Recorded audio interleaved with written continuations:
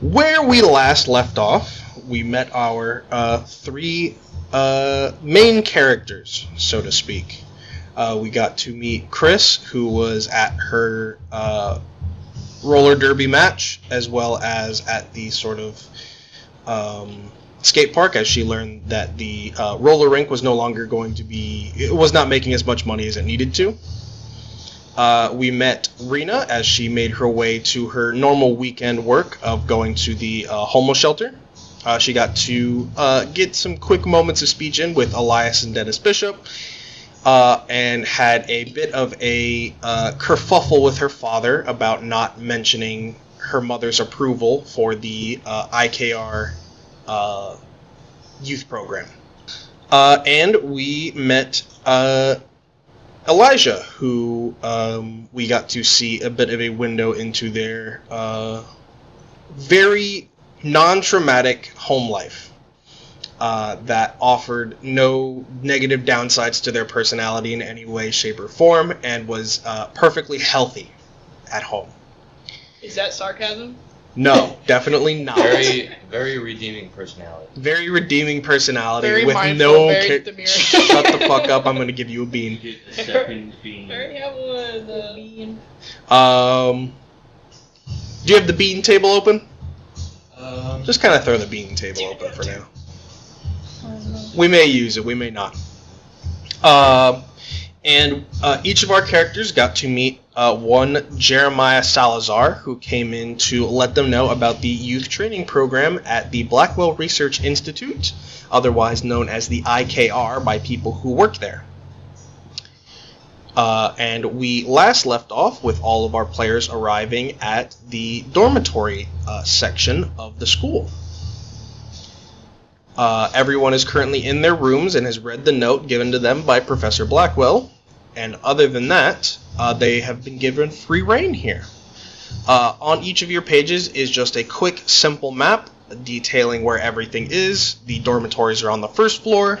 The sort of common area, including a full-size kitchen and sort of other resting areas, such as like a small library section, a place to sit and rest on a couch and watch TV, and then up above is the classroom section. But other than that, you all have your free reign. There is no map of the buildings at the moment. Gotcha. I had a feeling Cody was looking for that. Yeah, I did. He said it, and I was like, what is he talking about? Yeah, there's actually 16 maps that everyone has except for you, unfortunately. Map? Psycho Mantis. But other than that, you guys are free to explore. I'm going to the whatever. I'm going to sleep. Recreational. The recreational room? Yeah, room. Is anyone else going with her? I'm going to just rearrange my dorm, just decorate it. Yeah, so you'll be down there for a little while. You've been, there's a note, along with that note was essentially something letting you know that you guys would have kind of the first 2 or 3 hours to just kind of be to yourself, without, okay. Back the flip up, dude. Without being in a class for a while. Essentially just your chance to kind of commingle and get to know everyone.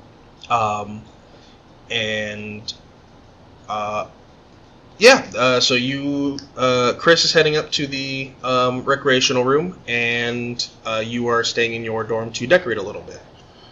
What's Elijah doing? Yeah, what is Elijah doing? Elijah is going straight to his dorm. Okay. I lowered the gain on it, so let me know if it seems to keep peaking. But I lowered the gain on mine a little bit because it may have been fucked with a little. Okay, so we got 2 people staying in their dorms. You guys are all in alphabetical orders. I can give you whoever is next to you on either side if you are interested. I think you guys have that information from the first time we did this. I don't. You do not. Okay. On either side, we'll just go in order. On either side of you, Chris, is Imani Johnson and Yolana Kahali, which I believe you have, I assume? Yes. Okay. On either side of Elijah is Celeste Maxima and Malcolm Reed. And on either side of Rena is also Malcolm Reed and Matto Wesson, which Malcolm I believe you in have. the middle. Oh shit! Oh my god! No! Damn, look at that waveform over there. Oh man. And so with that, you said you were heading up. Okay. And this time I've got this all planned out. Oh no. Yeah, I planned ahead this time around. For audio listeners, this is the second time we've done this part, but that's okay. For audio listeners that didn't watch whether listen to the first episode, I don't even. Why would I you don't do that? I don't even think we mentioned in the first. I don't even. Yeah, we did. Did we? Okay, Yeah, we I did. wasn't sure. I wasn't sure. Maybe I cut it out or something. But yeah, this is the second time we've done this. So you make your way up to the recreational room. You see a small collection of people. You recognize Rosa Baroni and her brother. More Sitting. like Rosa Bologna, I guess. Can't believe this. Sitting on a couch off to one side. Yeah, she's Italian, so Bologna. You see two people talking to each other that you don't know. And you see, let's see, one person standing off by a set of windows taking pictures of herself. And then you see someone on the couch who seems to be kind of hunched over in their hands, and someone in the corner reading a book by the library section. I'm gonna go up to Rosa. Okay. And I've got descriptions for everyone here. So, for everyone who is not seeing, Rosa is a smaller girl standing Rosa's at her word. about. You can say Rosa. That's crazy. That's crazy. You get a bean. You get a bean. No. You get a bean. Where are my beans? You get a bean. What'd you? I got the beans. Oh. You're getting a bean. See, I'm impartial. They get a bean too. Rosa is a smaller girl standing at about 5'1" and having a bit more of a petite build. She has long blonde hair that goes down to about her waist and extremely well kept. Like her brother, his skin is an equally pale color, but her eyes a much more like startlingly vibrant green. She wears this sort of yellow flowy floral dress that is about like mid-shin length with pictures of different yellow flowers. And I will say, give me a nature check. I got an 8. Okay, no information there.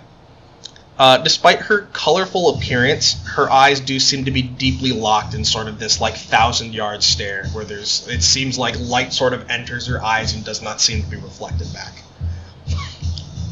And you see next to her brother Dante, who is equally sort of fairly thin, and he also has that sort of pale skin color.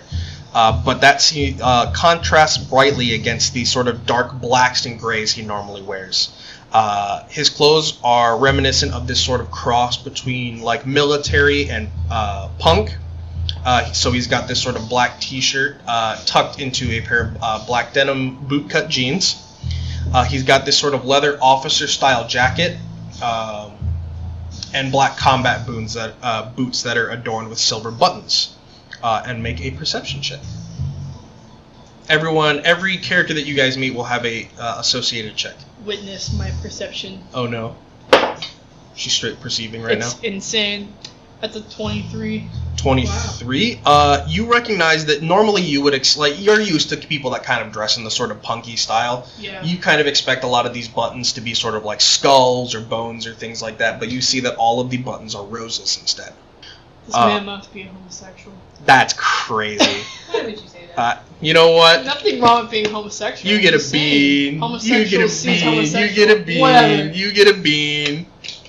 Anyone can wear roses. Nothing wrong with being gay. It's just you look really, really gay. Like the gayest person I've ever met. That's the gayest jacket I've ever seen. That's crazy. Like if I thought of gay, like it would be you. You are the picturesque version of gay. That's crazy. He always has this sort of fairly weak smile on his face. but most prominently has these sort of deep sunken bags near his sort of like almost black colored eyes. Wow. I'm gonna roll up and be like, so, didn't expect you guys to have some sort of power. Well, you know what? Something's going on with Rosa, but no offense, Rosa. Yeah, Rosa, you've known Rosa for a while, and you've always known that she is very strange. Eccentric is the word you have a tendency to lean towards rather than just calling her outright strange. She has this sort of tendency to start any conversation with someone she's never met about this sort of either something relating to death or some sort of strange fact about it. But I think there's a part of you that kind of saw that and was like, wow, that's kind of like weird, nice, and kind of found yourself sort of gravitating towards her fairly often. But Dante kind of looks at you. He's seen you a few times, but nowhere near as often as Rosa has, and kind of cocks his head a little bit. I didn't expect you to be here either. Yeah. What's up with you? What do you mean? What's up with me? Come on, man. I'm good. Come on, man. You gotta know like what I'm asking. No, What can you do? Okay, yeah, that's a bit better. He sort of holds his hands together, and you see this sort of rose bloom in his hands. I'm a biokinetic. I work with plants and things like that. And Rosa is actually a necrokinetic. That just kind of clicks. Yeah. She sort of looks at you, and whenever she sort of turns to look at things, it's never very natural.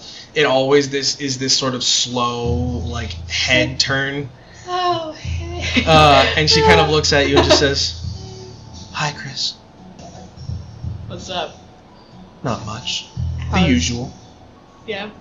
Yeah.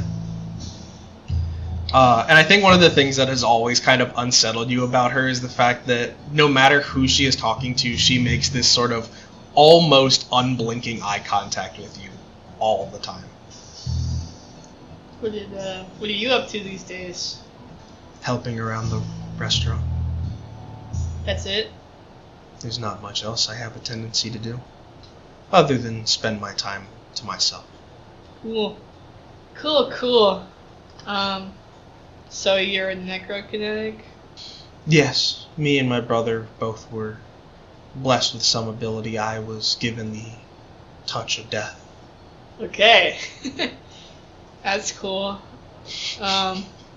Well, I guess good for you? Good? Question? Good? Good is a interesting way to put it, but a way to put it nonetheless. Cool. Well. But yeah, there's all those people in the room. If there was anyone else you wanted to talk to. Who's doing what? There's someone by the windows taking pictures of themselves.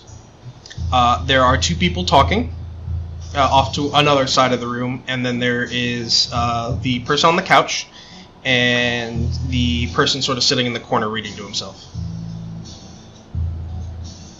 I'll roll up to the person in the corner reading to themselves. Yeah. I actually did not get a description for him. That's fine. I can come up with one off the top of my head. He's a black guy. He has this sort of fairly... Oh no, no, just kidding. That's crazy. That's crazy. He has the... I just thought that was really No interesting. bean for that. I just No, thought- you know I what? thought it You're was right. interesting. No, That you was know the what? first thing you said. You're rocking beans today. Give me another bean. Yeah, you see this this boy who he sort of got a little bit of sort of like peach fuzz around his sort of like his jawline, and he has these sort of large glasses on. He's got he has dreads that are tucked sort of underneath this sort of almost hot pink beanie that he has on his head. and he has on a sort of like a very comfortable set of clothing. He has a hoodie on, not one of like the zip-up ones, but a pullover, as well as a set of sweatpants. And he is just kind of currently reading to himself. Make a... Are the sweater and Mickey! the sweatpants also hot pink? No. Make a... We'll do an insight check. Try to find it on my sheet. That's an 11. You do not get any information offhand. You see that he is reading a world history book. What you read it about? He sort of glances up. He's like, "Oh, yo, what's up? History." I mean, like, what kind of history? He sort of turns it to you, and it is ancient Greek history. Why ancient Greek history? I just find them interesting. I like a lot of history, just kind of in general. But Greeks, Romans are normally the big ones. But if you're getting into the smaller ones, there's the Ottomans. I can tell that from the way you're looking at me, I should stop talking. I was just gonna ask, why you were here. Because I dropped out. Well, yeah, but I mean, what can you do?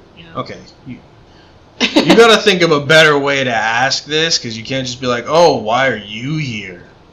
No, that doesn't really work. I didn't ask you how I should answer the question. I asked you. I'm just offering some assistance. I'm just asking, what can you do?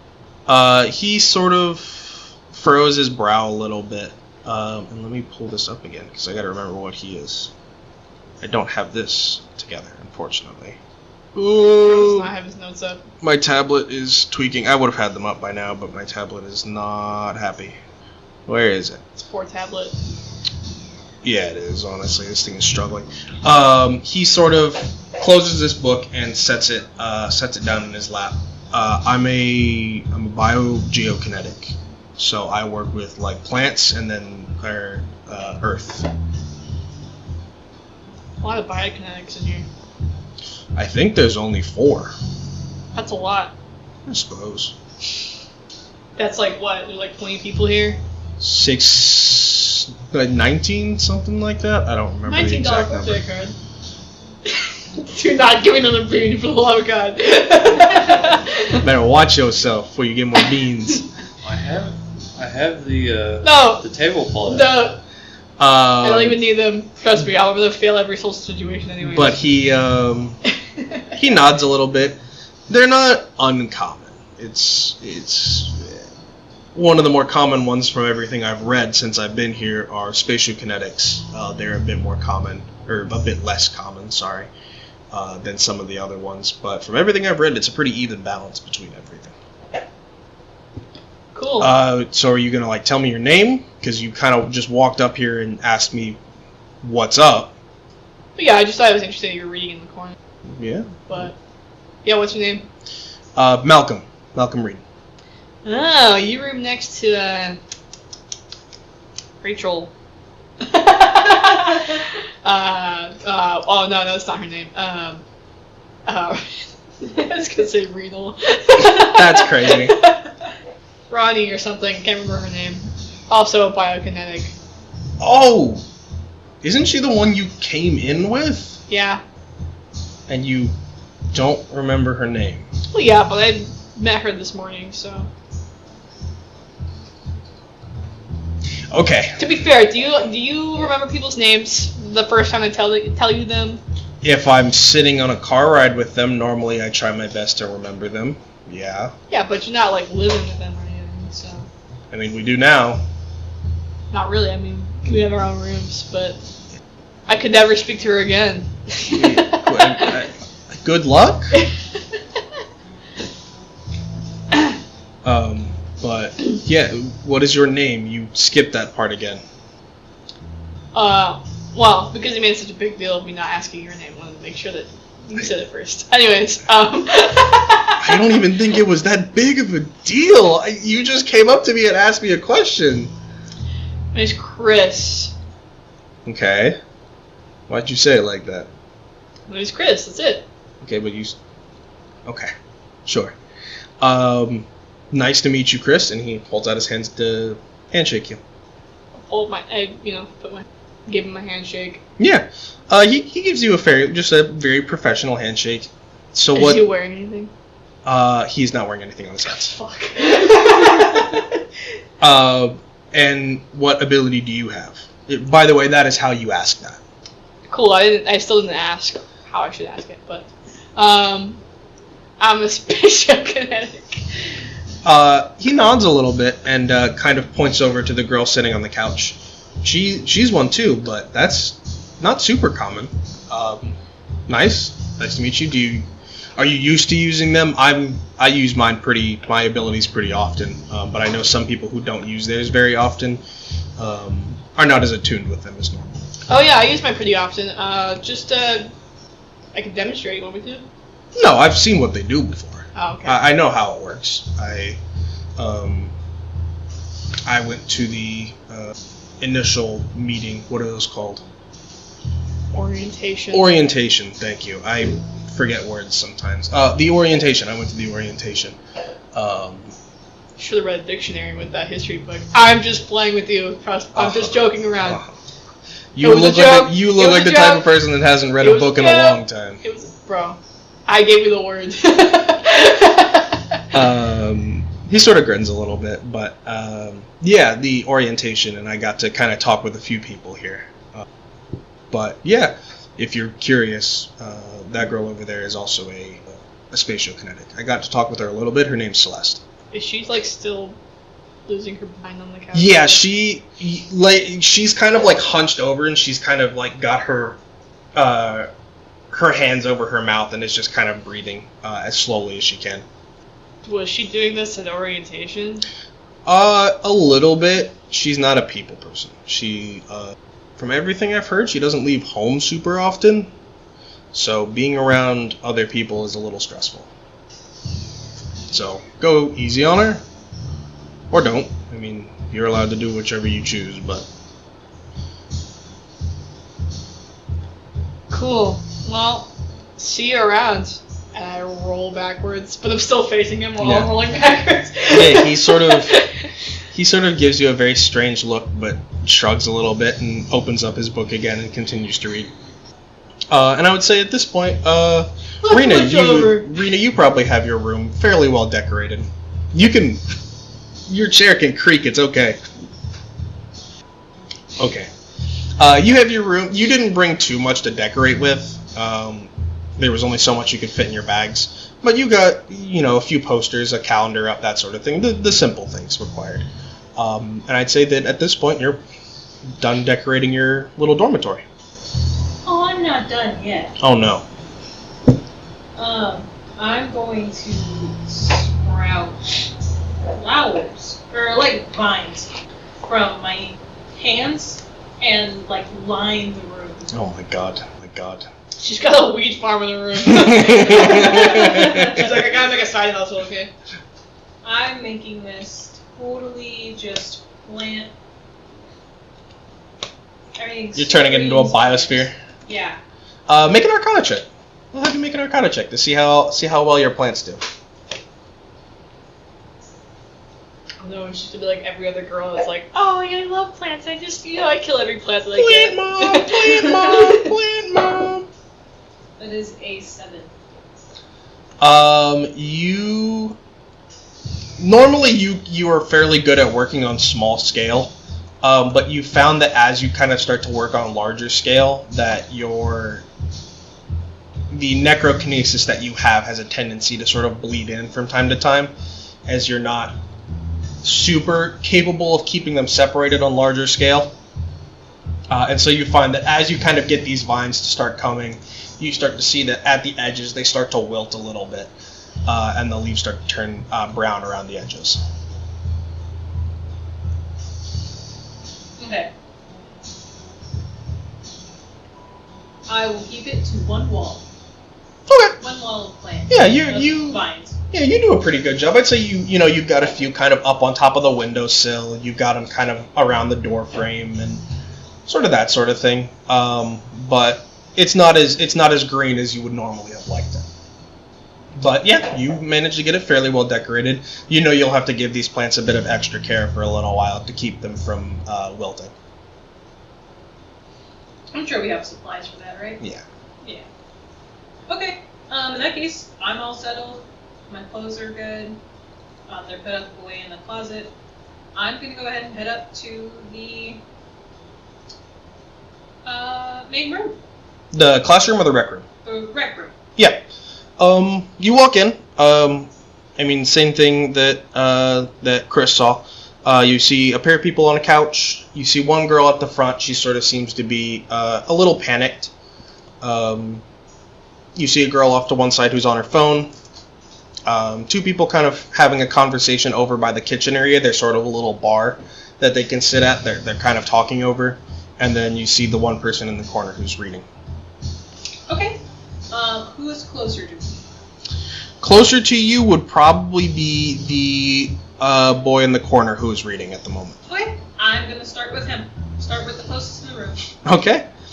I described him already, so I don't need to re-describe him. But he kind of sees you come up. Oh shoot. Yeah, you're the one approaching, so. Okay. Yeah, that's fair. What can I? Will she perceive him? Yeah, make your perception check. Make your. You can choose perception or investigation. Perception. Perceive this, dude.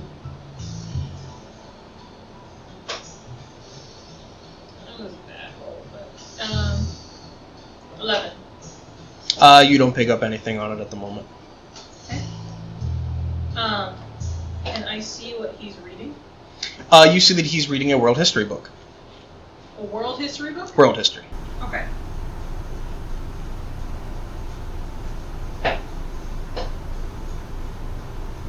This is something that is up her alley. World history? Yeah, what's your history? Can I roll a history check? Yeah. What are you trying to discern, I guess, is my question. Is it just like general world history, or is it like a specific kind of history? Okay, yeah. Make your history check. Are you about to actually him right now? No. Like, would this be a subject I know lots about?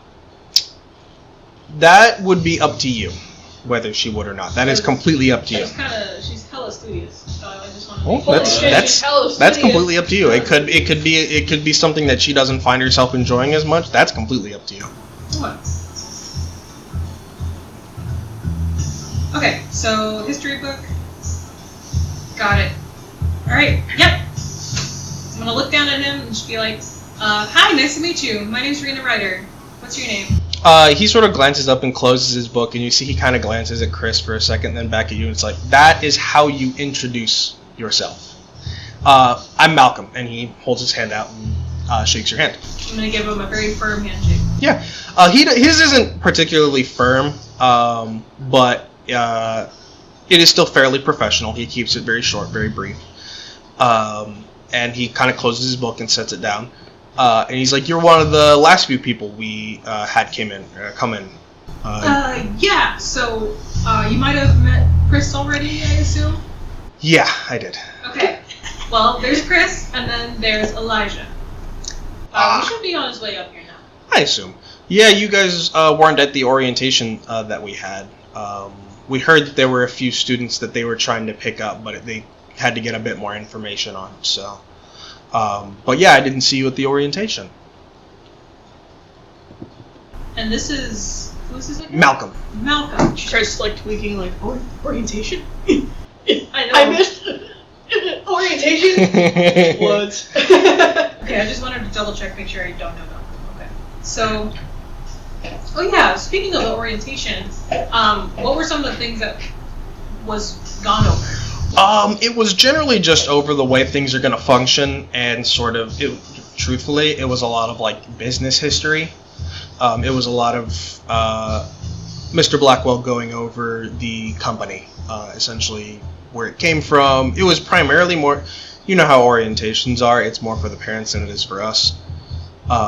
It was going over the history of the company, the research facility, explaining what kind of they did before they started doing the sort of GED program they're doing now. Nothing super important. I'm sure he'll probably go over it again anyways. Okay, so you guys personally met Mr. Blackwell already? Yes, we did. We did at the orientation. Okay, cool. Good information to know. Thank you. If I have any more questions, I can ask you, right? Yeah, absolutely. Don't worry about it. Perfect. Okay. Yeah. What you reading right now? What chapter are you on? He kind of opens it up. At this point now, he has moved on from what he was on previously. He's like, I'm big in sort of like the mythology sphere of world history. That's what this one is just general world history mythology. Currently, I'm on the Norse mythology, just going over most of the stuff I already know, but it's still fun to read it from another book I haven't touched before. Ooh, I'd say that's definitely one of my favorites. Yeah, it's my personal favorite mythology. Truthfully, is a lot of the Native American mythologies, religion, myth, that sort of thing. You know what? I think those are definitely underrated. Not enough people give them enough attention. I personally, I have a large amount of respect for the care and respect they have for the land and the things that live in it. I find that really interesting and very respectable. I kind of forgot the reason why I'm over here for a second. But by that, I'm gonna assume you have the power over life. Yeah, it seems you also somewhat struggle with how to ask that question. Everyone here is one, you don't have to kind of beat around it. My ability is, I read the note that I got, biokinesis and geokinesis. So I have control over life as well as earth. Interesting. So with your power over biokineticism, what can you do specifically? For me, I focus primarily on, since mine is paired well with earth, it's primarily a lot of sort of like ground plants, mushrooms, grasses, sort of small things that thrive primarily in the ground. But I've learned to be able to use it to heal small wounds, things like that. Nothing huge, but I'm not a consistent practice with my abilities, but I do my best to put them to use when I can. Oh. Alright. So I am I'm trying to remember what they're called, sorry. If you remember what they are or what their sort of sphere is, I can probably tell you. I read through a good majority of the paperwork that Mr. Blackwell gave us. Yeah, sorry. My memory's not that great. There's a lot going on right now. I'll try to make sure I'm keeping all the information on everybody. Alright, so I can definitely come to you for biokinetic questions then, because I myself am a biokinetic. Nice! And a necrokinetic. You want to speak up a little bit? Yeah, biokinetic and a necrokinetic. I still don't think I heard you correctly. Yeah, sorry about that. The power of life and death. No. What's it called? You're still going to have to speak up, unfortunately. Oh man, can you just... Man, you know, something's going on with your ears, huh? Give me a deception check. Deception. 19. Okay, give me a second.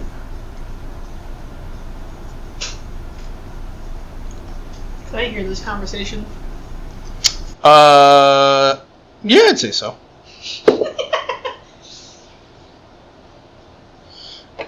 He sort of... What'd you say you got? Try 19. 19? He sort of rubs inside of one of his ears a little bit, and he's like, maybe it just seems like you're saying something afterwards and I'm not picking up on it. No, yeah. Biokineticist. Oh.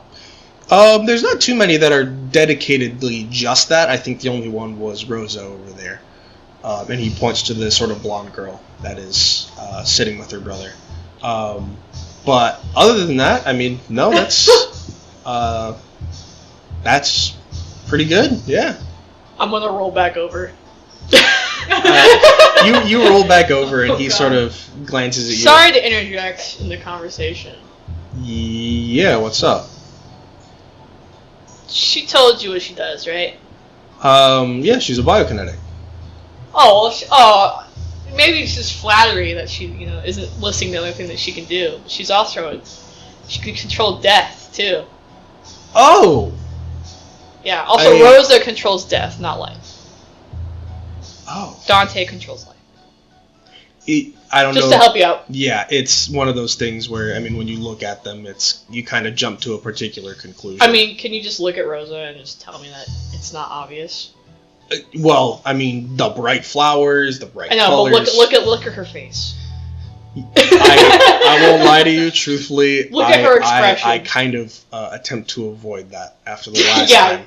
Yeah. It's devoid of life, is it not? Yeah, that's a good way to put it. Yeah, but that's interesting. Necrokinesis I personally find is very cool. I find that it is one of those things that for people who are consistent practicers, it is frighteningly impressive. Some of the things that can be done with it. Yeah, it's that frightening part. I'm a little hesitant. Frightened about. I slap my. It's one of those things that, like, in conversation, it's a bit odd, but it's not a bad thing. It's especially if you have it fairly well under control. I mean, even with people who are new to it, it's kind of hard for it to kind of get out of hand. But it is. I personally find that, as I stated, where, with life, death is inevitable. There's not much to be done about it. And I find that it is very respectable and surprising to see someone who has both. Yes. Definitely more, I think, connected to death more than life right now. So I hope being here helps me learn how to have equal control over both. Considering everything that I've heard and seen about Mr. Blackwell, I'm sure that he will be able to help you out. Considering where the business he comes from, he is a very consistent practicer with his abilities. So I'm sure he will be able to help you, if not anyone else here who falls into the same categories.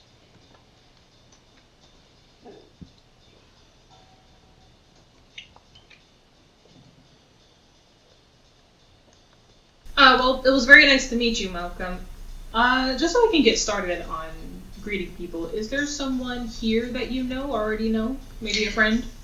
He points across the room to the sort of bar section of the kitchen. He says, "That is Yin, and I think you will get along with her very well." Yin. Okay. All right. Thank you. I'll see you around. No problem. And he sort of waves to you a little bit and then glances at Chris, who I'm sure is still standing there. So, are you just going to stand there, or? No, just help the conversation, and I roll away again. Okay. And he pops his book back open and kind of furrows his brow and follows behind her for a second before he continues to read his book. And I will say, what is Elijah doing? Praying to dear God that he doesn't become a sinner. I'm praying to the Lord. Elijah is in his room organizing things, which is mostly just comes down to lining up all of his books and journals on the desk shelf and hanging his clothes up. Yeah. You, as you stated, you typically didn't even decorate your room very much, and so I don't think you really brought much to decorate with in the first place. as you kind of get all your clothes up and everything is in a very particular order, but the room is otherwise fairly bland. Yeah, Elijah, he runs a gloved finger across the desk and notices a large gray smudge on the white cloth, and has decided to go out of his room and search for some cleaning supplies. Yeah, where do you intend to look for them? Also, make sure you're talking in the microphone. Yeah, probably just into the main kind of group area. Yeah, the rec room? Yeah. Yeah, you enter in, and I'm not going to describe it all again, but you see all the sort of same groups of people sitting there. Describe it again. No, I'm not going to describe it again. That'll be my third time now. How many times can you do it? 3. And then that's all I'm going to do. I've already kidnapped you 17 times. How many more do I have to be? I feel like it's going to be at least 18. Yeah, he is looking for a. He's going to look for the laundry room. Yeah, you kind of look around this sort of rec room, and you do see there is a door sort of off to one side that leads into an area that does not have any sort of that. No, it does. It does have like this sort of glass wall that kind of goes along it. That you do see some sort of like washers and dryers and things for doing laundry. It's sort of these sort of stacked units. So there is, I think, like 3 or 4 of them that have this sort of dryer stacked on top of the washer. Oh boy, can't wait for someone to not clean out the lint filter and it catches on fire or whatever. Yeah, Elijah is gonna grab a vacuum and either a dust cloth or just a duster. Yeah, I'd say you do find a sort of it's not a large one. It is sort of one of the very lightweight electric vacuums that sits on a charger. And you pull that off, and you do find sort of a little. There's sort of a multitude of them, of these sort of like antibacterial wipes in like the big tube containers that everyone is allowed to take for their room specifically. And so you just kind of grab one, tuck it under your arm, yeah. Is there anyone in particular you kind of talk to or acknowledge in the sort of rec room area? No. Fair enough. Unless we acknowledge you, look out! Yeah. I mean, if anyone does acknowledge them, but other than that, they make their way through the rec room unimpeded, as I don't think anyone would really say anything to you at the moment. Elijah has control over dust. Be gone! Yeah. In that case, you head back to your room and kind of start cleaning up. We'll just kind of hop back in the order. Rena.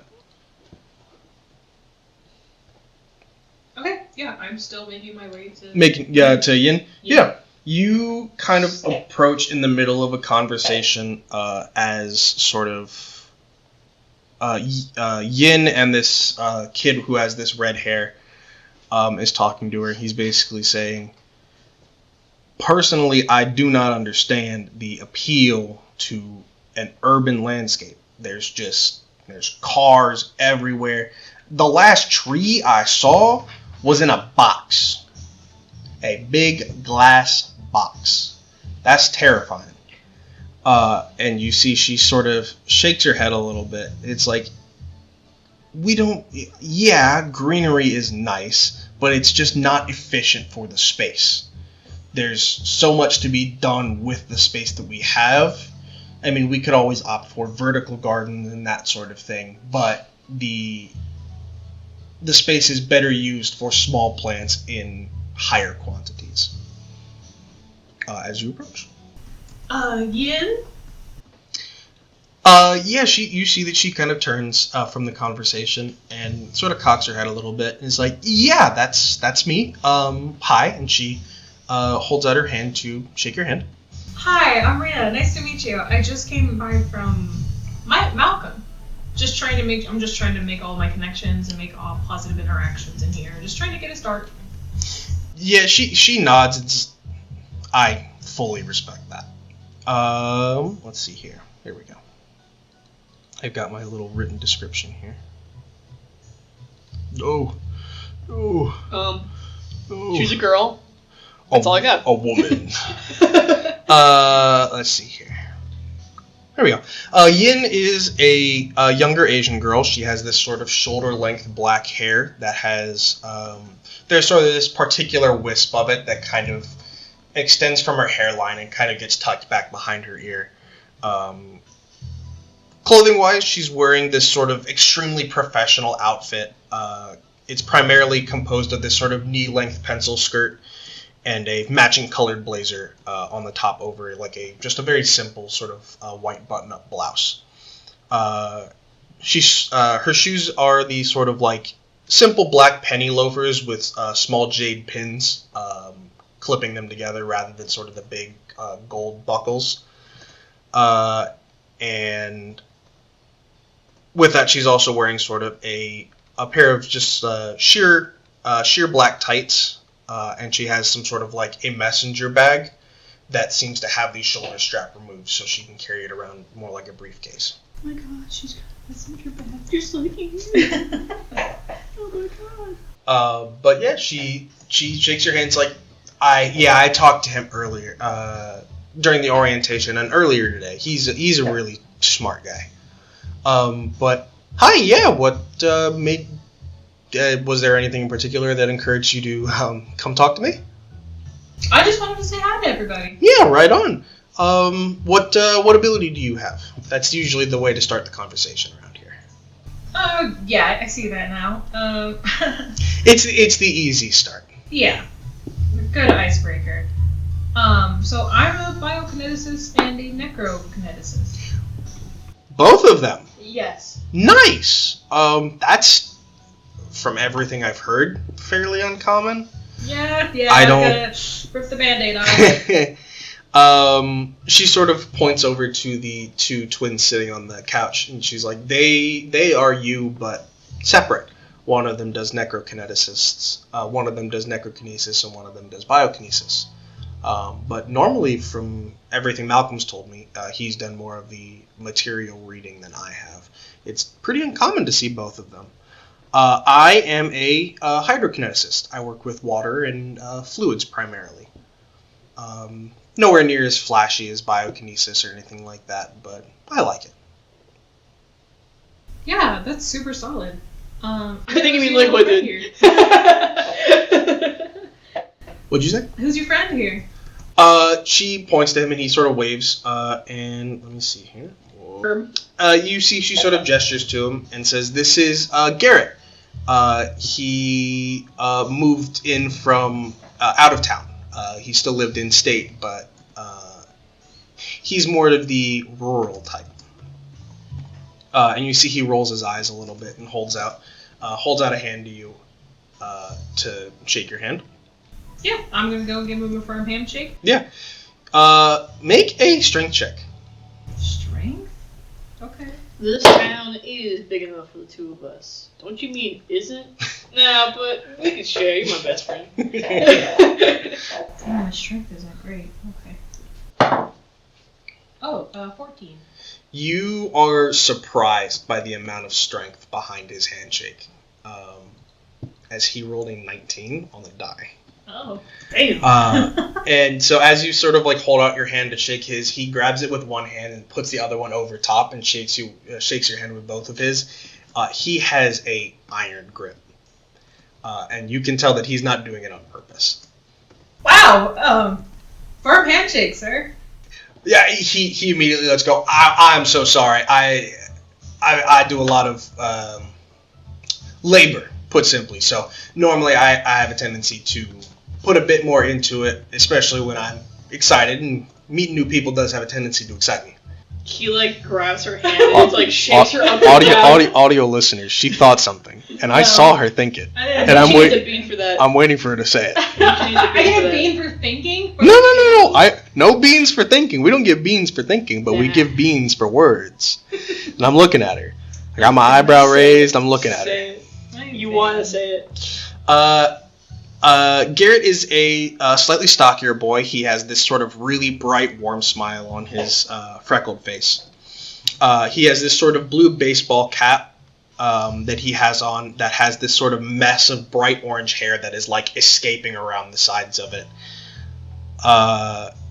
He also seems to have a pair of these sort of like soft gray eyes that kind of keep an eye on everything around him other than just the person he's talking to. So you'll see that he's kind of looking at you and then glance at something off to one side and come back, and he's just kind of consistently keeping an eye on things around him.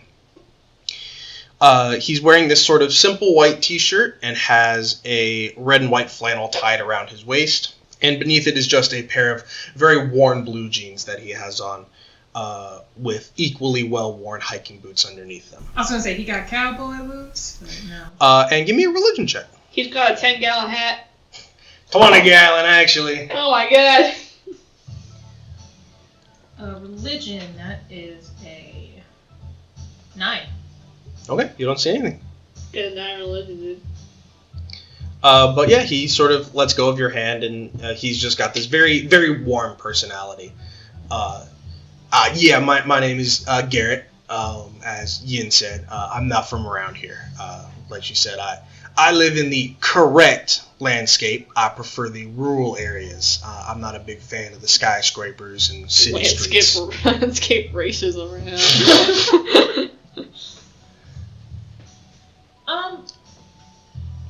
Oh shoot. Okay. Boom! That's a 1. I got my sound clip. Well, because the first part, I was trying to answer the first part, and he skipped over it. What would we say? Because unfortunately she's a city girl, but She's about to actually. she does have a knack for botany. We'll talk about like the parks and stuff. Talking about the introduction of nature into cityscape Yeah.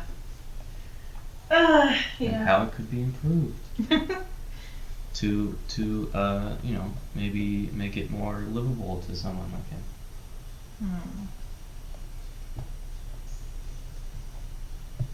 Fuck. I feel like I'm just gonna say the same thing.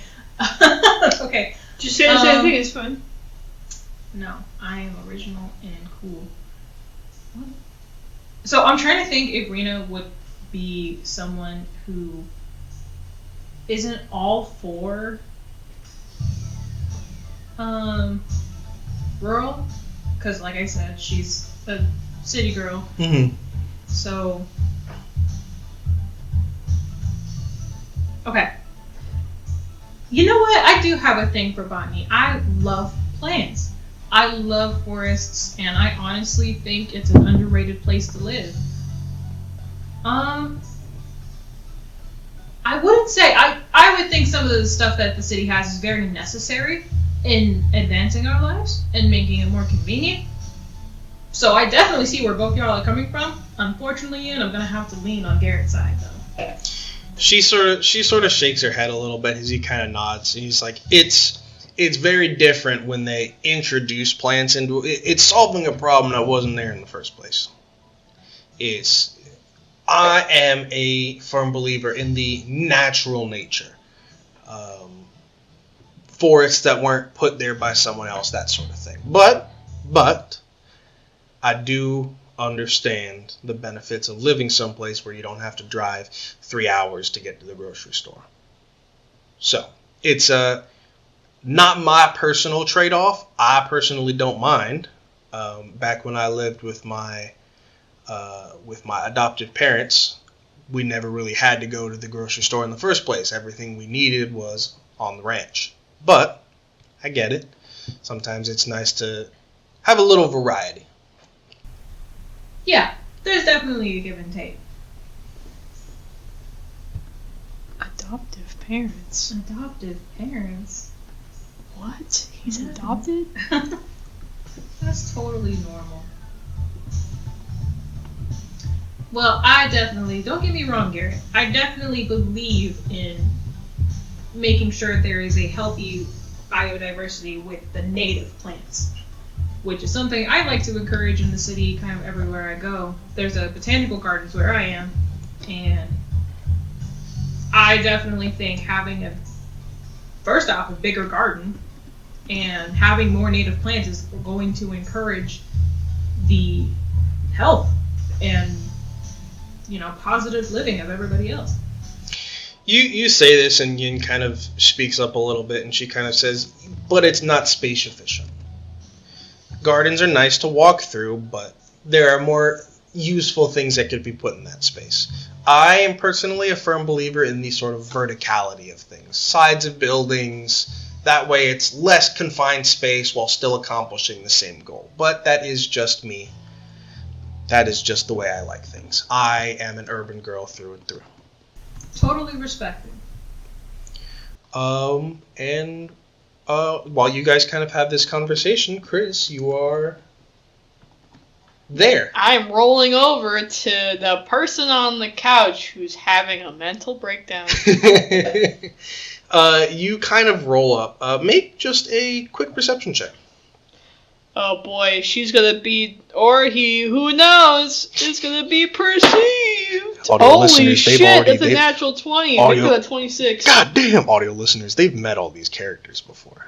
Audio. They're humoring me by Who is pretending this they haven't. person? I've never met this person in my life. Let's see here. Where is? Oh, do I not have a description for? Oh no! She's got glasses on or something. Yeah, something like that. She's a girl.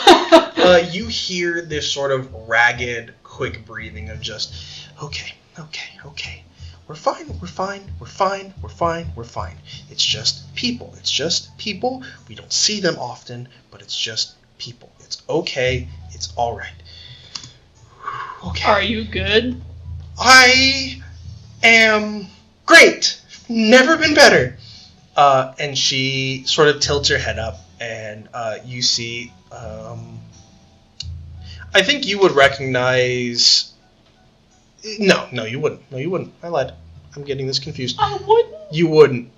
You see this sort of wide-eyed, sort of pale-skinned young girl. She has this sort of long, wavy black hair that kind of goes down almost to her waist. You growing a damn haircut. Damn. And she's got these huge full moon prescription glasses on. And you see that she has these sort of like dark purple blue-y sort of eyes that she looks up at you. And you can see that she's got this sort of long flowy dress that has these kind of short sleeves that has these very fine little sort of sparkles on it that look almost like stars as it reflects off the light. And you can see that she is kind of like holding her hands, and you can see that her knuckles are almost white as she sort of like wrings her own hands as she speaks to you. Hi, I am Celeste. Go inside. What's your name? Chris. Nice to meet you. I heard you were a fellow spatiokinetic. Make an insight check. Okay. I'm about to be so insightful. Holy fuck! I got a natural 20. Holy shit! 22. You see for a fraction of a second, this sort of flash of fear on her face. But it almost instantly gets bashed away as she sort of nods very quickly and is just kind of says, "Yeah, my whole family are.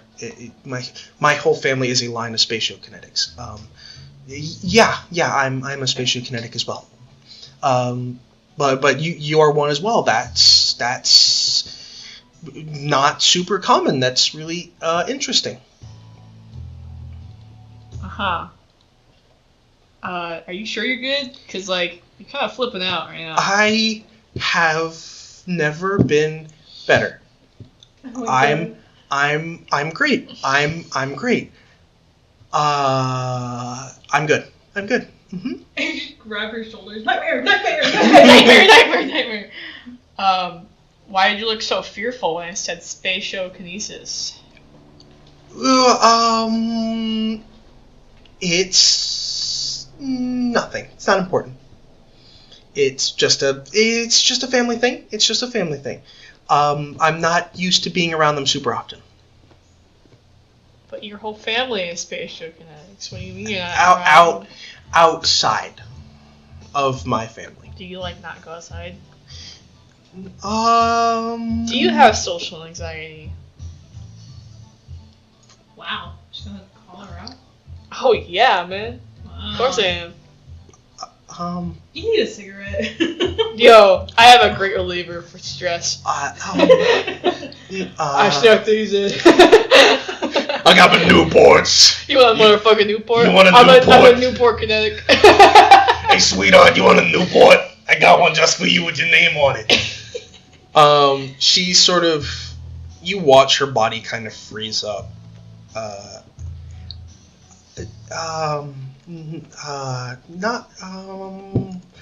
No, I don't leave home super often. I spend most of my time at home studying and researching. My parents have done most of the homeschooling for me, so this is kind of the first time that I'm ever really out in a public space. So I normally spend most of my time at home, normally around my family, so I'm kind of used to interacting with people in that sort of setting.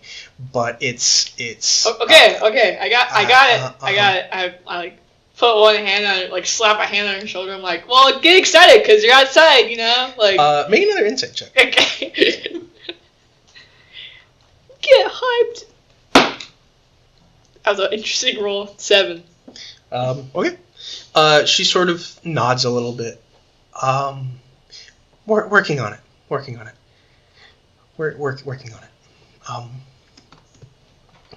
Yeah. Cool. Well, I guess I'll leave you to whatever you're doing. Thank you. Bye. I'll skate off. Yeah, you do that, and you kind of see that nothing has really changed.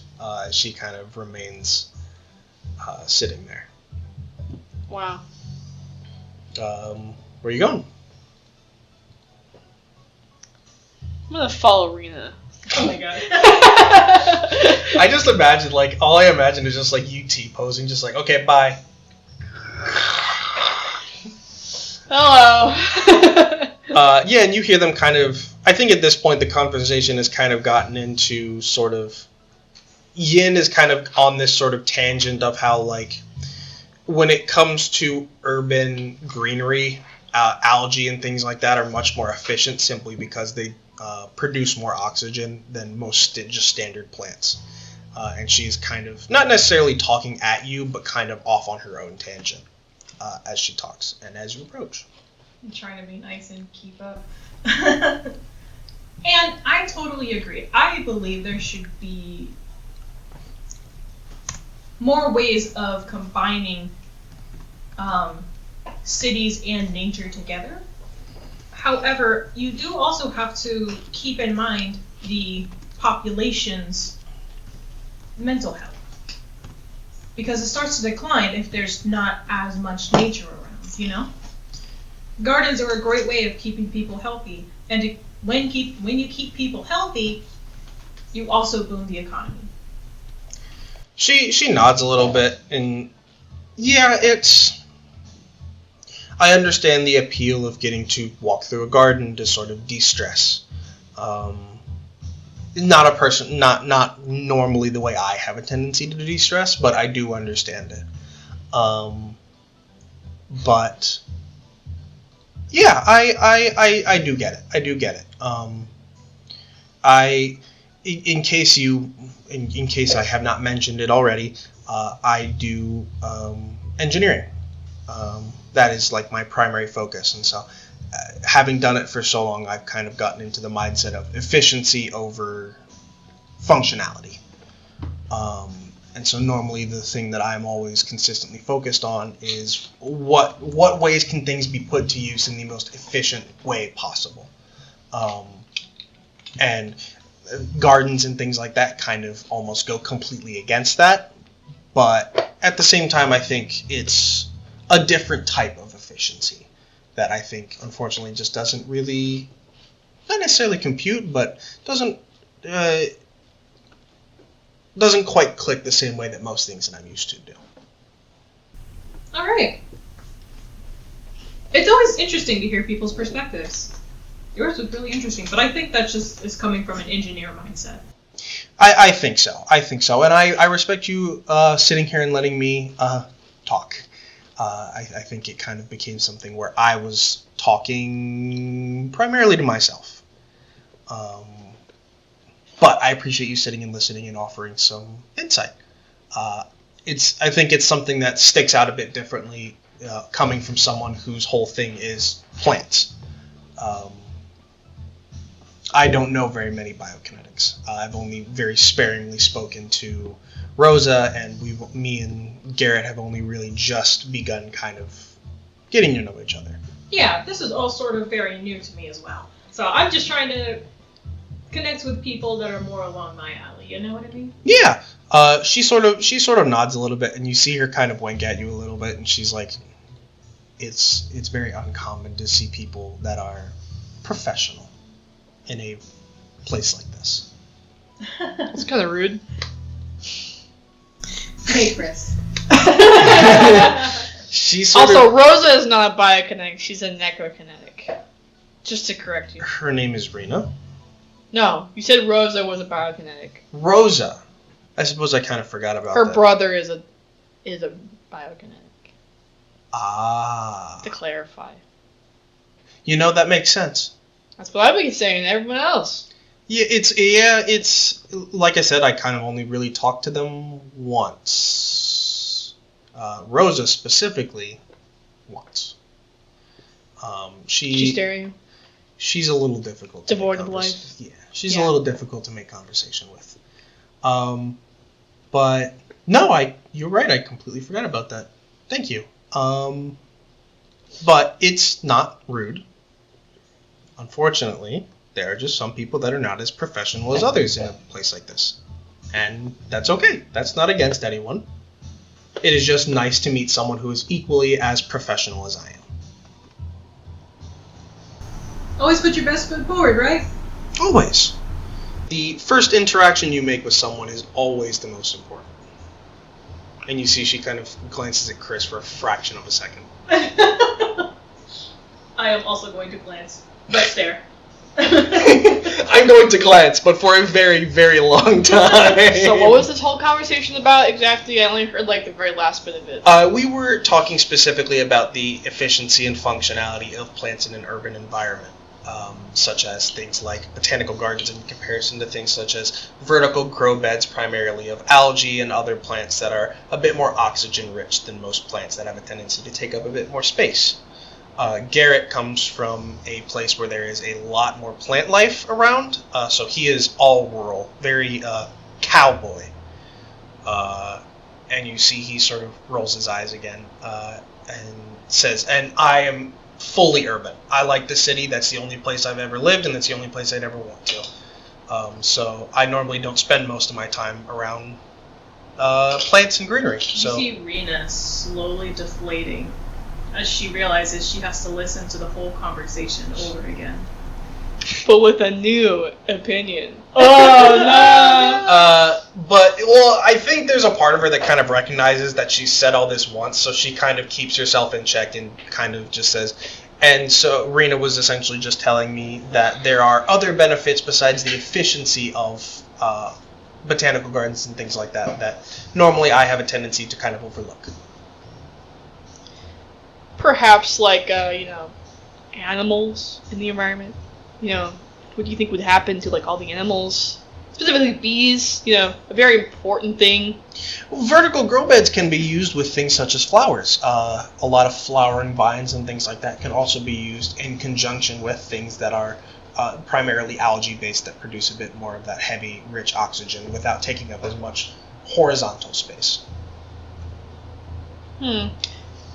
Also the verticality of cities, that's There's plenty of examples where verticality doesn't work very well at a certain point. There is a certain point, but also keep in mind the biggest places of industry are large cities. And I don't think they're going away anytime soon, and as a lot of people say, verticality is the future. Eventually we will run out of horizontal room, and the only way we can go at that point is up. Well, you know what else should go up? The price of housing. She's sort of taken aback by this and is no, because the amount of land that's taken up is. Well, that's crazy because like a lot of the living situation, especially in many vertical cities, is insane. Like the price of housing for a one bedroom apartment is like the price of basically a house. Yes, but I don't really think that has anything to do with verticality per se. That has to do with the people that are in charge. And you see Garrett kind of pipes in. He's like, I'm pretty sure my parents paid maybe $70,000 for the ranch when they bought it, but they've had it for a very long time. So, but they pay almost nothing on it because we don't have electricity or plumbing. No, we do have plumbing. We did have plumbing. Water. We did Internet.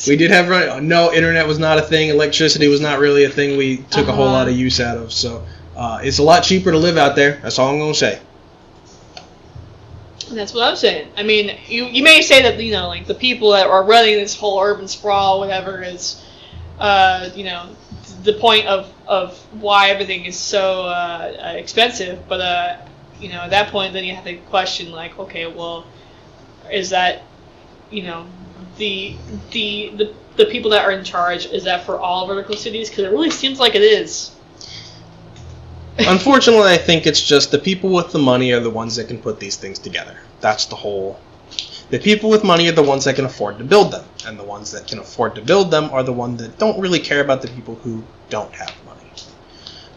Right. But that was one of the big things that the new mayor was planning to start working on, was attempting to assist with affordable housing, which I'm very excited to see. That's crazy, because I'm pretty sure every politician probably says that and lies about it. I'm sure they do. I will say I've been keeping a very close eye on the mayoral candidacy, and he has done some very hard leaps and bounds into assisting with housing in the city.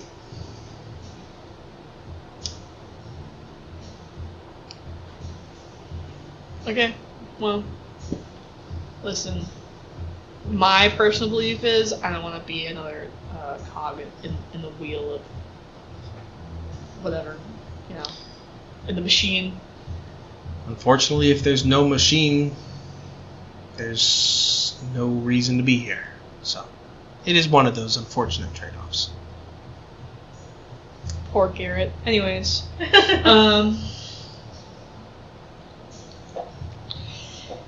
wow. It was very nice to meet you, Ian and Garrett.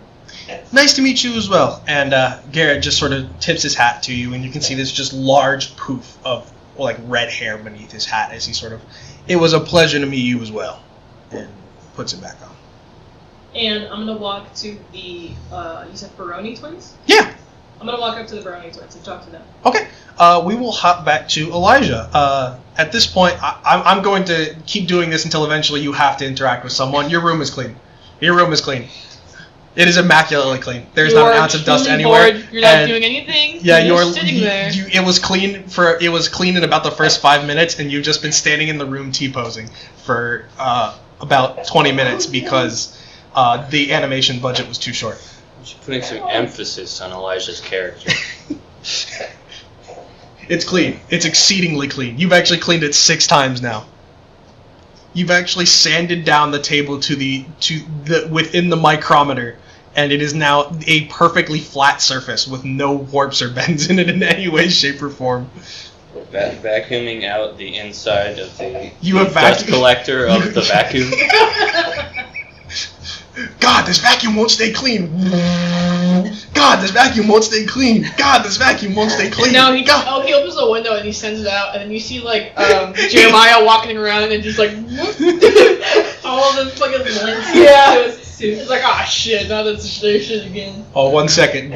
Climbs out of the window.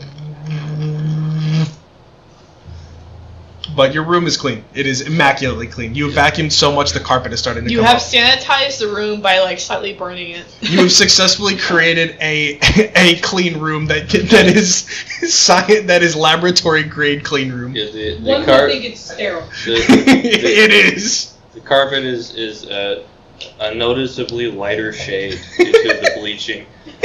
Everyone who walks into your room must be in surgical gear, including all gloves and PPE and everything. And they must have washed down first before entering the room.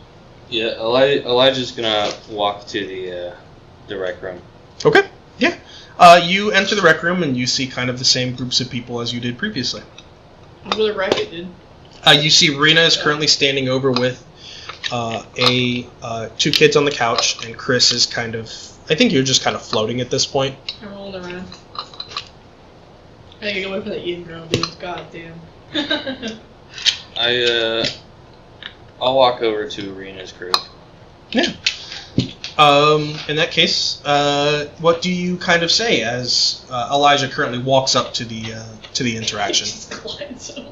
Okay, so have I already met the Brony twins? You have not met them yet. You've heard information about them at this point, notably Chris talking about how difficult it can be to talk to Rosa. And that everyone seems to get her kinetic ability wrong for some reason. That's 2 people have said that she's a biokinetic. Okay, alright. Well, I've seen you guys around. You guys work at the El Toro Nero restaurant, right? You see that the boy sort of perks up, and he kind of turns to look at you, and he's like, "Yeah, that's my dad's restaurant. We help around. We help around the restaurant." Yeah, my dad's a chef, so he really, I gotta say, really enjoys your restaurant, really enjoys your stuff. My dad will not let me join the cooking staff for that exact reason. Whoa. He is very particular about everything. But, to be fair, that's how he's built such a great restaurant, so. I can't ever touch my dad's knife collection. I get it. Oh, you would not believe it. All of our, I don't know if you know the difference between Japanese knives and European or German knives. I do. My dad has a hand-forged collection of carbon Damascus steel blades from someone who has not made knives in, I think, about 30 years. Each individual one is apparently about $1 to $2 grand. Wow. Yeah. Your dad's got expensive taste. From everything he's told me, they almost never get dull. And to be fair, I've never seen him sharpen them. So either he's got this religious practice of sharpening them, or he's not lying. And I'll put my hand out. Elijah hears a religious practice and goes, "Excuse me?" Yeah, he shakes your hand. I'm Dante, and this is my sister Rosa.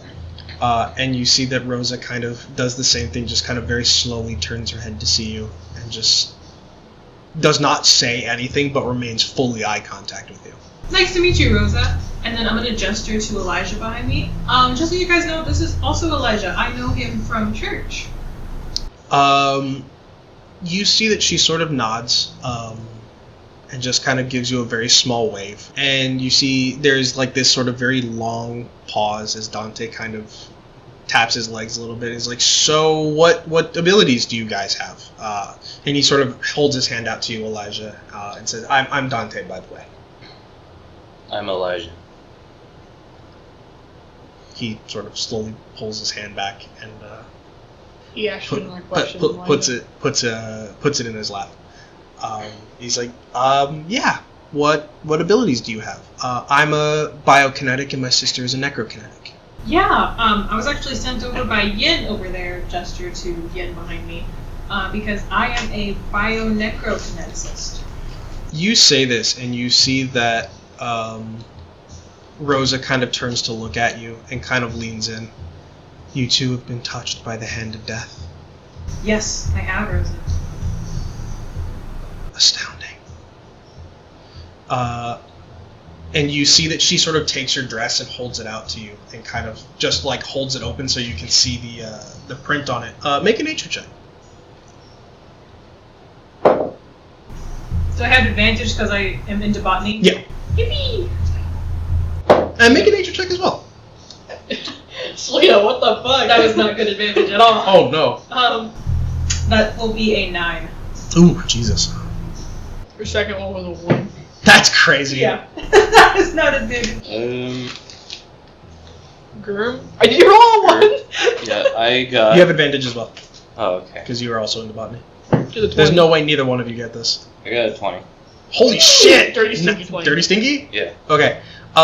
You do not recognize it as she asks, do you know what these are? But you recognize them as yellow nightshades. And I would say that with that, there's a part of it that clicks to you that nightshades are often used as symbolism for death or mourning. What did Elijah say? Filthy sinner, be He gone! looks to Dante and says, what an unfortunate name. Almost comedic. looks at the camera. Elijah has never laughed before. It's his first time. Heh. Heh. Heh.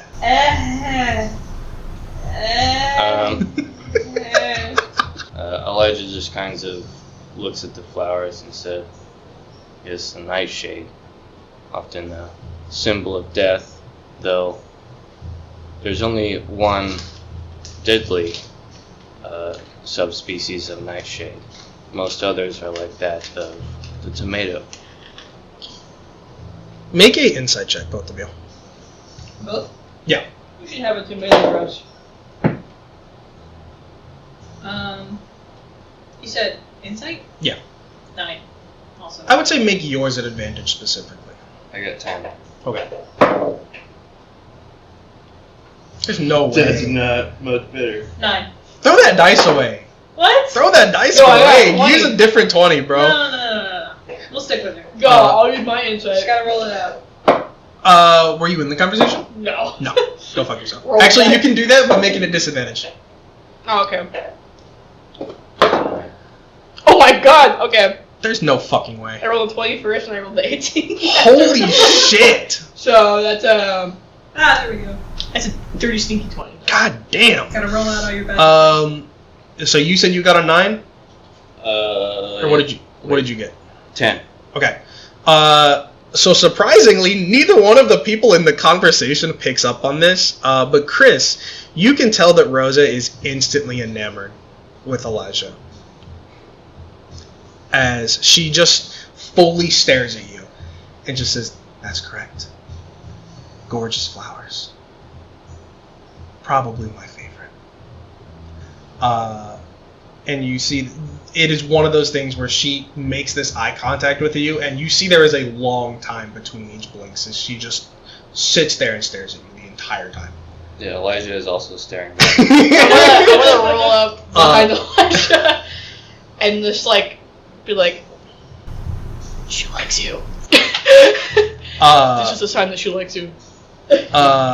As Dante kind of leans in and leans in primarily to Rena, is like, but that's interesting. Normally you don't see people with both different abilities in the same person.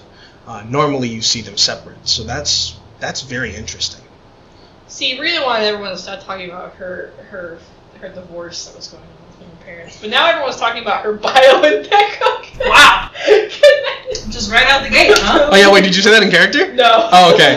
I was gonna say, damn! I'm just noticing a trend. I'm gonna start swinging. Damn!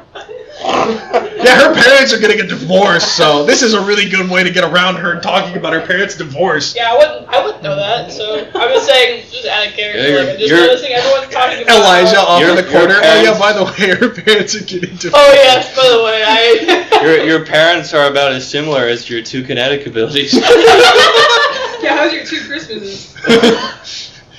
But yeah, he sort of kind of sidebars with you, kind of letting those 3 kind of talk to each other. Yeah, so I hope to learn a lot from you two, since I think you guys are a little more experienced than I am. Yeah, we, as with most of people around here, we don't practice out in the open. But specifically for me, my dad lets me use a lot of my abilities to get herbs. So long as we're in the kitchen and I'm by myself, I do get a pretty decent amount of practice in, which is very nice. Oh my gosh, fresh ingredients are always better. Absolutely. My dad used to have a garden out back of the restaurant, but it got super difficult to keep up with, and so we just kind of ended up just leaving it to me whenever we were low on things. Oh my gosh. I have such a green thumb. Call me over anytime. I will help you with the garden. That would be great, because I won't lie to you, it does get very tiring by the end of the day to constantly have to keep putting together rosemary over and over and over again. So I think he would greatly appreciate that. Oh my gosh, this is so exciting. Yeah. Yeah, he sort of nods a little bit. It's always nice to kind of be able to get to know someone who also kind of is in the sort of cooking sphere, because there's not many people that understand kind of the work that goes into someone who does that professionally.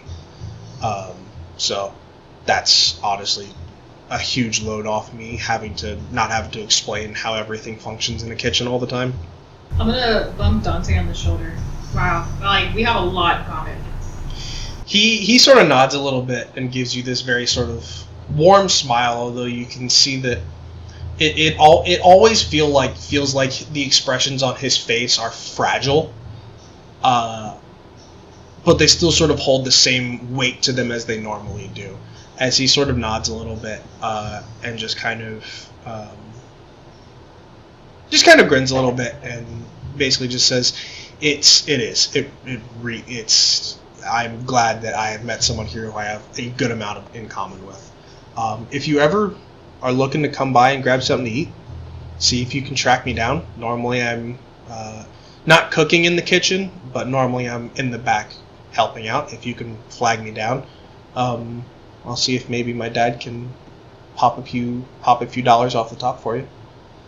But it's very nice, and I really hope it will be able to help you kind of get a grip on a better grasp on your abilities. Looking forward to it. Is there anybody here that you know that I could maybe say hi to and get a little deeper connection with? Truthfully, we don't really know too many people here. Our invitation kind of came out of the blue. I believe almost all the biokinetics we have here are all on this floor. Oh, okay. Well, they just gotta keep talking to everybody else then. Yeah, thank you for coming and saying hi. I appreciate it, and I hope we'll be able to get along really well. Yeah, of course. See you around, Rosa. And I'll wave my hand and walk over to the next person. She sort of glances at you. This is the first time you've seen her not, look dead on to look at you, but she sort of glances, her eyes turn to face you, and she just sort of gives you a small wave and continues to talk with Elijah and... Stare with Elijah. Chris, yeah. Just talking with their eyeballs. She is grilling you with these sort of very macabre questions about sort of... It's all these sort of weird things of my favorite season is winter, when I get to see all of the trees that have died and no longer have their leaves on them. It looks like they have their hands raised to the sky. She starts to kind of talk about this collection of skulls and animal bones that she has collected over time, And sort of a lot of these sort of like, for you, I think coming from a religious background, it is almost frightening. Well, Elijah kind of takes notice to the collection of animal skulls, and he asked her, like, "Oh, have you ever visited the Catholic catacombs located in Paris?" She absolutely lights up as she shakes her head a little bit. As she says, oh my god. As she says, no, the only place we've ever really traveled is to Italy to see some of my father's family. But I've always wanted to go and see some of the catacombs. I've almost managed to convince my family to take a trip to the Vatican to see the catacombs they have there. But they are not as keen on making a special trip. Elijah just kind of nods and says, it's unfortunate that they don't take the time to visit some of the more famous locations of the faith. She nods a little bit and kind of corrects you and says it's not the fact that they are averse to the Vatican, it is that they are averse to the catacombs. A good number of my family is Catholic. But I primarily wish to go to see the catacombs. Elijah, have they been to church lately?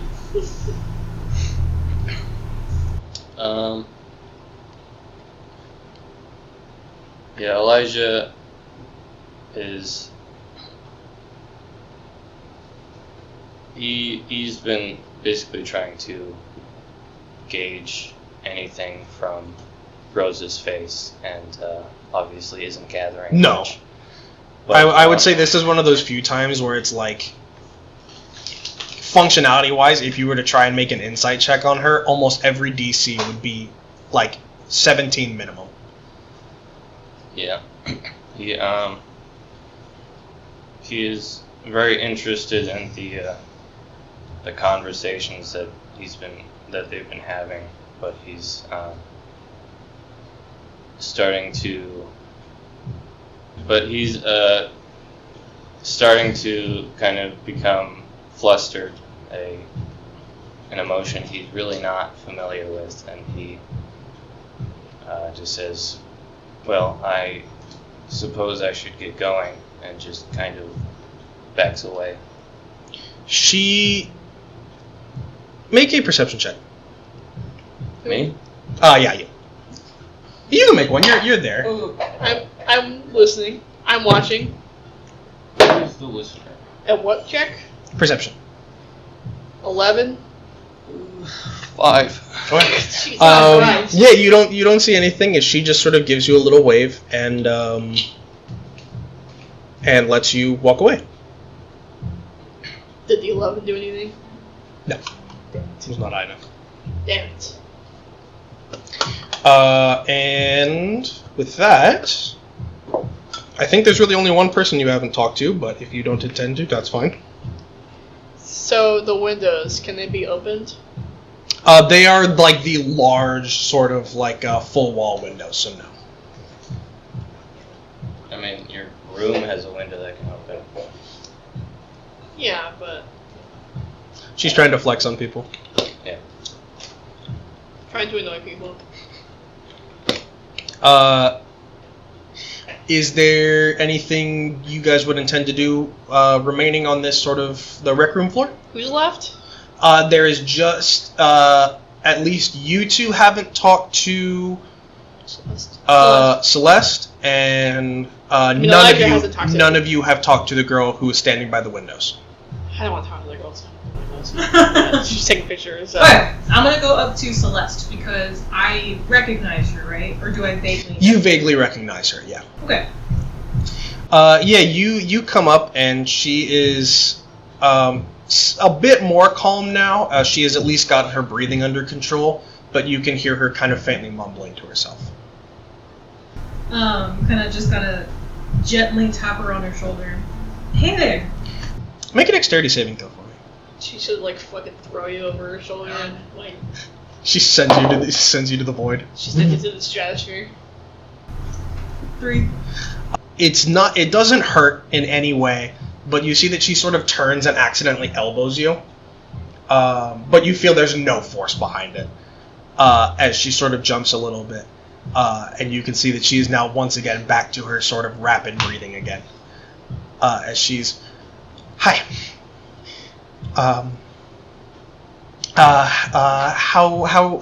Whoa, okay, alright. Hang on, girl. It's okay. We're gonna take some breaths. We're gonna take some breaths, okay? Are you ready? Deep breath in. Oh, okay. 1, 2. Let it out. Deep breath in. And out. Okay. Take your deep breaths. Slow down. It's okay. My name's Rita. How are you? I'm good. My name is Celeste. Hi, Celeste. Celeste Maxima. It's nice to meet you. Nice to meet you. Nice to meet you too. What kind of kinetic are you? I'm a spatial kinetic. Oh! Have you met Chris, the other spatial kinetic? Yes. That doesn't sound positive. It was, You know what? We don't have to talk about it. Here. Yeah. Just wow, guy. Just wow. I didn't even say anything rude to Celeste. make an insight check. Make an insight check. Inside. 8. Never mind. God, you guys need to throw your fucking dice. Except for Anne-Marie, you guys need to throw your fucking dice away. No. You guys have rolled nothing but Trust royal in the dog dice. shit. Trust in the dice. But she sort of, it was okay. But yeah, yes, I did. What are you? I am a, kind of, she gestures awkwardly, like shrugs her shoulders. A bio-necro kineticist. You see there's sort of a moment where her eyes light up a little bit.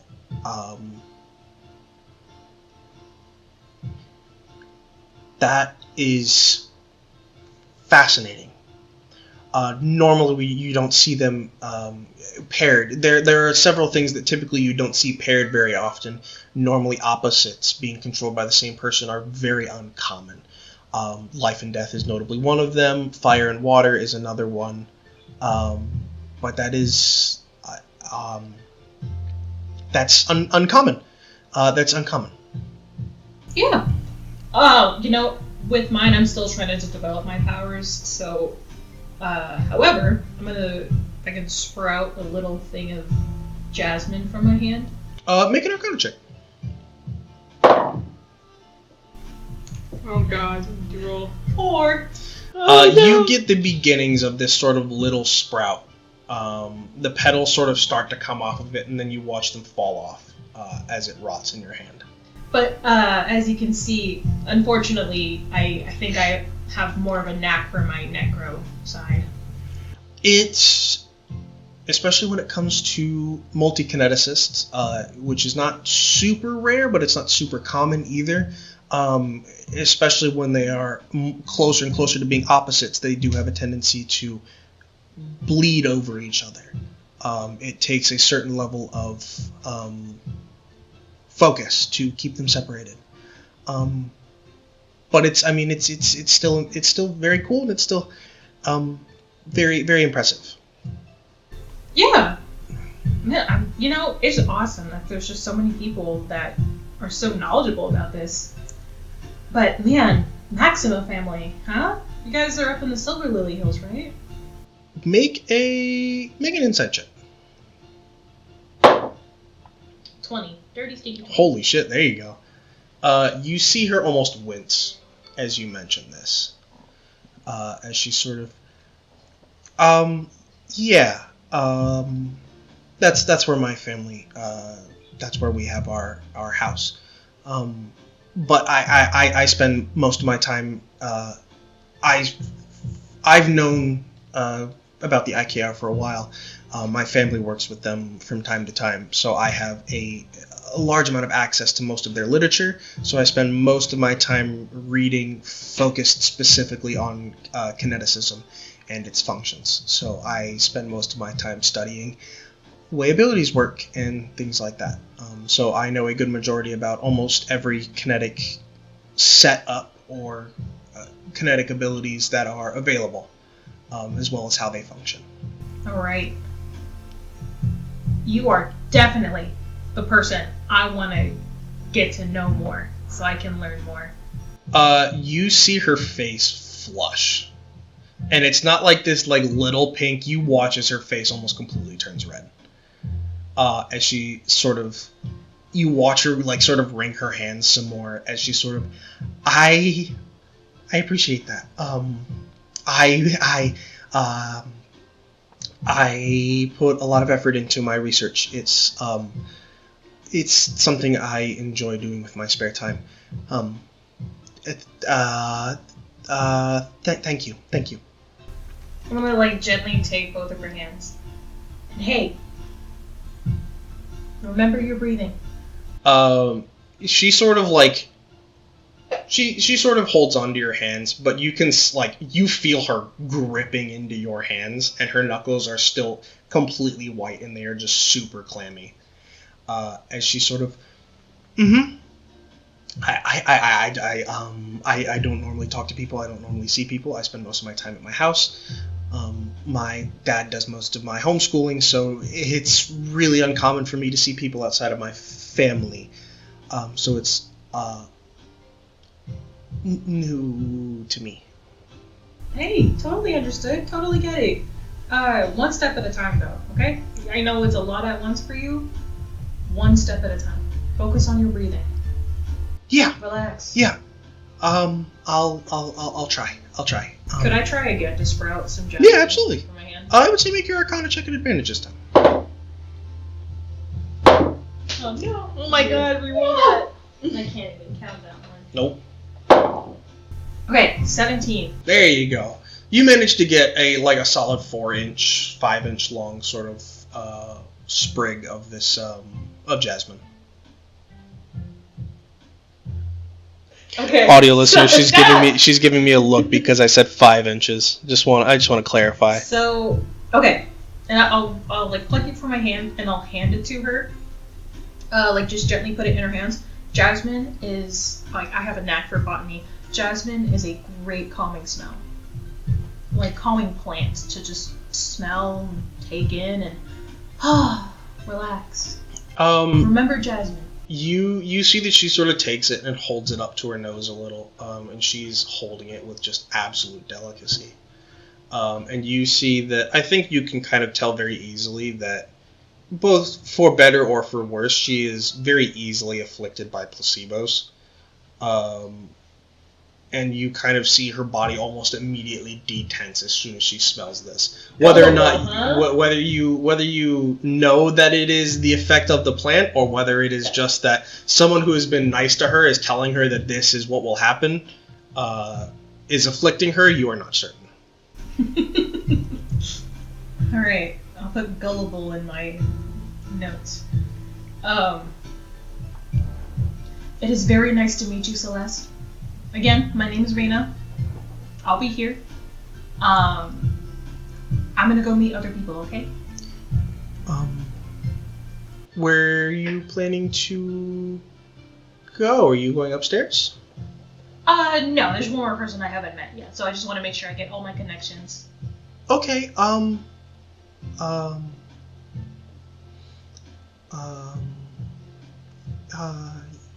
yeah. Oh, okay. And you can see that she is... Do you want to come along with me? Yes, please. Okay. Is Elijah still walking over? I don't know. Where is Elijah going?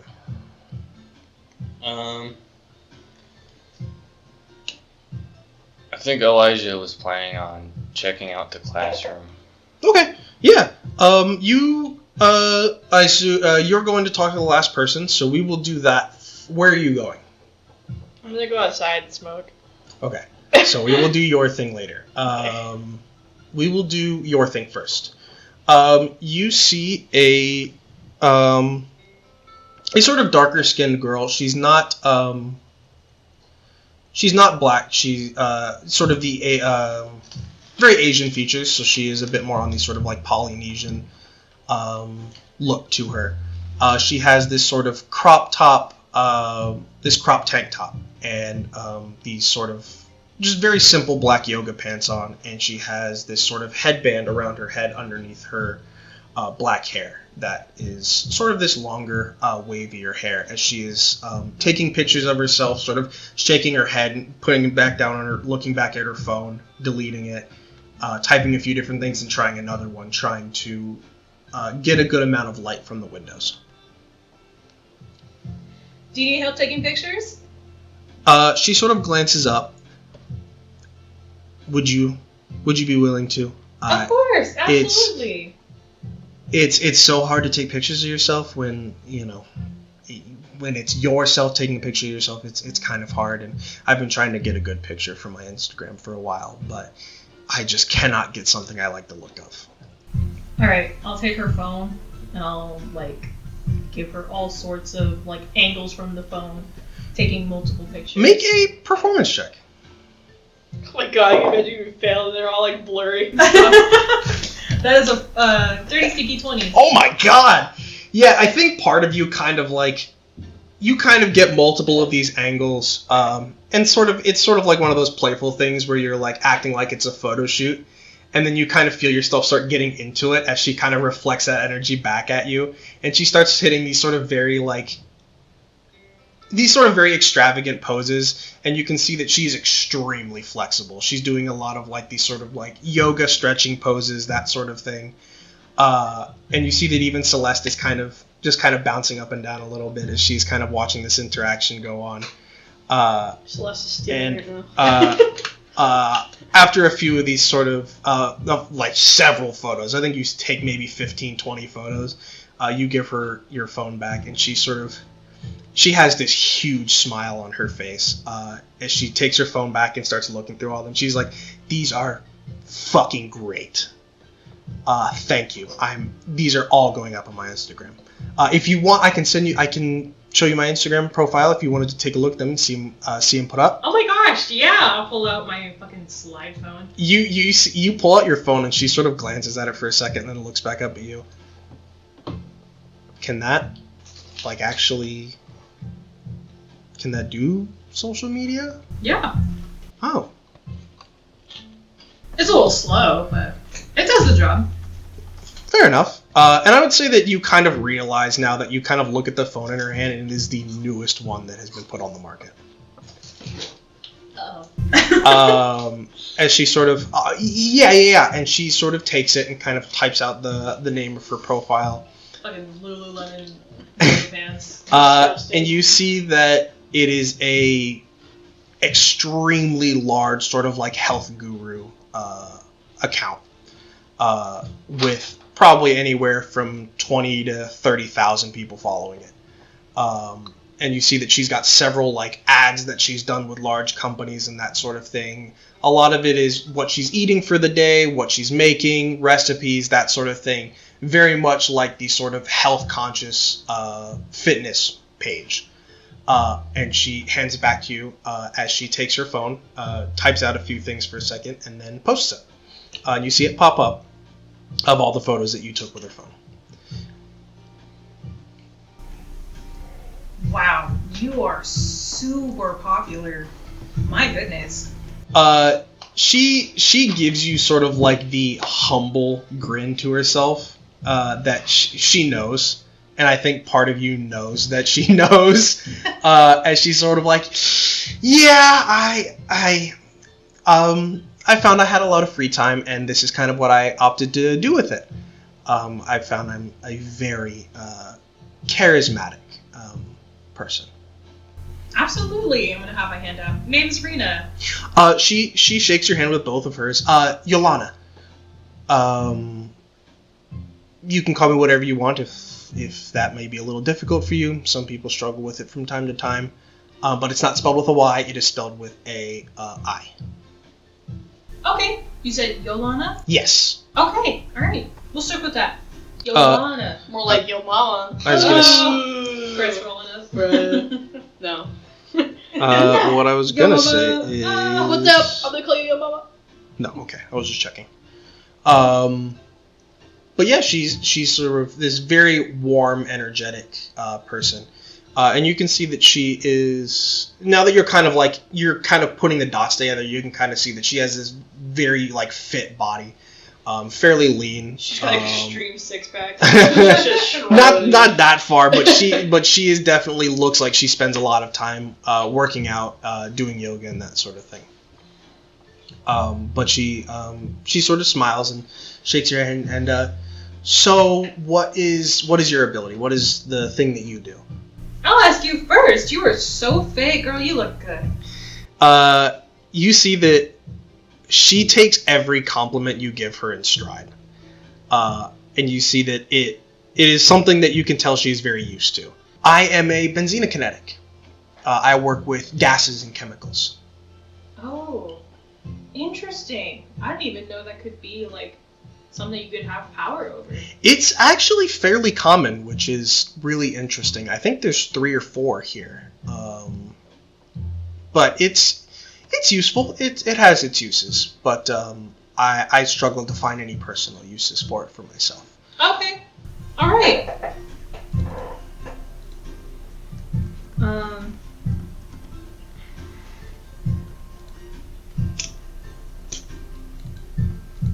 Shoot.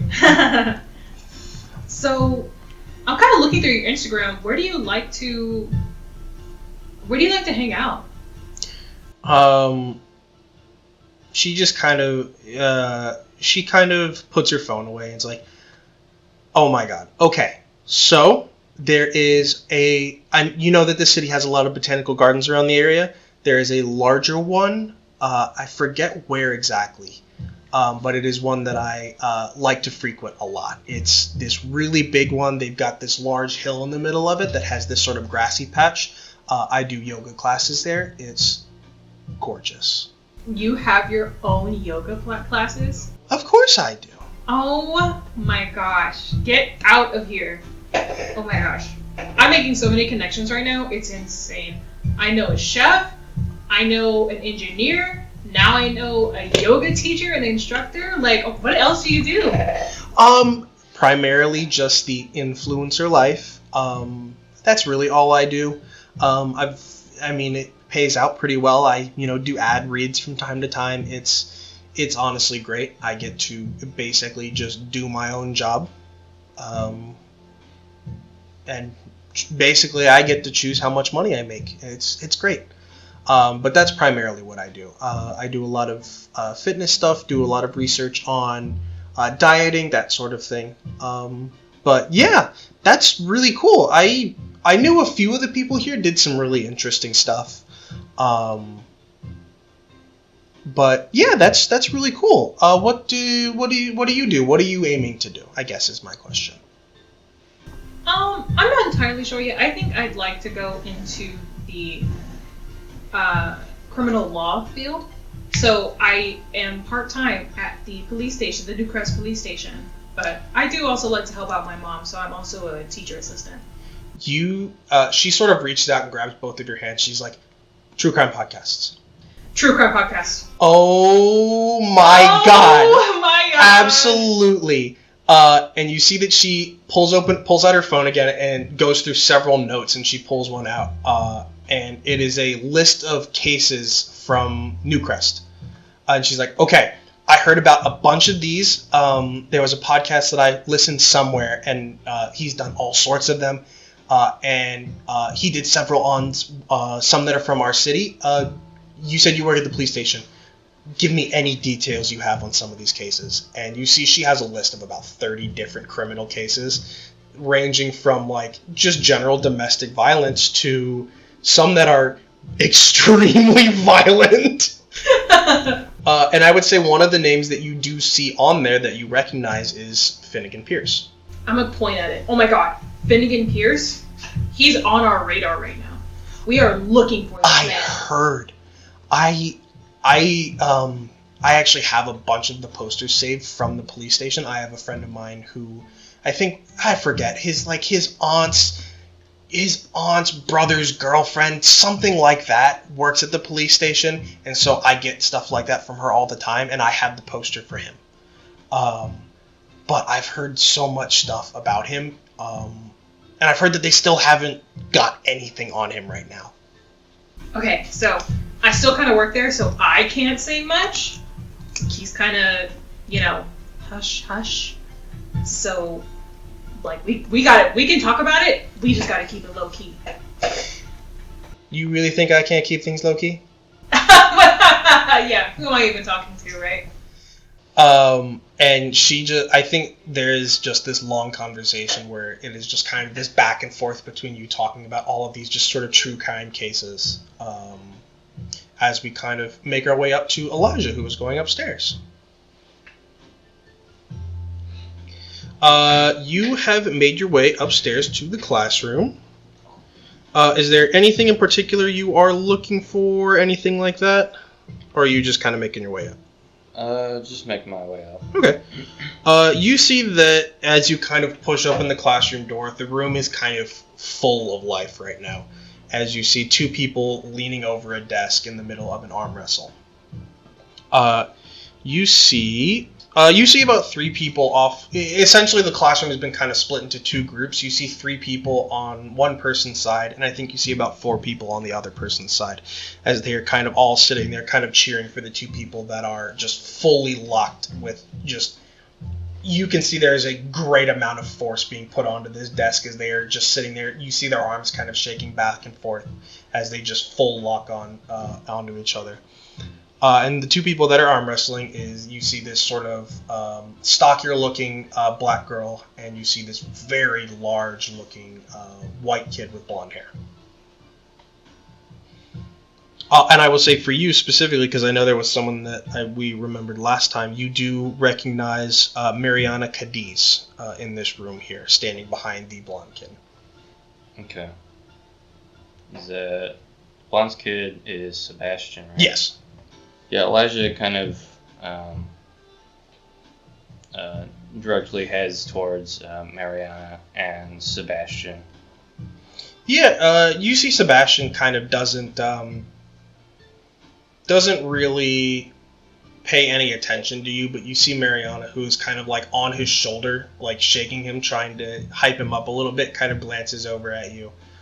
Well before you've even really gotten within range of her, and I would say that you can very easily tell that she is very attentive to her surroundings as she kind of glances at you and turns to you, and she's like, you're at the church all the time, right? Yes. Awesome. Not a big church person myself, but hi.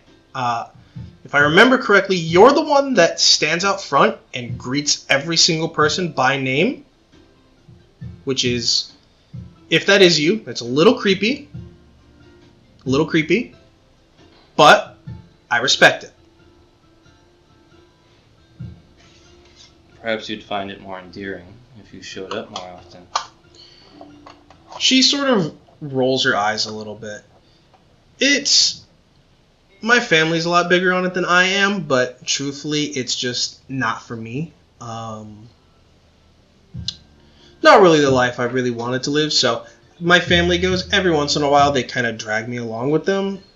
It kind of sucks, but it's more of their thing than it is mine.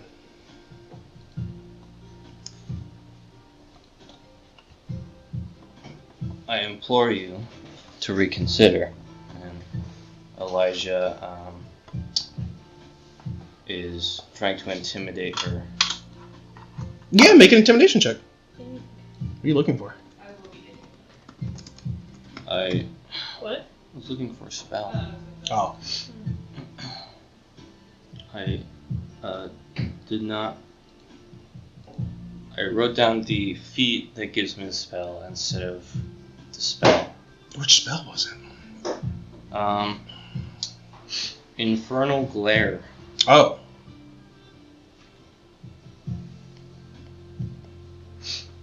Targeted person must succeed at a Constitution save or take 1d6 points of fire damage.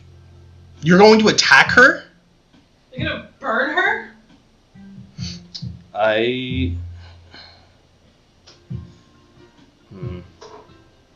No, I'll just do the intimidation. I was going to say, what the fuck? This man's You literally... made a serious lapse in judgment on that spell, dude. Holy shit, that's a very colorful kick. Yeah, you kind of hit her with this sort of, I implore you to reconsider, and you see that she sort of gives you this like this sort of very provocative glance as she just kind of says, "What are you gonna do about it?" Because now I'm going to attack her. Yeah, as you get ready to, she kind of winks at you and just says, "I'd love to see what you tried to do to make me."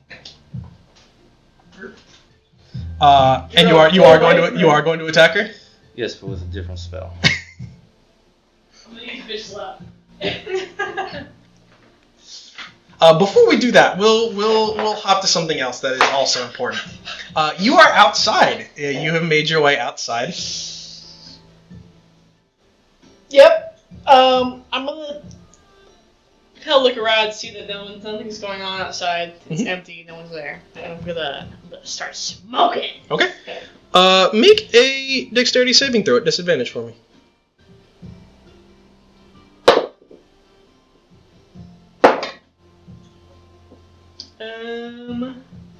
14. Okay. You pull out your lighter and you've got the cigarette in your mouth, and you pull out the lighter and you click it and it sparks. You click it again. And you're used to this at this point. It's one of the cheap big lighters where you have to kind of sit there and keep hitting it a couple times. And by the fourth time, you're a little confused, and you keep doing this. It's just, and you finally are like focusing on it, and you get it to spark a flame, and then it immediately blows out. As you hear the clacking of footsteps approaching you. Oh boy. I would say currently you are looking down right now. I'm going to look up. You see, you do not know his name, but you see a man in a very well-kept black suit with this sort of black hair that's been slicked back and this sort of well-kept shadow. Sort of like 5 o'clock shadow. It's always 5 o'clock. As he approaches, and he is not a huge dude, but he is fairly well built. More akin to sort of like not necessarily a power lifter, but more on that side of things. So he's a bulkier dude. As he approaches, and he has a briefcase in his hand. And you see that he has these fiery orange eyes. As he approaches. Miss Jones, I assume, despite his propensity to also smoke, Jeremiah was clear to you that you cannot smoke on campus. He never mentioned such a thing. Then I will mention it for him. You cannot smoke on campus. And, to be fair, it is a bit surprising to see you outside. Normally, most people are spending this time to get to know each other. Yeah, I was in there earlier. So you've met everyone. Yeah. Make a deception check.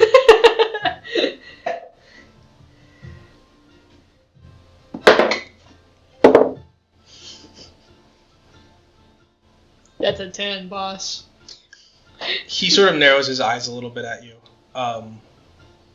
No, you did not. I have no problems with you choosing not to, but I would greatly appreciate if you extend your life a little longer and do not smoke on campus.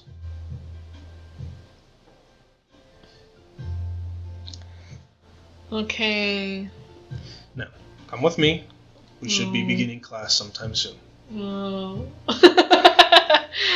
Let's go, Miss Jones. Oh man. Oh man, I gotta roll in with the teacher, bro. And I would say, as you do this, what spell are you casting? Oh, wow, I forgot this was happening.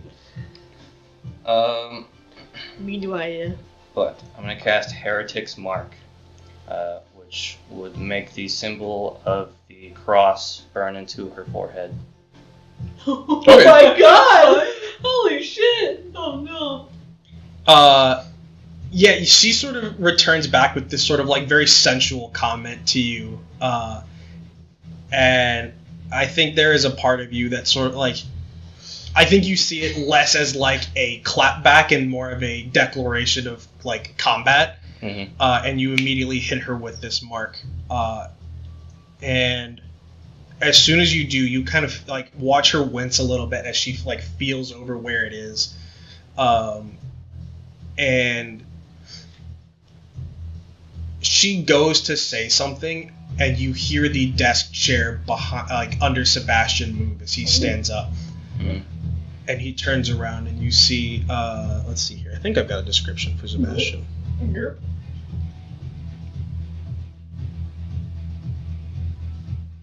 Girl, that can't be good. He's right behind you. That's crazy. Okay, here we go. I've got my description. Sebastian is a massive hunk of a guy built like a brick wall. His body seems to be barely contained by the t-shirt beneath his white and red letterman, which seems to have his last name plastered across the back of it. And make an investigation check real quick. Why are you describing like that? Because I can. 12. You see that you can tell at a quick glance that the jacket he is wearing is significantly older than he is.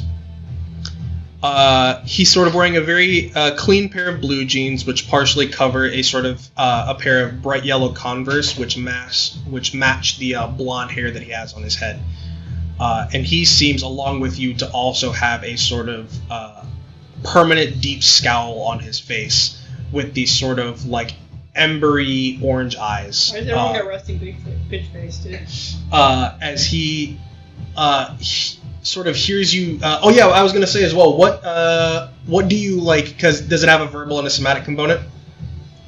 It is just verbal. Okay, so what do you say specifically as you cast this? God's judgment be upon you. And you, as you say this, you sort of hear the chair screech out from behind him as he turns and whirls at you, and you see that in the time that it took for him to stand up, his whole right arm is completely covered in this sort of like stony armor as he turns to you. And he is about a head taller than you are, as he sort of looks at you and then glances at her and says, "Is there a fucking problem?" There is, Sebastian. I noticed Haven't seen you that, at church in a while. in fact, the two of you have not been at church in quite some time. And what sort of fucking business is that to you? Or are you just like getting in people's fucking business like a little shithead all the fucking time? It is my business as a servant of God to invest some time into your well-being. And you see that he sort of takes a step towards you, and you watch as the cracks under the stone on his arm starts to glow this sort of angry orange color.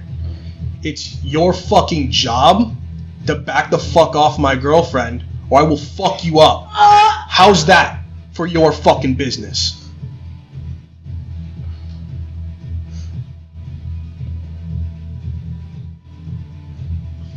His girlfriend, dude. Um, kissing and hugging each other? That's crazy. Elijah says, kind of yells towards the sky, "God's presence!" And he appears as though he is set on fire. And he has advantage on intimidation checks until the spell ends. Yeah. Bro's lit as fuck right now. Is this the Omni third? This is Smolder. Smolder. He's got smolder. Oh god. He's smoldering, dude. He's mogging him. Holy shit! Look out. Go ahead and make a dexterity saving throw for me. Is he attacking me? Yes. Then as a warcaster, I'm going to use a reaction to cast a spell. Okay. Oh yeah, it's a reaction. Yeah. Where's the spell? Where is it? Is it this one?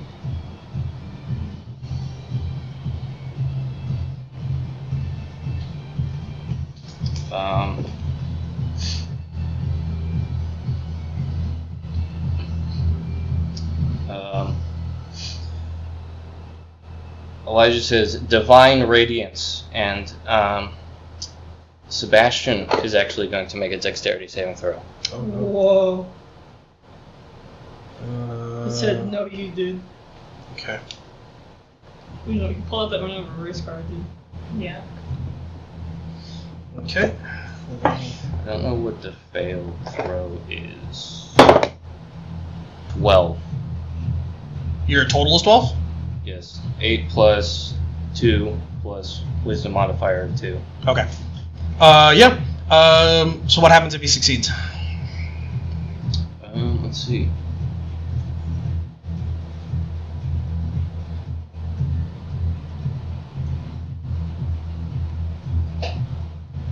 He is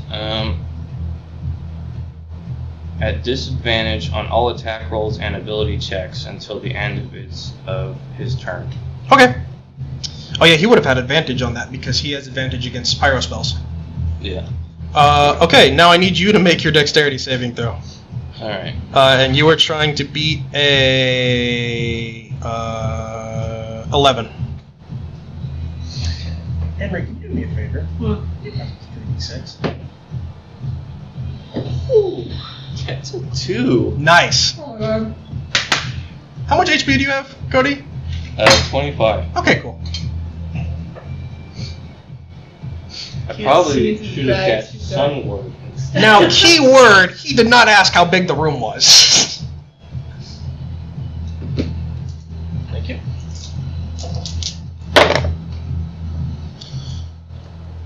You take 10 points of damage as he fully just blasts you with this wave of heat. And you feel these, like, small pieces of stone fling past you and just cut these small scrapes in your skin. As he fully goes all offense. And he hits you with this and then immediately just kind of shoves you back. Just says, "The fuck did you say?" You get horrible PTSD trauma from that. Make, because neither one of you guys are here, make perception checks. Yeah, I'm still downstairs. I'm walking up with the or rolling up with the teacher. Yeah. So, You said perception? Yep, perception. bro, that's a nat 1 on perception. No way. But I have a +6. That's 7. That is a 23. You hear a fight going on upstairs. Holy Shit. get in there. And I would say at this point, you guys are like up this, like just finished getting up the stairs to the second floor. Okay. I can cast up to level 4 spells, right? No, level 2. Level 2, okay. That makes sense. Whoa, let's not kill them. How about that? Kill. Powered kill. Ugh. Selena slowly learning exactly how powerful it is to be a fucking necrokinetic. Alright, let's see here. What kind of spells can I cast here? That'll kill you, Okay, that'll so- kill you, that'll kill you, that'll kill you. I'm Death going to Death 3. run upstairs, Uh-huh. and I want to use Draining Aura. Okay, who are you hitting? I want to hit. Well, when I burst into the room, I'm going to see who's fighting. Yep. So I'm going to hit Sebastian and Elijah with it. Can you hit 2 people? If they are within 5 feet of me. It's a 5-foot radius. We're like in the middle of the Okay, what's the range on you casting the spell? Because they are right next to each other, so that much is true, but if you have to be next to them, I would say that you probably aren't that close. It's a 5-foot radius with me. Okay, so From me. 5-foot radius of you. I would say that I don't think you're that close. I think you like open up the door. You are at the front You're door gonna have and to take there. a movement to get over there, basically. Essentially, yeah, you'd have to move a little, which you could probably get there then at that point. So I'm we'll like, just. This is an instant spell, so Okay. Yeah. What's the? Is there a save to it or what happens? it's a Constitution saving throw. Oh shit. Okay. Constitution. Let's That's go, great. baby. What's the save DC? 11. 11. Gotcha. What did you get, Cody? Oh, god damn it. That's a 3. Okay, what happens on a success? Because he rolled a 19. Fuck. He's gonna take 1d6 necrotic damage. Okay. It's meant to drain. Oh, the energy max around H, him. the max HP. Momentary burst of necrotic energy drains all those near you. So he still takes 1d6 on a success. All other creatures within 5 feet of you must succeed on a con saving throw or take 1d6 necrotic damage. Okay, so he succeeded, so he doesn't take it. If there is a section that says if they pass, something happens, but if there's not a part that says that, then nothing happens. So, roll my damage.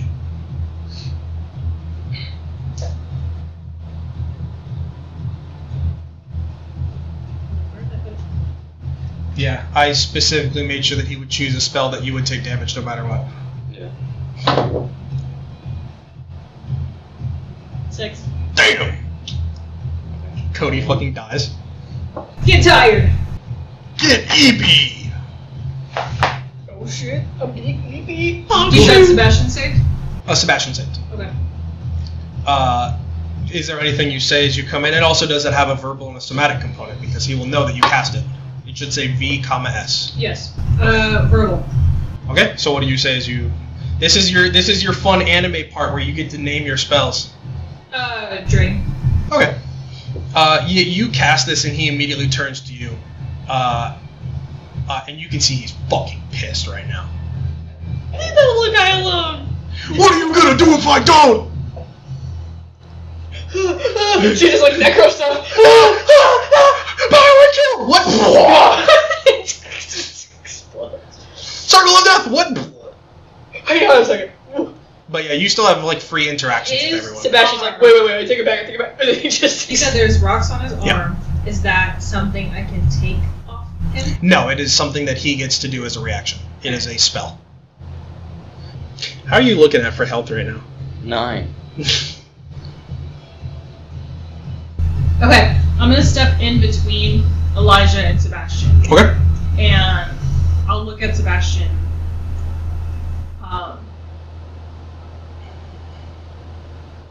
Like, shit. Back the fuck up, right now. What do you attempt? Are you attempting to intimidate him? Are you attempting to convince him? I am attempting to,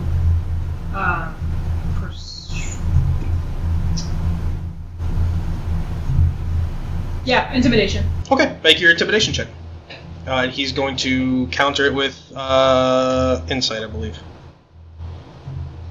Just trying to stop it. Yikes. Alright, that is a 9. He got a 10. God dang it. As he sort of he steps up to you. He's like, "So are you gonna do something about it?" I don't know what's going on, but you need to stop right now. Professor Blackwell's gonna be here any fucking minute. Or fucking what? Think you're so goddamn macho man, don't you? I want to take a...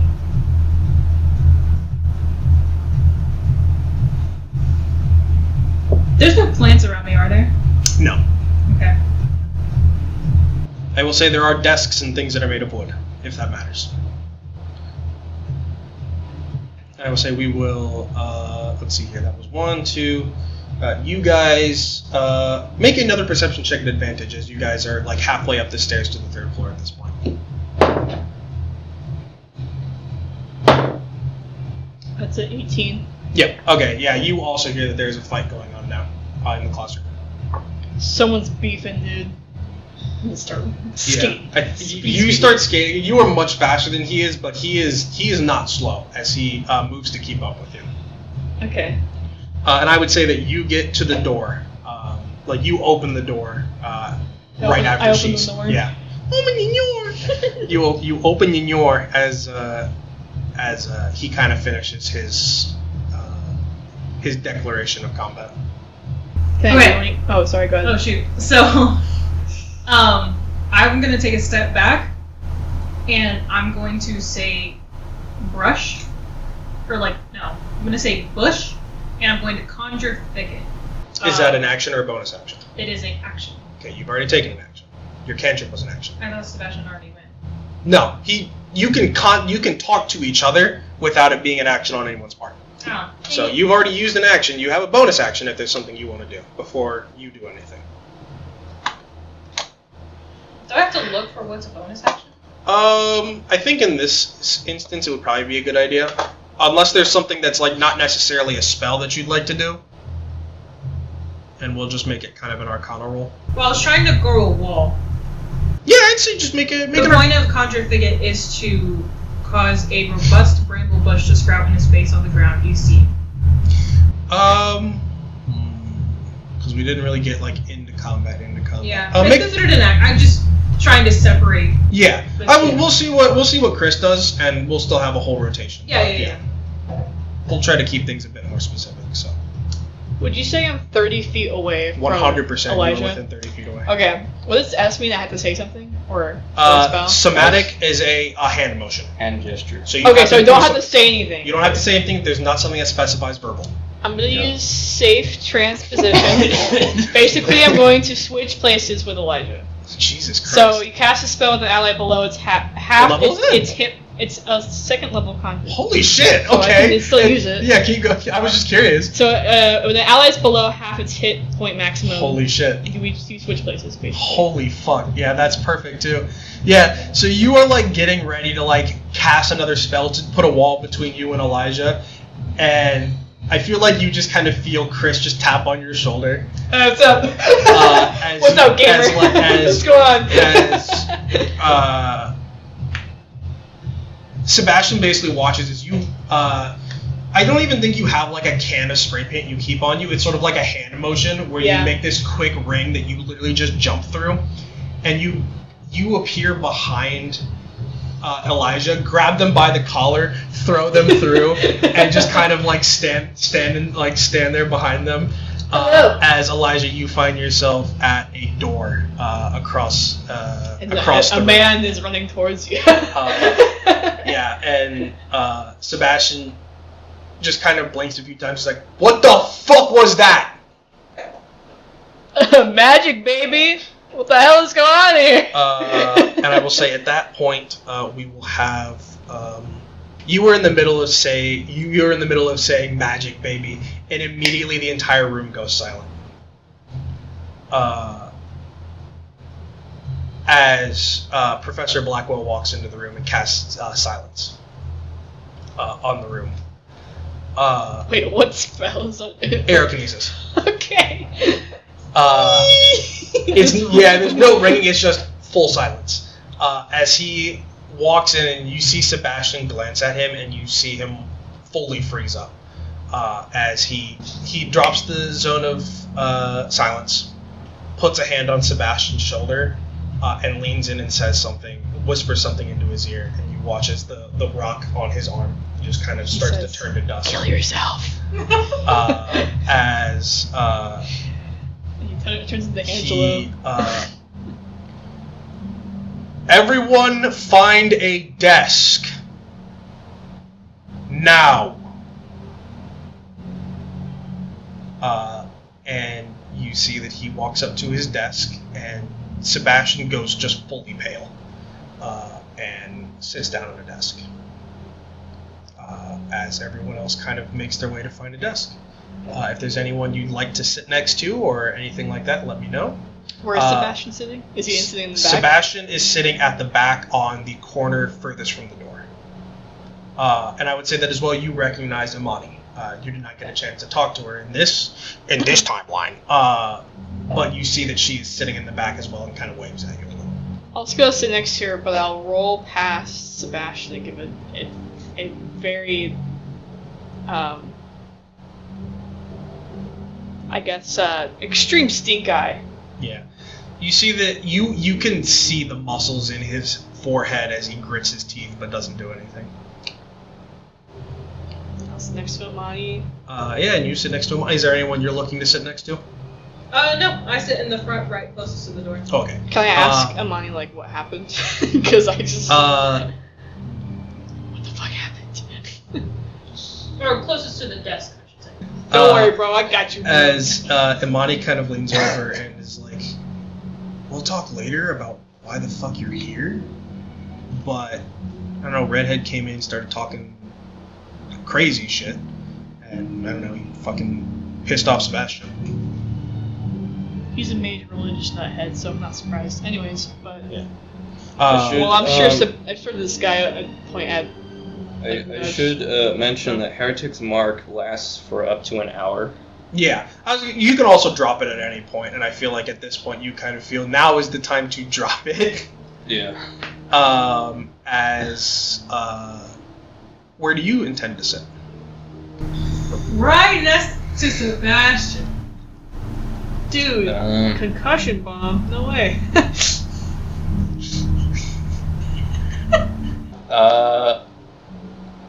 Elijah is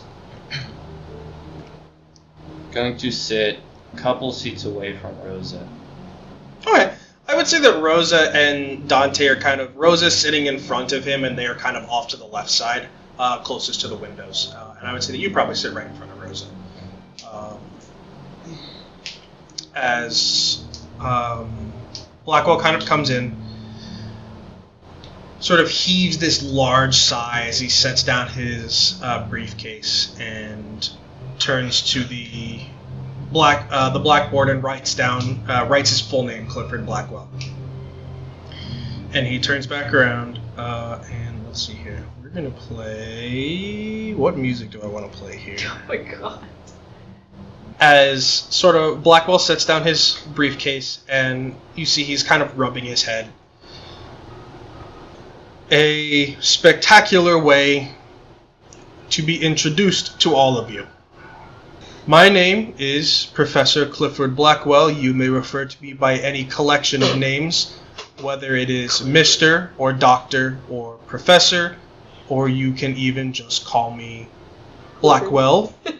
My father called me Ford. It is up to you what you decide to call me. I am not going to require you to call me anything specific. We will go over some general information, starting with the basics. I am the current standing head of the Blackwell Research Institute. This institute has been in my family for approximately 60 years. It was my father's before me, and it was his father's before his, as we have dedicated the entirety of the Blackwell Research Institute for understanding and researching those with kinetic abilities, including all of you, me, and most of the people you will see here working at the Institute.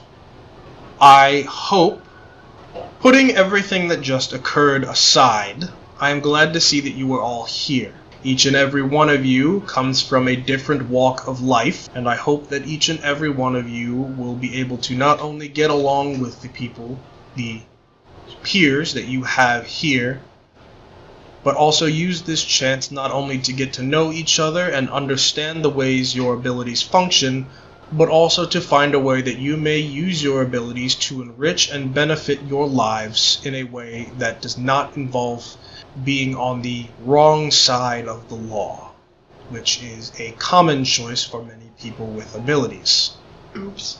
This program seeks to educate and train those of you who have not completed a high school education and as well do not have a firm grasp on your abilities, although there are a few of you here that are exempt from that latter statement. While you are here, there are a few general housekeeping rules and things that must be gone over.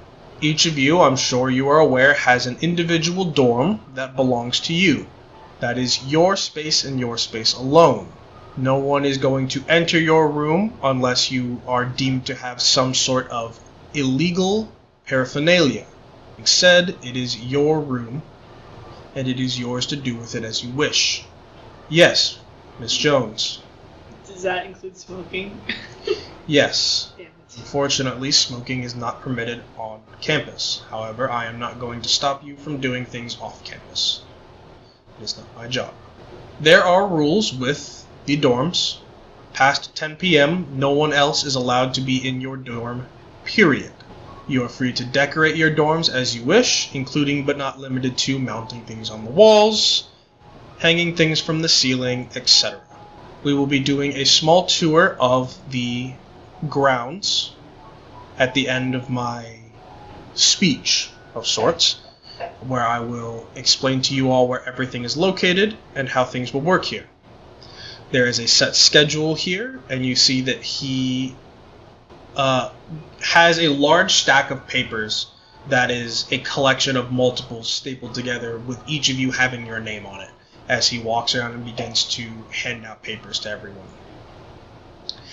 In this packet you will find a collection of all of the important information you will need while you attend here at IKR, otherwise known as the Institute for Kinetic Research. In here included is the following: a list of every kinetic ability historically known, how they function, the names of all of your classmates, a map of the grounds, including places you are not permitted to enter and places that you are free to enter at any given point in time. There is also a sheet on information I need to know about you, including things that you do not want me to cover or discuss, any names that you choose to go by, and any prevalent or relevant information you see fit for me to know.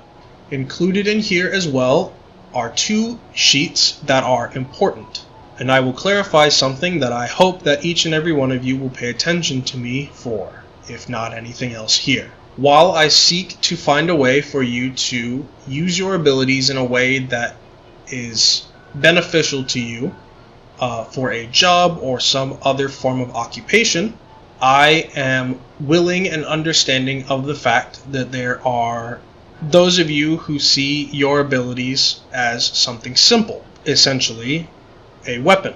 And if you see your abilities as a weapon, I will not take that from you. But I will see fit to make sure that you use it the correct way. IKR is partnering with the Newcrest Police Department to offer what we are referring to as the Law Enforcement Assistance Program, otherwise known as LEAP.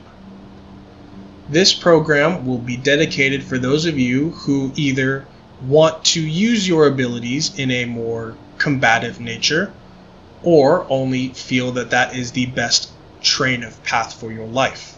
The way this program will work is simple. Curated cases and bounty hunting jobs will be sent in from the local law enforcement agencies to collect or otherwise contain either people who have avoided bond or kinetics who have chosen to use their abilities in ways that are not legal. As such, each of you has a collection of information to fill out. You may choose to opt out of this program at any given time, or you may choose to opt in at any given time if you choose to opt out. For those of you who choose to opt in, I will have you fill out that information, and for those of you that choose to opt in that have no criminal record, you are free to fill out a basic firearms training guide. Doing this will mean that I will enroll you in a basic firearms training class, as unfortunately these jobs are not going to be free of violence. And to those of you who are curious why I would put children in a position like this, I ask you this: what difference is there between a gun and the abilities that you all have, each and every one of you, that is more than capable of ending a life? My father and my father's father and I are all under the same impression. There is no point in hiding you away from your abilities if they are dangerous all the same. You are all adults, whether you like it or not, and as such, I will treat you as such. Your abilities are powerful. Each of you has the capability to cause immense harm or repair harm that has once been done. It is my goal to teach you to do the latter, because the last place I would like to see any of you is in a cell. Aside from being your teacher, I will be your mentor. If there is anything that you need or request or require, or if you simply have something you need to discuss in private, you are welcome to come to me at any time. My office and my office hours are in that packet that I have given you. Are there any questions? I see. Once this information has been filled out, you will please bring it back to me as soon as you can.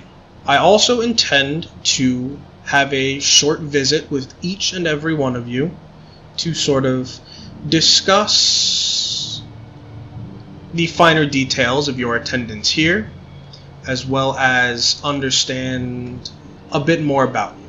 While yes, I am your teacher, I hope that you will be able to see me as, I'm sure you've heard it more than once, but I hope you will be able to see me as a friend, and if not a friend, a teacher who has your best interest at heart.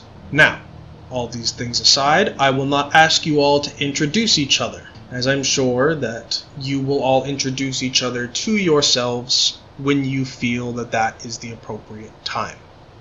So instead, I will introduce myself and open myself up for any questions. So, my name is Clifford Blackwell.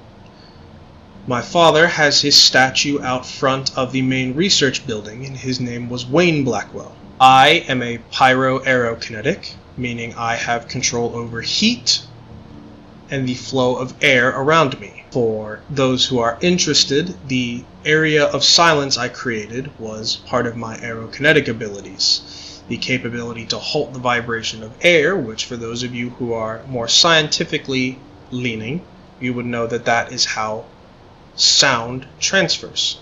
I am 34 years old. I have a dog. He is a German Shepherd, and I have named him Jason after the Argonauts. What are other... Yes. Does Jason ever come to the campus? I do bring Jason from time to time. Yippee! He sort of smiles a little bit, and everyone make an insight check. An insight check on how handsome he is? An insight check I need to describe him in a bit more detail. Holy as well. shit! I got the natural 20. Holy 22. shit. Go ahead. I got an 8. Bro. Nice. 13. Bro. I think, Elijah, you are a bit more mentally focused on what happened before he came in, but Chris and Rena kind of look at him, and I think you see a genuine warmth. Blackwell is a stoic man. He has a very sort of professional look about him. His suit is well kept, and he does not seem to let much emotion on his face without careful. He has these sort of yellow, almost orange colored eyes that he sort of, you watch as his eyes glance to each and every one of the students to make sure that he is keeping a firm glance on everyone. He is a fairly tall man. He's about I think he's like 5'10", 5'9", 5'10", and is this sort of fairly stockier guy. But he is not in any way like the bodybuilder type or anything like that. He is a very normal guy. As he sort of smiles a little bit, and he kind of responds and says, "Yes, I do on occasion bring Jason from time to time, and I'm sure you will get to know him as the year progresses. If anyone has any trivia questions for Rena's me, gonna raise her hand.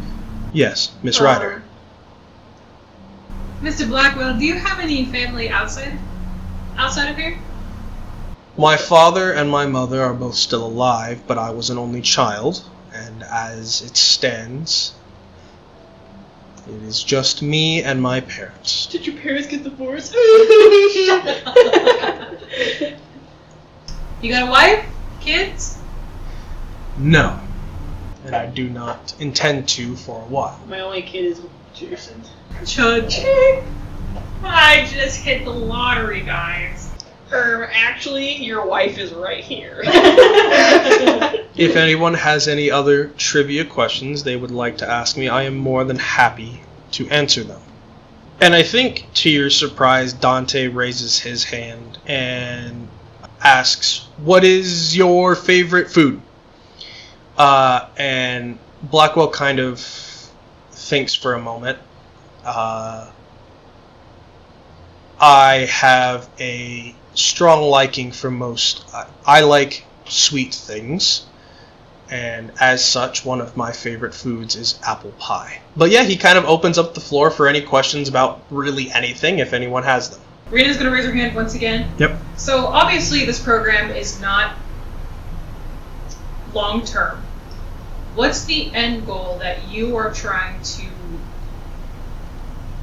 guide us towards? That is a very good question.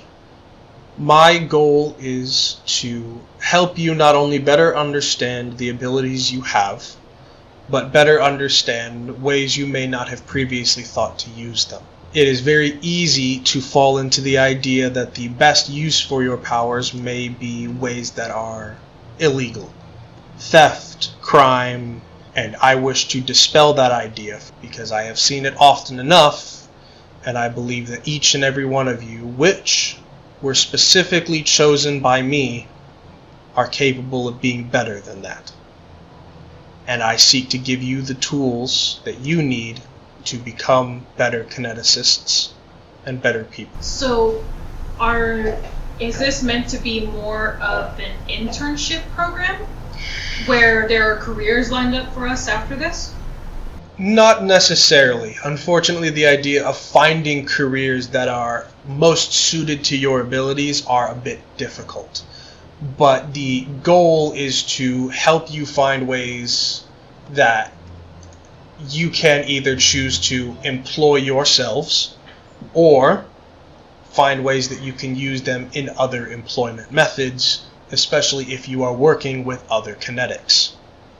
I hate to call on him, and he points at one of the students sitting in a desk. This is Samir Hamid. His parents run a automotive shop, and he is a geokinetic who uses his abilities to create things like bolts, screws, and other parts that may be difficult to get his hands on. That is an example. He is making the automobile industry quake. He is well learned enough to use his abilities in a way that is constructive without being overtly flashy. Samir appears to be a somewhat athletic Arabic boy, wearing a graphic tee with a beaten-up mechanics shirt over top, which is like that sort of blue color, with his name vaguely printed faintly on one side. A pair of keys hang from the pockets of his semi-worn slacks, and they sort of jangle around a lot as he moves around.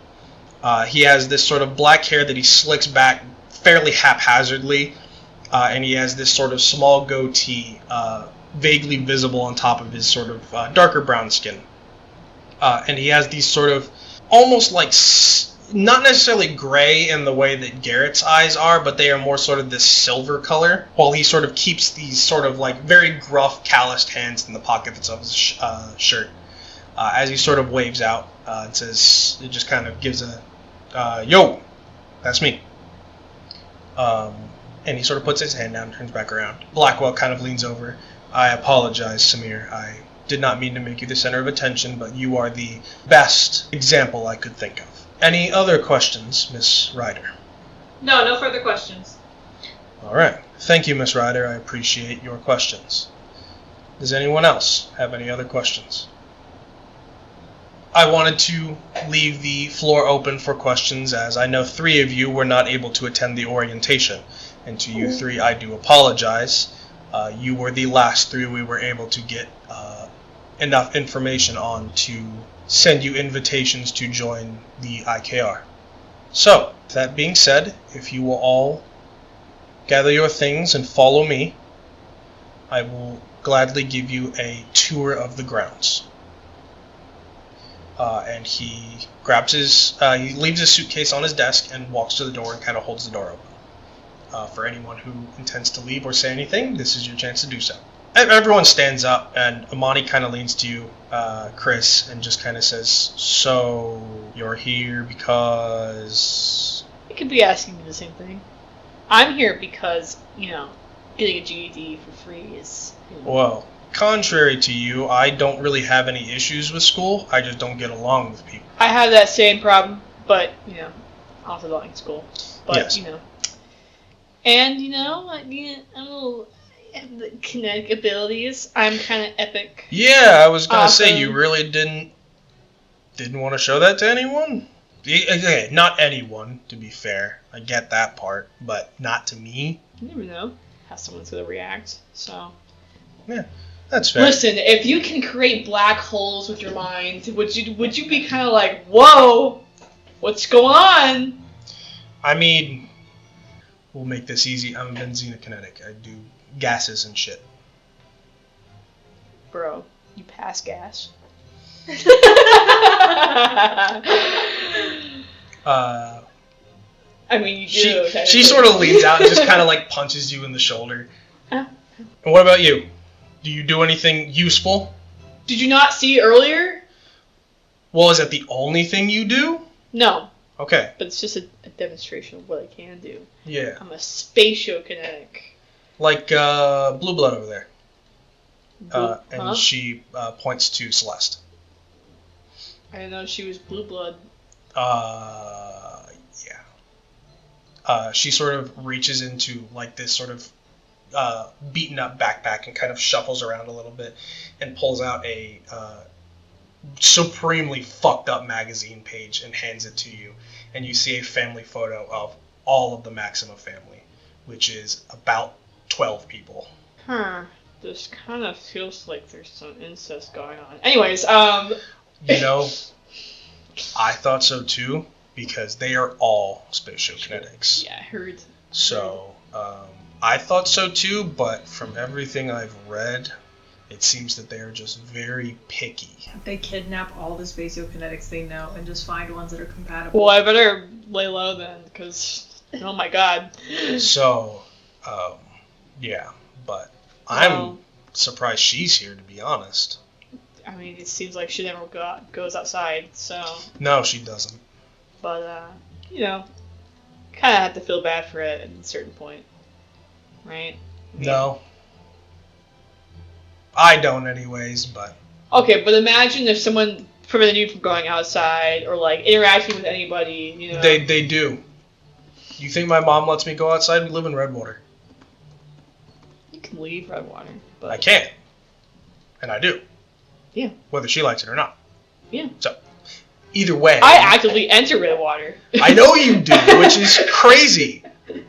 I'm pretty sure I've seen you almost get stabbed like 7 times. Well, now you know why. Now you know... Whoa, sorry. Now you know why I don't ever get stabbed. I mean, yeah, that makes sense, I guess. I don't think I described her fully. Why don't you describe her for I have previously. Said she was stocky. Imani is a stocky black girl with this sort of dark skin, and she's got this very muscular build. She's sporting this sort of gray tank top. Here's a collection of shoulder-length black lemonade braids, which are sort of formed backwards to keep out of her face. She is also one of the few characters that also has a permanent scowl on her face, with this sort of pair of like almost toxic poison green eyes that kind of are constantly watching ahead with this permanent sort of poker face. Her lower body is covered by a pair of these sort of like brown-green camo cargo pants, which are held up by this sort of like black cloth D-ring belt. And she's got these sort of like beaten up steel toe boots that kind of peek out from underneath the Holy shit, you got steel-toe boots? the cargo pants. And make a perception check. I'm about to perceive. I'm gonna perceive. You've been perceived. Okay, a 9. No, nothing. But yeah, she's kind of talking with you as you walk. Is there anyone you intend I'm not to walk walking. with? I'm rolling. Whatever. Is there anyone you intend to walk with, or are you? Mr. Blackwood. That's what I figured. Was it a page? Teacher's pet, fucking. Excuse me, sir. No. I'm jumping that thing. Whoa. That's crazy. Excuse me, I think sir, that like permission to come as aboard. you're walking, you're kind of like keeping up with him, primarily to keep a good look at him. And you do notice that Yin is kind of following beside you, and is kind of glancing at you from time to time, then looking at him, then looking back at you.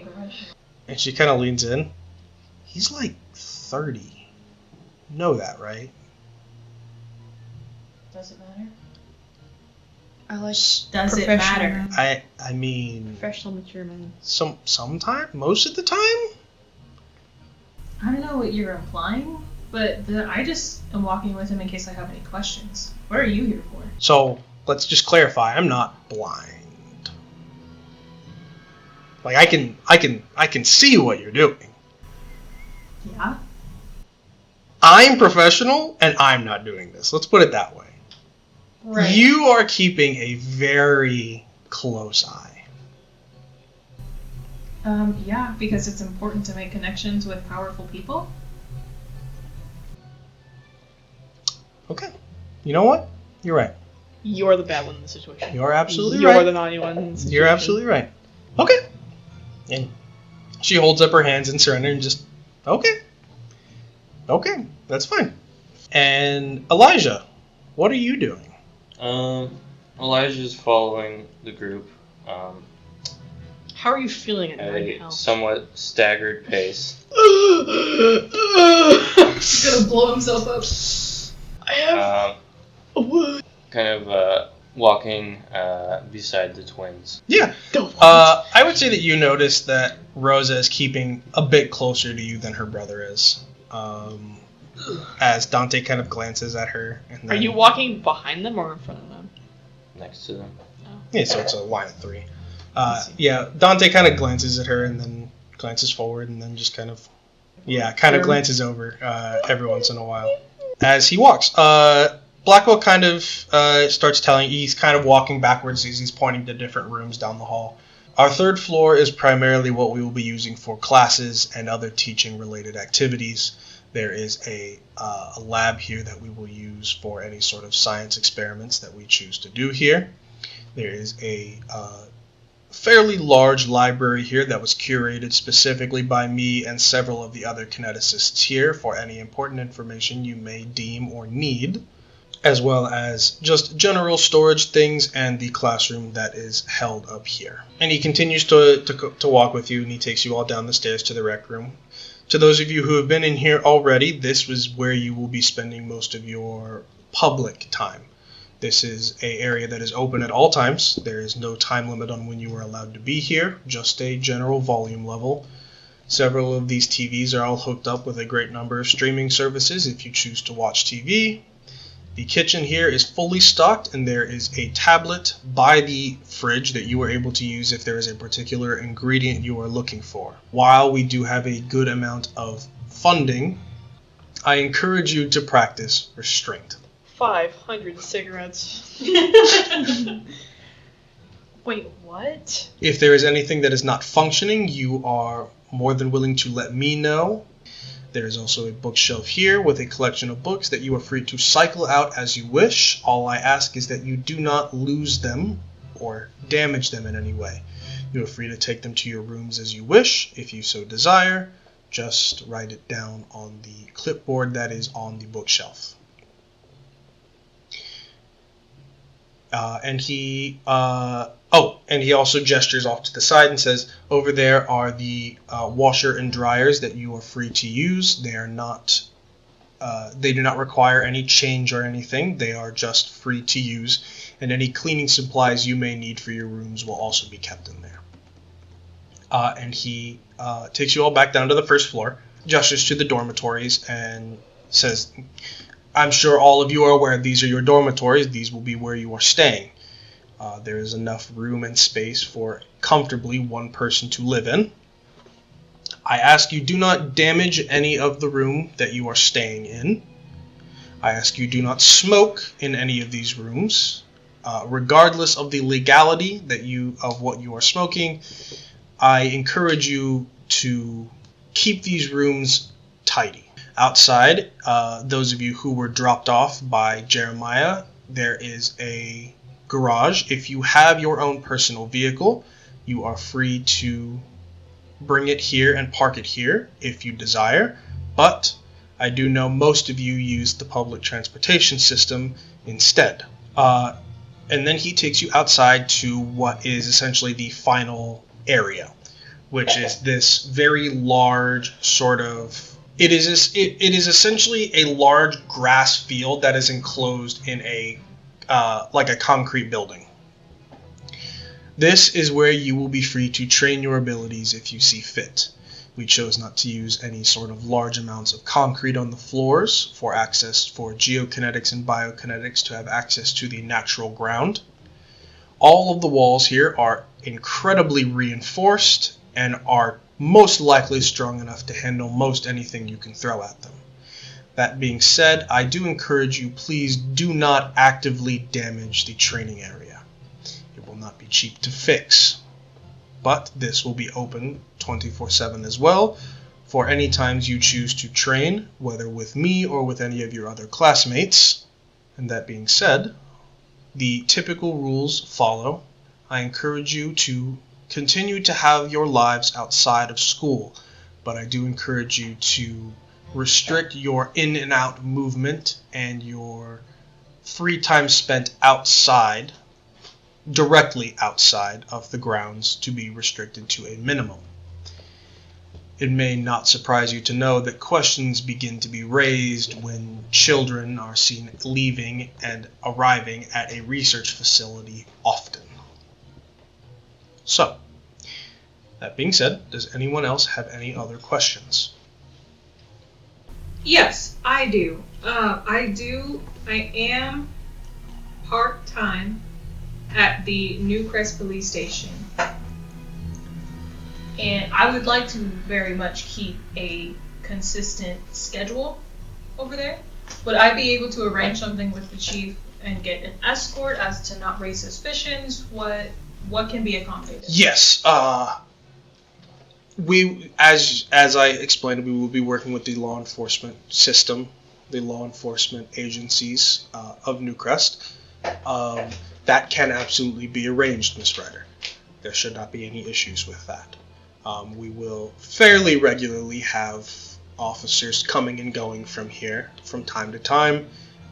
There should not be any issues with me setting up a transport specifically for you for that. I will also say that you, even if you choose to halt your job there temporarily, you will still be working side by side with them if you do choose to partake in the law enforcement assistance program. So, that will be up to you, but yes, that will be available. And you see there are a few people that also kind of nod along with you that also seem to have jobs outside of school. For those of you who do have jobs outside of school that would like to continue with them, please notate that on your documentation, and I will see to it that that is kept, that information is kept notated down so that you will be able to leave and arrive on campus without being seen consistently. So, that being said, I will call our class here for today. All of you have the necessary information needed should you either need to contact me or have a question of your own answered. I will let you all return to your dormitories and begin your preparations for the school year following. I will also be conducting my per-person interviews with each of you throughout the day. So, you are all free to mingle. I have phone numbers for most of you. I will text you when it is your turn for your interview. So, you are all free to go. And you see that he kind of stands in the training area in case anyone has any questions for him.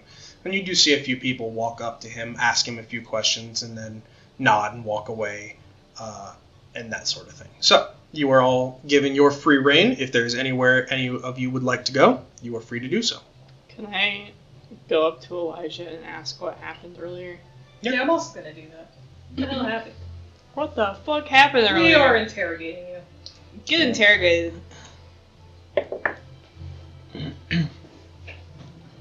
Also, you're welcome, by the way. Elijah, what the hell happened? She was Who? Mariana Okay, thanks. was attempting to provoke me, and I suppose Sebastian became defensive and aggressive. Provoke you how? In a flirtatious manner, very unbecoming of her faith. And was there a reaction to her provoking you? Hmm? Did you What have did a you do? reaction from her provoking you? Yes. And what was that reaction? Yes. Yes. No. No. No. And what was that reaction? I reminded her of her faith. By doing what? That is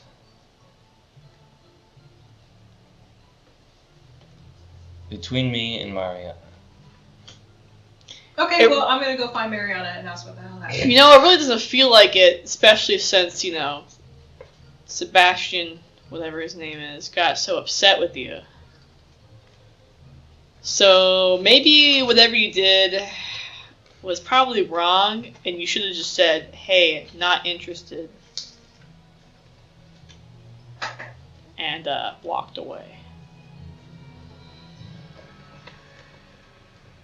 Instead of, you know, getting on your soapbox and preaching, literally.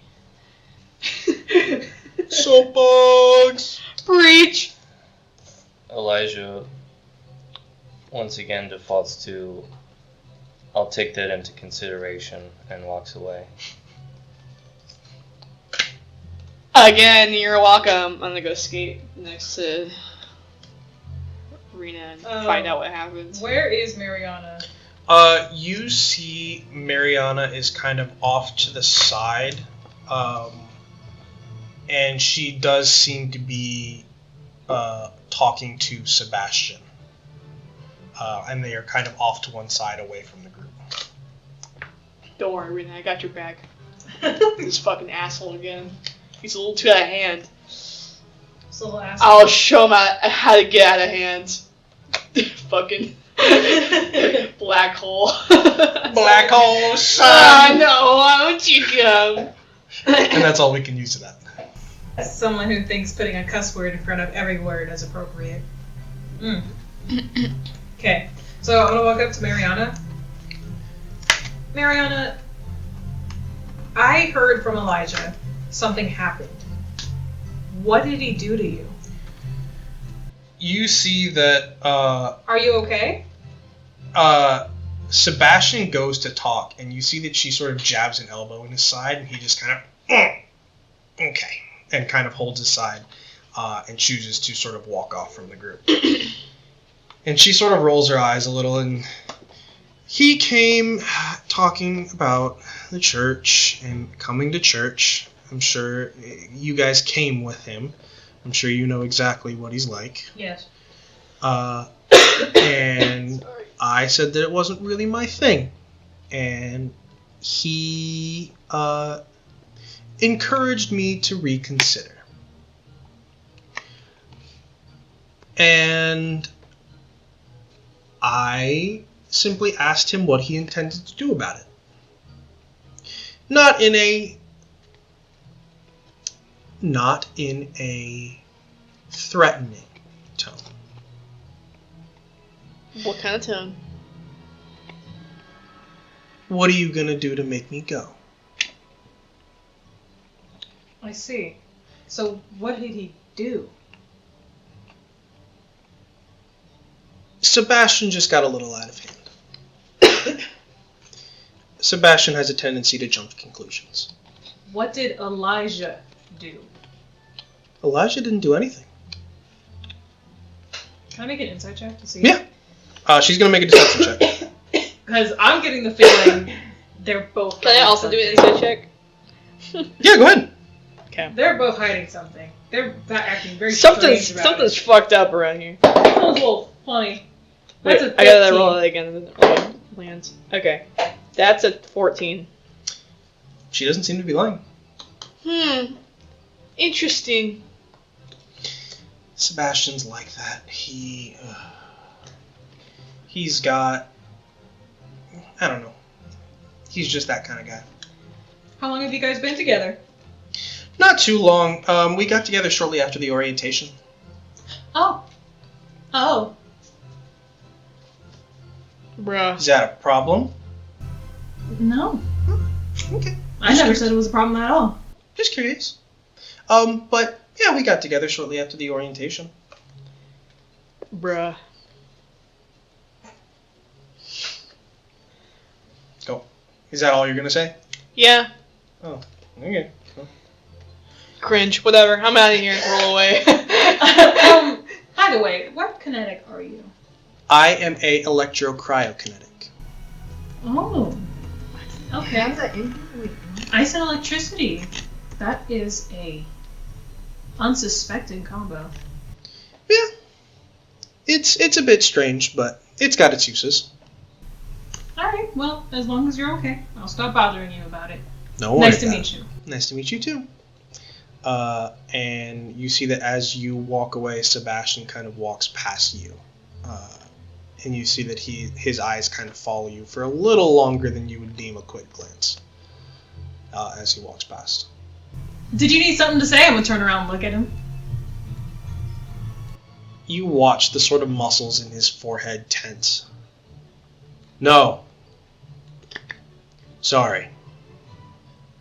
And he turns around. Okay. I don't have any beef with him. I just don't know why he was staring at me. I did also kind of try to hit him, so it's gotta be like, man, I gotta be the bigger fucking person. Alright, so I'm gonna sigh, and I'm gonna turn around, or walk towards Sebastian. Sebastian, I do want to say, I am sorry for trying to swing at you. Unprovoked. I had no idea what was going on. I shot first and asked questions later. I'm sorry. Genuinely. Make a insight check. Or actually, make a persuasion check.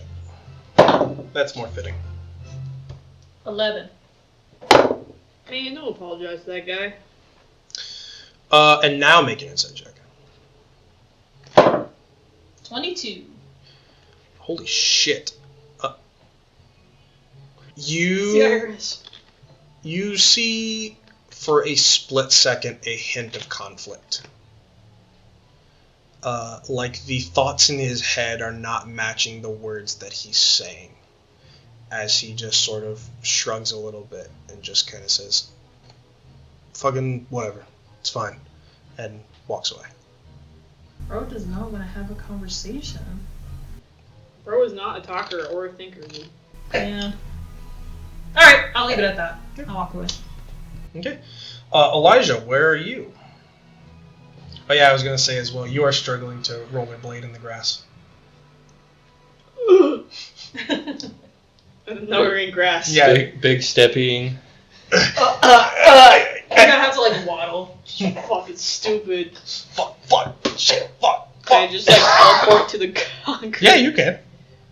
I think when you kind of think that as like a joke, like genuinely, and then you kind of realize you're like, well, fuck, wait, I'm like in a place where that's okay. Yeah. Like I'm free to just do that, and I think there's a part of that that is almost liberating. Wait, for you in hold that on a moment. second. No, never mind. There's one of the spells you can make like a staircase that's invisible, which is really funny. But you're not allowed to look at the ground, Oh god. or else it stops. But I think there is. I think as well, even for Rena and Elijah, there is sort of this moment where I think a few times where you're kind of like, oh, I could do this, haha, that'd be funny, and then you kind of think about it and you're like, well, wait, I can. I can. And I think there's a part of that that is like deeply freeing for you. Is there anything you would intend to do after you've talked with Sebastian and Mariana? Kind of worn out. Is anyone not in the grass? Several people have gone back inside. I would say that you see that Yin is asking him asking Blackwell all sorts of questions, and Gareth is kind of out enjoying the grass. Garrett? Garrett. His name was originally Gareth, but I took the H off. Oh. He's kind of sitting and running his hands through the grass, and he seems very pleased with just the grass. Grass. Um, Making grass angels? No. Imani is not here anymore, along with Adia, and you wouldn't know them, but that's fine. Who? I don't know who that is. There are a few people that are not inside anymore. The two people that you saw with Imani are no longer there. I'm just gonna go back to my room. Yeah. And smoke in secret. Uh-huh. With the window open. Uh-huh. If there's a window in there. Yes, there's. Everyone has a window. And now Cody is back. Where are you going?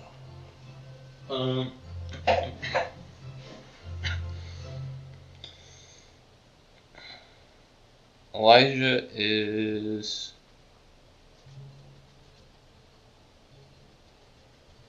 going to go try and find a secluded kind of naturey spot on the grounds. Yeah. I'd say that there is essentially the way this research facility is there is a large sort of like concrete wall that goes around everything, but within that it's kind of its own enclosed area. Several of the research buildings have bushes and plants and things like that around. There's a few small trees kind of sprouting here and there. And I'd say you probably found sort of the space between a building wall and like the outer walls that has a lot of just greenery and stuff, and it's no botanical garden, but it is fairly pleasant. Elijah is going to remove his gloves and scarf, because Elijah does have a naturally higher body heat, resting at about an average of 100 degrees Fahrenheit. And after using his powers, he does tend to heat up quite a bit. Yeah, so it just gets a little toasty. Yeah, and he kind of reflects on basically what just happened. Yeah. Is there anything you do to join in the conversation, Rena? No. I'm gonna go go inside. Mm-hmm. What time is it right now? I'd say right now it's about noon, 2 o'clock. All right. Somewhere in that range. Lunchtime. I'm gonna eat. Yeah, right on. You kind of make your way up to the rec room again. I assume that's where you intend, unless you brought food with you. Okay. Yeah, you make your way up to the rec room and you see that there's a few people here. You see the girl that Chris sat next to, Imani, as well as two other people beside her that she's kind of having just a fairly standard conversation with. You see that Dante is here and Rosa is actually not for the first time. And you do see Malcolm is here again, reading a different book this time. And you see Celeste in here as well. Just in case you couldn't tell, he's kind of a bookworm. He's a little quirky. This on guy- the quirky side. This guy reads, dude. Yeah, this guy reads. This guy is particularly studious. He's hella studious. Let's see. We last left off with Rena returning to the rec room. And Blackwell let you all go free. Yeah. And he's conducting his interviews. We will probably end our session before the interviews, and that's so. If there's anyone in particular you have not interacted with and you would like to, go ahead. You are on your way back to your room, Chris. I'm gonna go smoke. Rena is on her way to the rec room. Cody, where are you going? Elijah.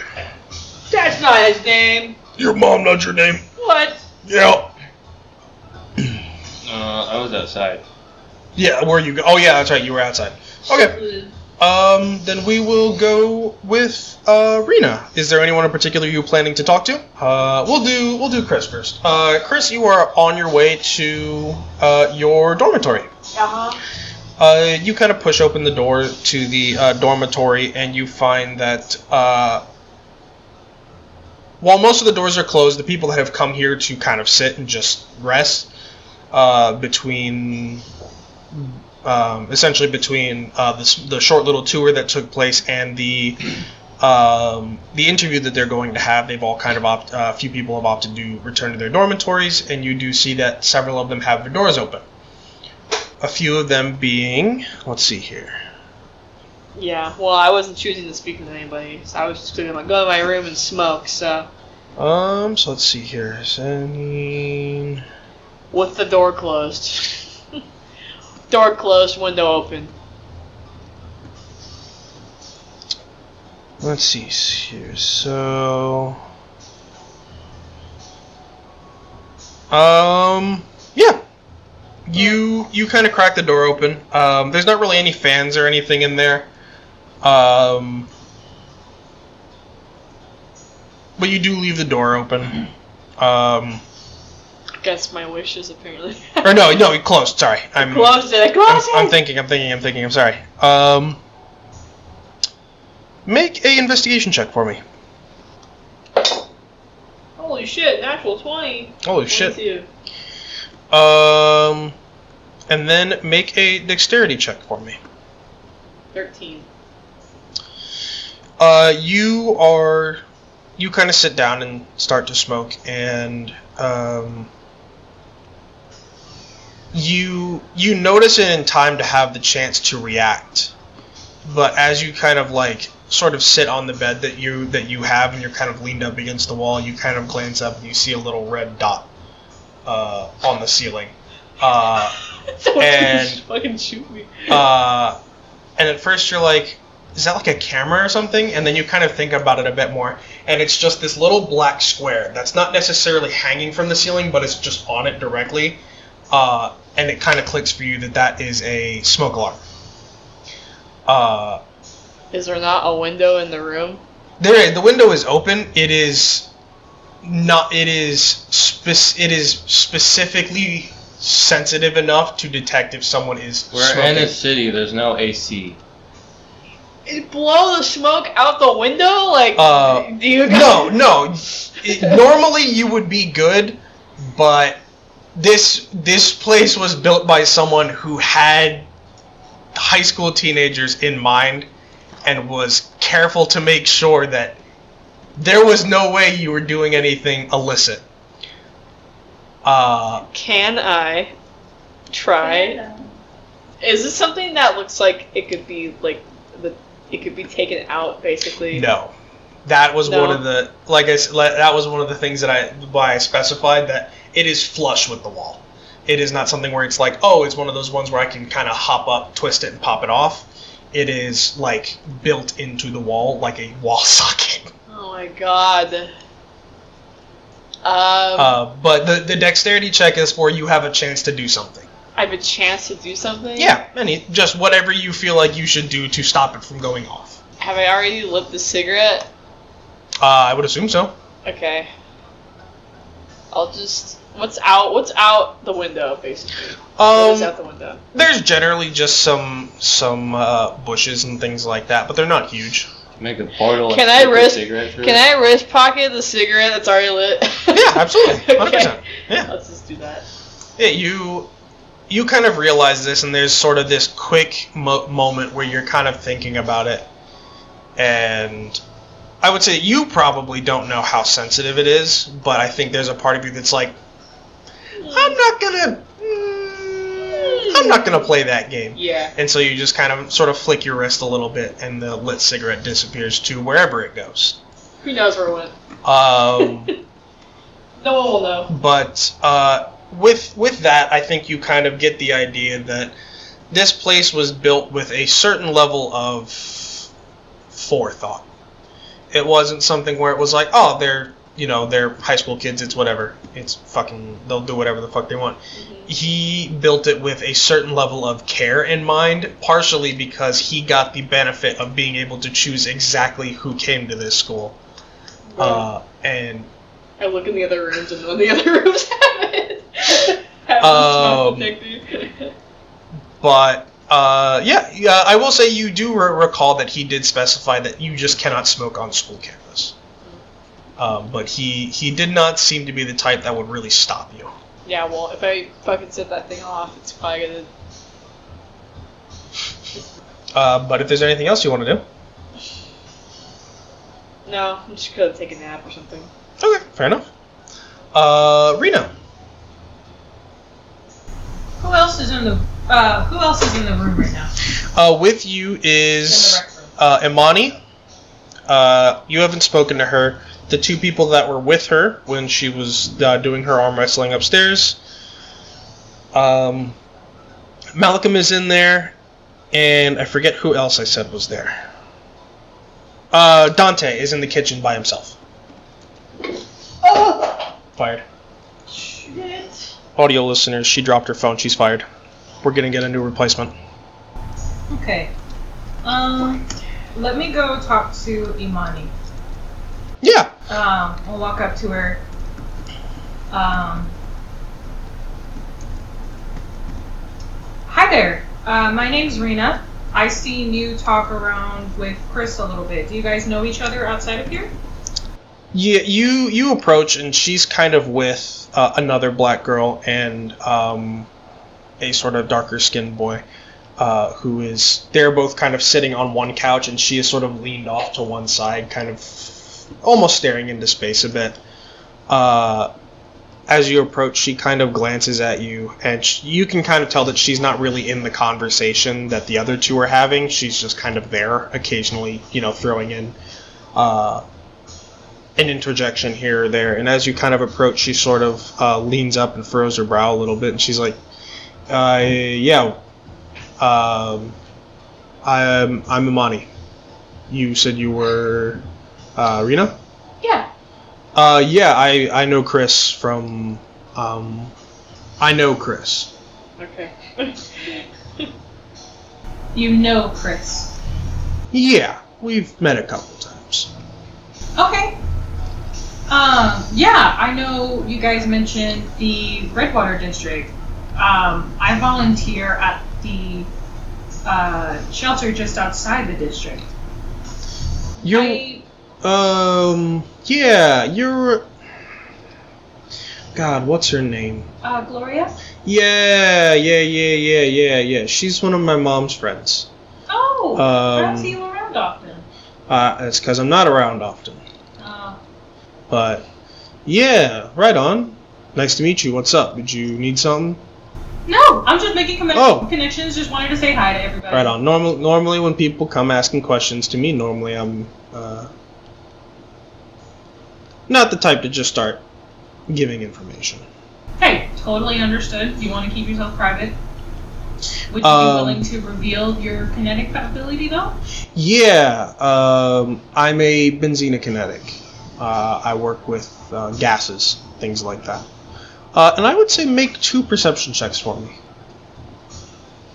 What will Rena perceive? Let me know. Okay, there's 2 DCs here. There's a lower one and a high one. So tell me which one you're rolling for right now.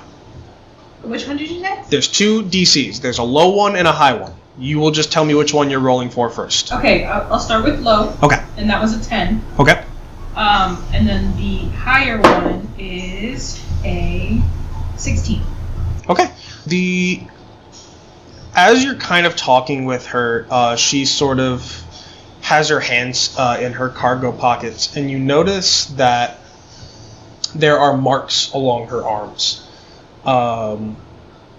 They're basically tan lines, but you notice that it's also, you can kind of see the hair on her arm is a lot shorter in places, save for a thick line around her wrist and around her sort of right at where her elbow crease is, where the hair on her arms is actually longer than the other spots.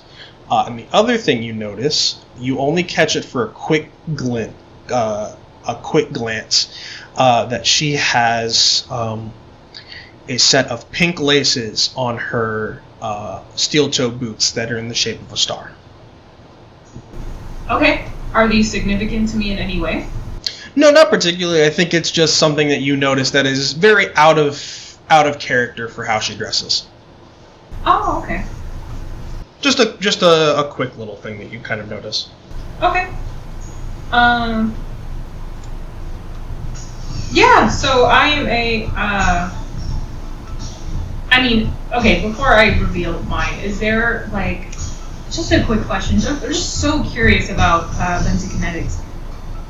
So do you guys have, like, a specialty in a type of gas? Do you work with all of them?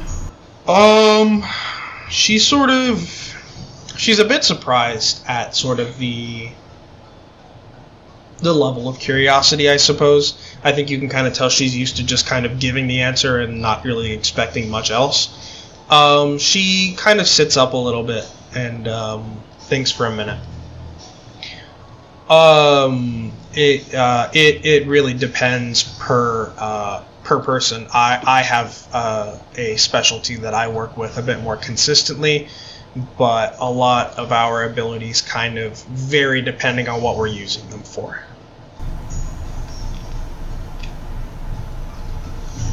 One more time. Most people have specialties when it comes to specific things, and almost every kinetic ability is that way.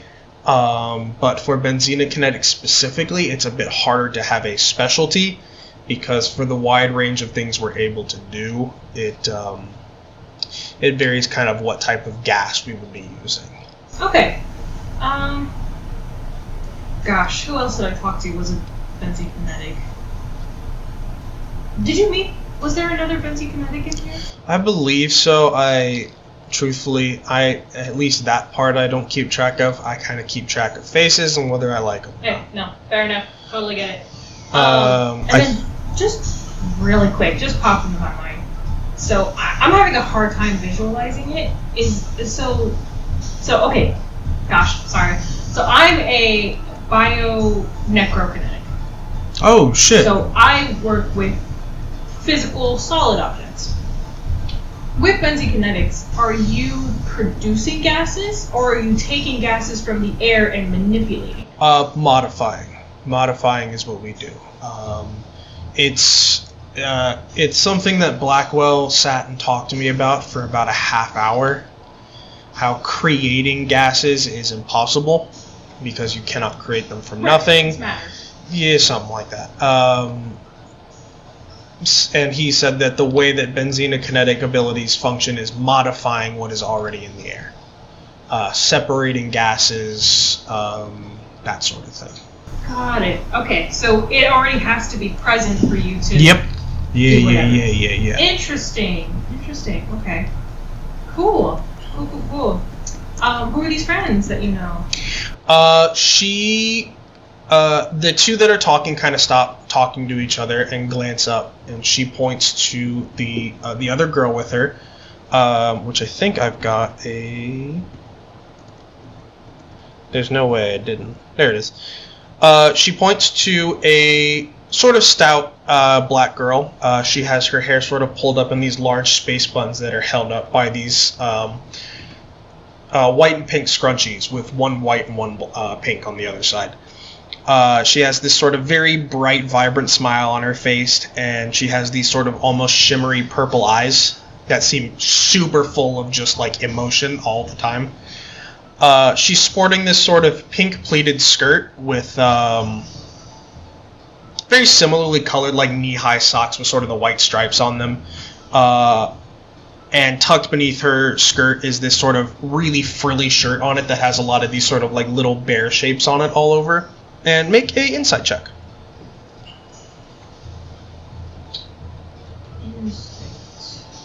That is a 17.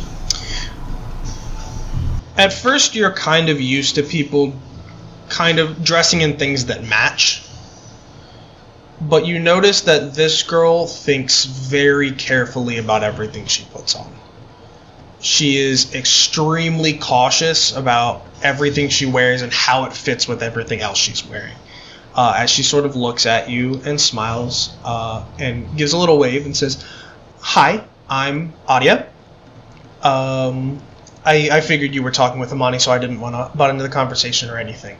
And she sort of holds out a hand for a little handshake. Yeah, I'll reach out and grab her hand in a firm handshake. Handshake. And, Handshake. Shake her hams. Shake them hams. Shake what? No! That's not what I meant! That's not what I meant! Hi, Anya. I'm Rena. I have to say, your outfit is so well coordinated and just so cute and beautiful. I'm in love with your outfit style.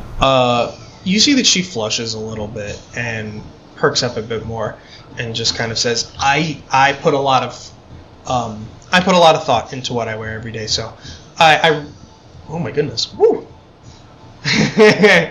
I super appreciate it. You said your name was Rena? Yeah, that's correct. Very nice. I'm Adia, and she points to the other boy, who is this much larger boy with this long black hair. And he is a bit on the chubbier side. He does appear to be along the lines of some sort of Native American. And he has these sort of black horn-rimmed glasses on and this graphic t-shirt on that has like several sort of like retro video game characters like Donkey Kong and Pac-Man and things like that.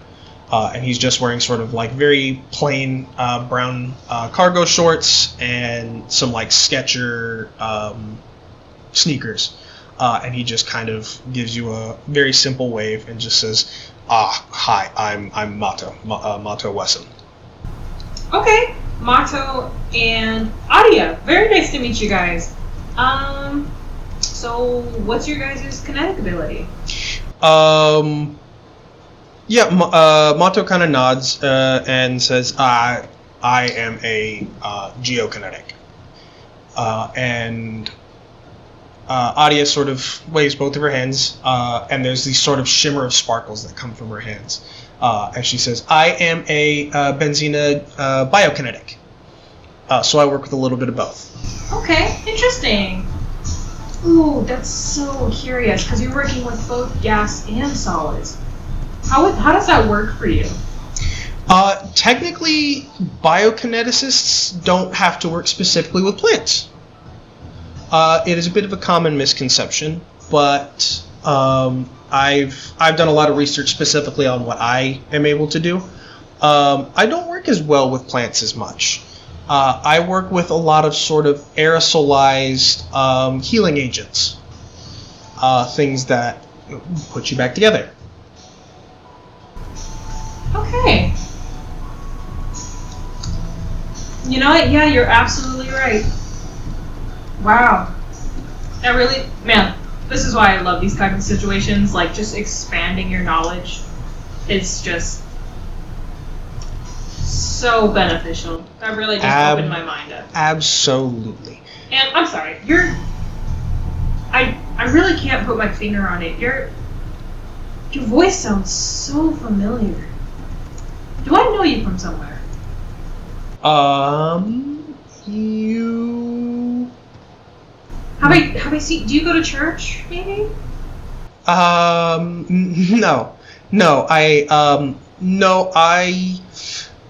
Ooh, okay. Rena's kind of like tapping her foot, like arms crossed, her eyes are furrowed. She's really like super deep in thought. Do you make content? Like, do you make videos? You watch as Adia starts to fidget with her hands a little, and Imani kind of raises a brow at her and glances at her and then kind of glances at you for a second, but keeps her hands out of the conversation. As Adia kind of sits there, like you can see the gears in her head turning as she's trying to figure out some way to keep you to stop you from talking anymore. Stop talking. As she finally just kind of full on just takes both of her hands and puts them over your mouth and just says, "Stop talking. Stop talking. Shut up. Okay? I'm sorry. Please shut up." Okay. She's gonna, Rena's gonna, like, nod her head really quickly. She still can't quite figure out. Yeah, she takes her hands off your mouth and kind of... She really debates whether she wants to say anything. And you can tell that this was not something she was expecting to, like, have to interact about. And she just kind of says, "Okay. You cannot tell anyone. If you tell anyone, I will cry." Oh, I'm so good with secrets. You can trust me. I do content online, specifically for a lot of gaming stuff. You may know me by a bit of a different name. And you see that she kind of clears her throat a little bit, and you hear that she talks, and she's talking in a few octaves above what she normally talks in, so it's this sort of almost kind of like squealy voice as she says something in what you assume to be Japanese.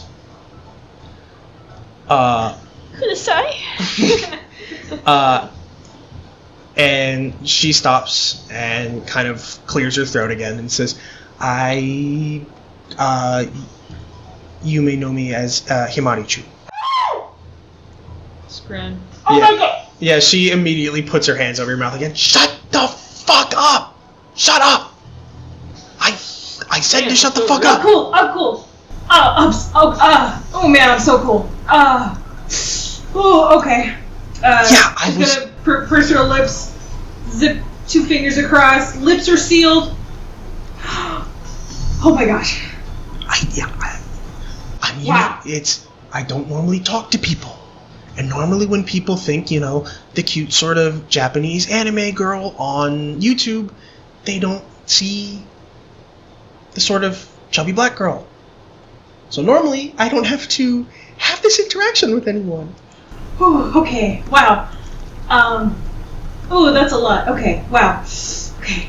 Yep. I'm good with secrets. You can trust me. I'm sorry. I'm such a big fan. Like, holy. Okay. All right. Whew, let's take in. All right. She's gonna like fan herself, like trying to calm herself down. She's super excited. It's not huge, but please do not let it turn into something where that is all you bring up. It happens. People say it won't. It does. Please try. I will promise I will try. That is all I can ask for. But yeah, that's what I did for a living before I started doing this. Before I started attending school here. I have to get my entire room soundproofed. She's gonna like lean towards her and whisper, "You still plan on recording yourself and making videos?" You obviously don't know how this works. Once you're in it, you don't stop. Wow. You obviously have no idea how this works, so I'll put this in a very simple way. As soon as I got popular, that was it. I signed my entire life away, essentially. Because if you stop, there's a chance you will never get your Steam back again. Wow. Yeah, it's... Man, that's such a hard and exhausting job. I can't imagine the kind of people that go through that every day.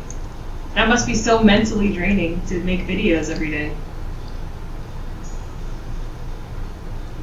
Yes. Yeah. God, probably the most difficult job in the world, I'd say. No, It's like crippling. Like you can't even have like a social life, you know? Yeah. she sort of shakes her head a little, and you can tell that she takes a lot of these types of conversations genuinely serious. And she kind of shakes her head a little, and it's very different from a normal job. Because this is one of those things where, imagine you went to work, and if you took a week-long break, imagine you had a job that paid you really well, and you took a 3-day break, and you came back and your pay was dropped by $3 an hour. Which doesn't seem like much, but that means that you know in your head you can't do it again. It's stressful, but it is not the most stressful thing in the world. I mean, look at me. I look great. I can manage, but it's one of those things you got to be mindful of. But it's good to have realistic expectations about it. So, to answer your question, yes, no, I absolutely am going to continue to stream. So I have to get my entire room soundproofed. I have my whole computer set up here already. I have to spend the 40 minutes to get it all hooked up, which is going to be a royal shit show. But other than that, I mean, it's okay. It's fun. It's fun. You're going about this so gracefully. How admiring. Like last little thing I'll talk about, and then I'll completely shut up about it. Have you considered like getting your own, like, I know you have like your own room, but like a room a little bit a studio further than everyone else? Like, not necessarily as separate as a studio, but yeah, just something like, further away. Yeah, like, I mean, you know, like, have a space for you 3 doors down from the last neighbor, you know? It's one of those things where, in case you couldn't tell, I wasn't planning on it being something that anyone knew about. And it's kind of hard to keep that hidden when everyone goes down to their dorms and sees and says, hey, why does Audia have a room halfway down the hallway? To which point, eventually, the question comes to me and says, hey, why is your room so far away? There's not really a whole lot of good answers for that. Okay, yeah, pretty close-minded of me, I'm sorry. No, you're okay. You idiot. you don't have to apologize to me. It's okay. If you want to apologize, do you want to come help me set up my computer? I have been dreading doing this all week because I had all my computer stuff sent here a while back. Because my parents both knew Blackwell for a while. Both my parents are Kinetics. So we've known him for a while, and I was the first person that he sent an invite to do this. So I've had all my stuff here. I've been putting it off as long as possible because I hate it. But if you really want to apologize, if you'd be willing to come help, I'd appreciate it. Oh my gosh, totally, abso-fucking-lutely. Yeah, she sort of, she stands up a little bit, brushes herself off, and Mato kind of stands there a second and just kind of doesn't say much and just kind of waves to her as she sort of bounds off down the hallway and turns around and says, was there anyone you needed to talk to, or did you want to just go ahead and head down? No, let's go ahead and do it. Man, fuck all these people. Yeah, literally. As Audia and Rita are bouncing away, Rita's gonna turn and look at Mato and Imani and kind of like pump her fist in the air, like, fuck yeah! And then fuck away. Yippee! Yippee! Yeah, Imani just kind of gives you a very sort of like laid back thumbs up and then starts fumbling around to try and find the remote on the couch somewhere. As Mato just kind of gives you a very sort of tentative thumbs up and gets himself comfortable and pulls out an old Game Boy Color that he begins to fiddle with for a while. And she leads her way down the hall and gets to her dorm. And she kind of reaches into one of her pockets and pulls out a key. And you can see that she has gone and taken the normal brass key that came with everyone's dorm and had it reprinted on a pink key, which she jams into the lock. She's so aesthetic, dude. And and turns it. I'm about to get flashbanged by Hank, aren't I? As she opens the door, the first thing you notice is the extremely fragrant smell. Ooh. She got that pink smell, dude. That pink smell. It is reminiscent of a combination between walking down a perfume aisle and a flower aisle at the same time. The entirety of her room just smells like a Bath and Body Works. Damn.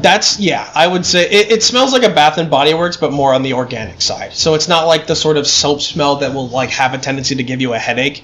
It's more along the lines of like a essential oils type smell, where it's still very strong, but it is not as artificial smelling. Right. And the second thing you notice is the fact that the window is completely blacked out, and there are fairy lights nailed to the entire ceiling. So it is sort of sparkling like these stars. It's like the fairy light netting that she went in and meticulously hammered into the ceiling the entire length of the room. And those nails are pink as well. No. She has posters all over the walls. She has collections of like things that you recognize are fan art that people have drawn and things like that. Are there figurines in there? There is a entire shelf full of nothing but anime figurines. It's all Sakura Miku. Miku! She has a whole like personal bedspread that she has gone and taken all the sheets off the bed and replaced it with. She has any part of this room that she can decorate without ripping it off the wall, she has. And then you see off in the one side, the desk that is in your room is not there. And instead it is this large white desk with something that barely looks like a computer sitting on the side of it. It is not like the usual tower style computers. It is a full like centerpiece that is about 15 inches wide and has a full glass like octagonal front to it. And you can see the pipes and everything in it running water cooling and everything. Like, you aren't like, I don't think you're like a huge computer nerd, but you know that this is at minimum the price of a cheap car. Yeah. And there's a pair of monitors there and multiple different controller types and a keyboard and a mouse and everything, and a box about this big full of cables. And she sits in the chair and it kind of rolls a little bit as she kind of gestures to the room. Surprise! This is me. This is mine. What do you think? Very. You can be honest. Very lived in. I don't think I caught it. You said that Blackwell had sent you an invite first because he knew your parents. How long have you been here? I've been here about a week. Okay. Yeah, like there's no way you could have done this in a few hours. Oh no. This took me about 4 days. Got it. Okay. You know what? That makes more sense. Yeah. No. My parents were both kinetics, and they work here. That's how they know him. So they knew him. They were one of the people that was sort of like in the room when he started being like, "What if I ran a school?" That sort of thing. And they were in the room and were like, "Hey, we had a kid. She's a kinetic. We would love for her to join here." So I actually didn't drop out. I was still in school, but they pulled me from my school to come here, which honestly I'm perfectly okay with. I wasn't exactly a talkative type, anyways, at school. Oh, you said online schooling? No, in person. Oh. I was in school. I never dropped out or anything. I'm a good student, and I went to public school, but my parents felt this would be a better fit for me, and I think they're probably right. Alright, that's super solid. Wow. Well, first off, if I have any questions about what I want to wear, I am definitely coming to you first. I can see you have a theme. I want you to help me with my room. I'm struggling with my theme a little bit. I got a knack for botany, I know, biokinetic, haha, but I regardless, I really love plants. I'm having a hard time figuring out what I can do with it. Could you help me with that? Yeah, absolutely. I know plants, so I will ask you, did you fill your room with plants? Tried.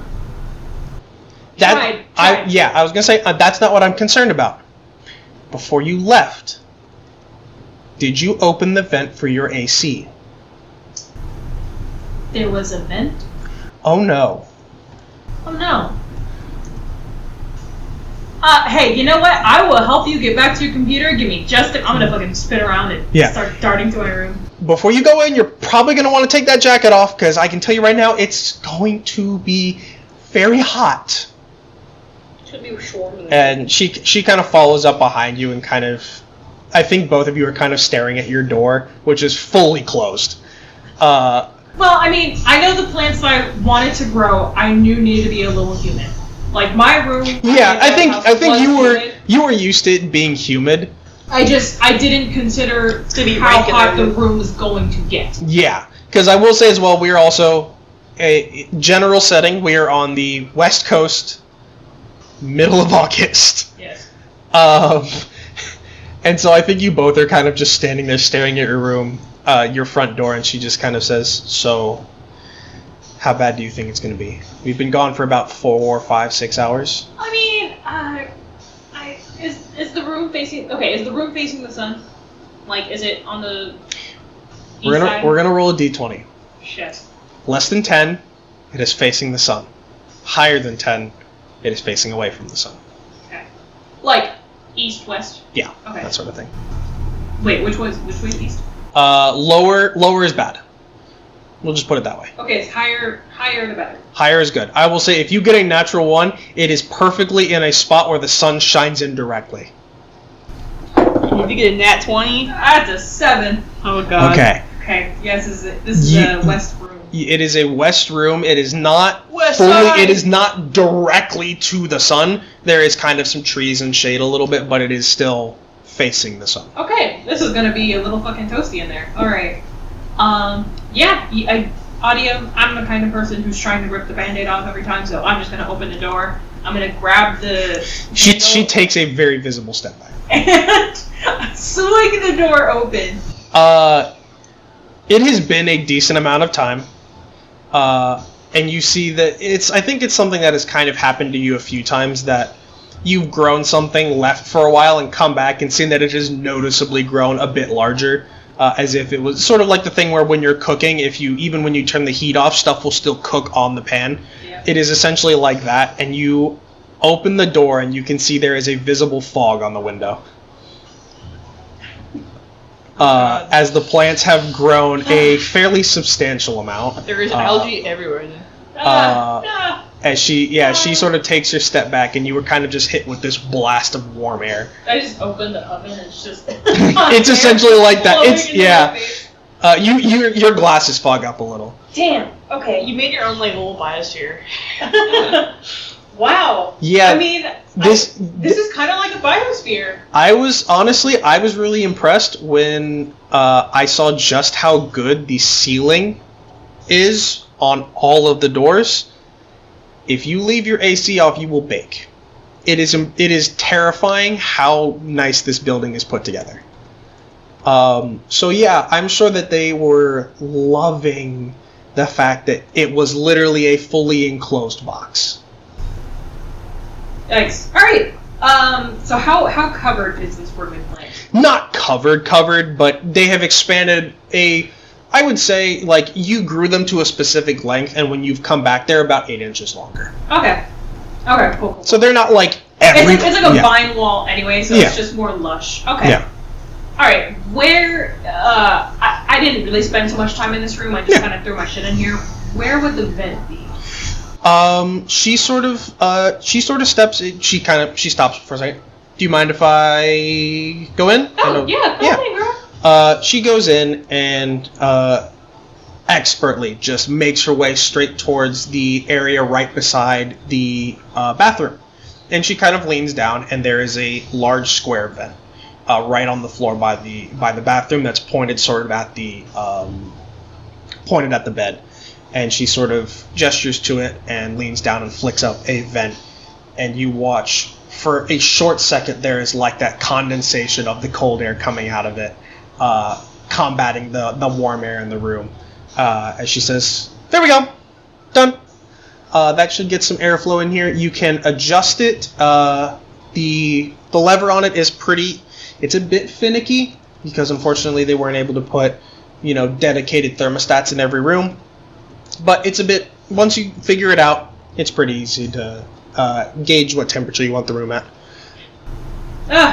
Thank you, Adia. I never would have found, I would not have figured that out for a little bit. Yeah, I don't really understand why they left it closed. My thought was that they left it closed to produce how much AC was running all the time when no one was here for a while. I assume the build, yeah. But yeah, I've been kind of making sure that everyone opens theirs up to prevent from cooking alive. Smart. So yeah, I have to keep mine running as cold as possible because I don't know if you really got a good look at that computer, but it is not exactly a cold piece of hardware. No, that's pretty fucking huge. It's a monstrosity. That's why I've been kind of like, do I really want to put all the cables together, or do I want to just wait and wait and wait? But I am running out of backlogged things to post, so I'm out of time. All right, my plans are fine. It didn't get all crazy as I thought. Let's go ahead and help you out with your computer room. Let's get you that content. Yeah. And she sort of takes you in, and we'll just make each of you will both make just sort of a dedicated intelligence check. Are you intelligent enough to put this computer back together? Okay. The answer is no. You said what? Intelligence. Intelligence. Okay. How intelligent are you? You said 2 different rolls? Just one. Oh, that is a 3. Ooh! Damn. I think... Damn. You tell me how you think this goes. Because I will tell you that she rolled an advantage because she's done this several times, and she got a 16 on the dice. So. Do you want some inspiration? I was going to...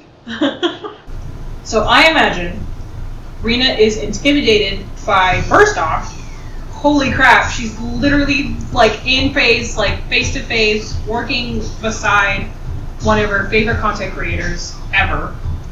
She's intimidated by the size of the computer itself, and she's personally never seen that computer before. So while she recognizes each of the cables and the components that go to the PC, she doesn't click on where they're supposed to go. Yeah. She doesn't recognize the ports. They're all a little different, so she's just kind of more in the way. Yeah. It's like I when think- Yeah, good. I think... what she's doing Yeah, I was going to say, I'll let you... is off to the side and just asking questions and letting Audia explain where everything goes. Yeah. Just to keep her company. Yeah. It's like when your friend calls you up and you're like, hey, can you come help me with something? And you're like, sure. And then you go there and they kind of start doing everything and you're like, I don't know what to do. And you just end up standing it's one of those things where it's like the help they wanted was making it a social event. Yeah. Basically, yeah. I think there are several moments where she was definitely like that, where she kind of called for help, but she's done this a million times. It's all motor memory or muscle memory for her at this point. And so she is actually using you to help catch her on anything. Where she is almost teaching you how everything is set up, and she's telling you all these different specs on this thing. And the more you hear about it, the more you realize exactly how fucking much of a monstrosity this computer is.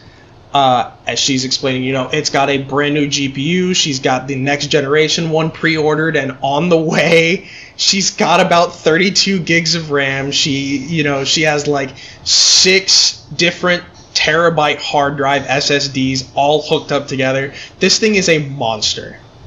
And she is just kind of teaching you, showing you where everything gets plugged in. And just kind of she's turned it into more of a social event. You're holding the damn flashlight right now. Hold it the right fucking way! Hold the damn flashlight still! I'm sorry, Dude, this bitch can run Minecraft with the fancy flash. Yo, she play Sim 4, dude. But yeah, for realistic numbers, this is probably a $2,000 or $3,000 PC. This thing is a absolute fucking unit. And that's not to mention probably the VTuber fucking avatar she had a commission for someone to animate and to Oh my god. 3D render. I would say make a quick insight check. Just make a little insight check. Oh, she did it herself. 14. You can tell that she is not exactly poor. Oh, yeah. I Yeah. think anyone can tell that. Yeah, that was just something I wanted to clarify, that I think part of you kind of realizes that, like, you're used to people being in kind of your position. They're working, they've got money, but it's not like, you know, they've got wealth. And then you kind of see this girl who very obviously has put this machine together with her own bare hands, and has a million other things that you know are not cheap, that you know that she is liquid. Let's put it that way. No, she's gaseous, dude. No! Liquid! She is doing well for herself. Fucking nipple baby. Yeah. For And real. you said she's a Benzina biokinetic. benzene bio. She did the gas and she did the organic stuff. Benzino? Benzina. Benzina. Yeah. Okay. She passes the gas, dude. Holy cow. Arcane Season 2. No way. Okay. I figure that's just what I'm going to be doing for the rest of the time. Yeah. We will move to Elijah, who is currently kind of outside, sitting in that sort of fairly wooded, natural area on the campus. And I would say just make a quick perception check. Make a perception check. 13. You hear some sort of faint crunching off to one side. Someone's eating leaves. No, you hear. I'm going to eat this glass! You hear the sound of what sounds like someone stepping through the sort of like brush and grass. It's probably flipping Rosa. Rosa's stalking? Oh god. Oh no. Yeah, Elijah quickly slips his gloves back on and I gotta get dressed. and My wrists are showing! he stands up with his scarf and is kind of shaking the leaves out of it. Leaves. Just burns all the leaves off. Yeah, you sort of stand up and you do see these sort of short blonde hair peeking up over a bush as Rosa has kind of found you. She wasn't necessarily hiding from you. It was kind of something where she didn't really know where you were, so she was just kind of wandering as you kind of stand up and you're brushing yourself off and you glance up and you see both of just those fucking deadpan eyes staring directly at you. Elijah knows fear for the first time. The fear of God does not begin to describe what I'm feeling right now. Dude, no, dude. She fucking Foxy jump scares him with a bush. Blonde white woman jump scare! Oh my god! Hello, Rosa. I saw you walk off by yourself and I was just curious if you needed a moment to yourself. I've had enough time to myself.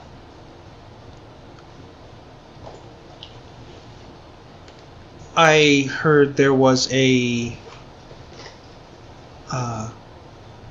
scuffle. Are you okay?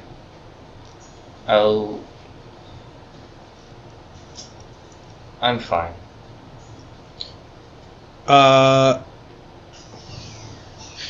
Since I know you're not fine, Yeah. go ahead and make a deception check for me.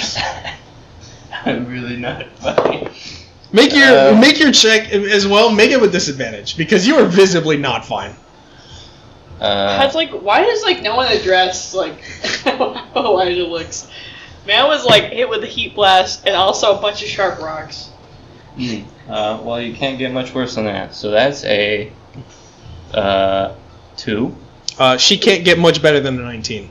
As she kind of... Don't worry, I'll heal you. You just fucking die. But- she sort of... you kind of see that she sort of wrings her hands a little bit. I can't do anything. But if you like, I'm sure my brother would be willing to keep you from death's grasp a little while longer. Elijah's scowl kind of disappears, and he says, "Well, I suppose I have time." She sort of, not necessarily leads you, but kind of walks backwards a little bit to let you step out. And you kind of notice as you step, you kind of glance down to watch where you're walking, and you see these sort of rotted patches of plant life where she had been standing. And you kind of notice that every step that she makes, as she moves, the grass beneath her feet kind of starts to turn that yellowy color. Not quite dead, but definitely not doing great under her presence. Yeah. Elijah, he looks down and is a bit apprehensive, but then he kind of reflects on the fact that he's not too dissimilar, as flames are a very destructive force of nature, and he follows her.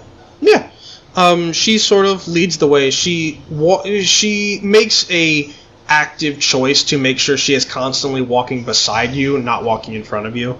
I think there are a few times when you kind of slow down a little bit to kind of keep from conversation. Because even considering who you are, she still is off-putting to most people. Yeah. But every time you kind of slow down a little bit, she also kind of slows down and kind of cocks her head at you and verifies that you are not indeed dying. Yeah. As she leads you back. Dying? No. Okay. As she leads you back to the rec room and sort of pulls on her brother's jacket. And he kind of leans down to her and then turns to face you and he's like, "You look like shit." Don't you use such foul language in front of a man of God. Like, pardon my language, but you... I heard what happened. I didn't see it, but I can definitely see that something happened. I'll be fine. You look like you are about a hair's breadth away from dying. I've been through worse. Not concerning at all. Okay, come sit down. Yo, extreme angst. Also, you're welcome, bro. Trauma dumping. Him who literally just got the shit beat out of him. Oh, my mistake. Because of whose fault? Yeah, whose fault is that? Exactly. Let's see here. I gotta pull this up real fast. Let's get the two boss girls coming in and saving the man. I think, to be fair, things would have gone very differently had they chosen to actually be offensive instead of doing nothing. Wait a minute. Yeah, Elijah is about your same height and skinnier than you, so... How tall is Elijah? He's 5'7". Yo, I'm an inch taller than you. That's crazy. But let's see here. Let me find. God damn it! I gotta go through. Here we go. If I can't be tall in real life, I must be tall in D&D. How tall is Rena? 5'7". Let's go, guys. Freaking 1 inch taller than the other party mage. Sure it's not because of your skates? It's not. It's not, I swear. He heals you back up to full. Awesome. He expends 3 slots of healing word. You feel very healing healthy touch. again. No, it is healing word. I think this is the first time that you've kind of seen anyone use their abilities to heal someone, as he sort of runs his hands over a lot of the scratches and sort of light burns that you have on any of the exposed skin.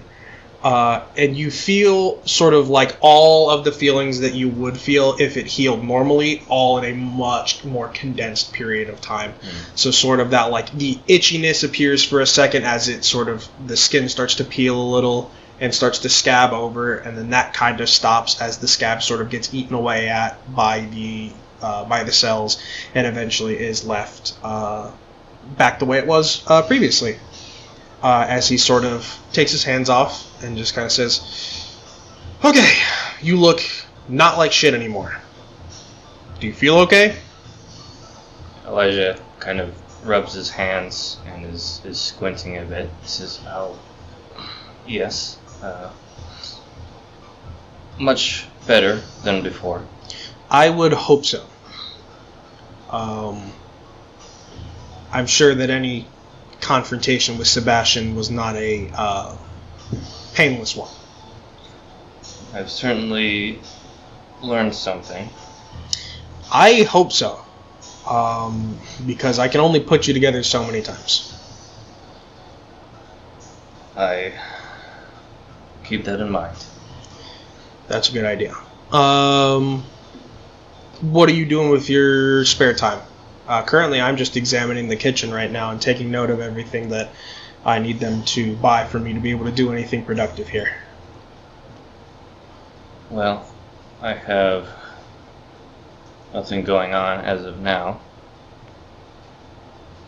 You want to give me a hand? Sure. He hands you this tablet that has just kind of like almost like a work order form on it. And you can see that this thing is almost 2 pages long.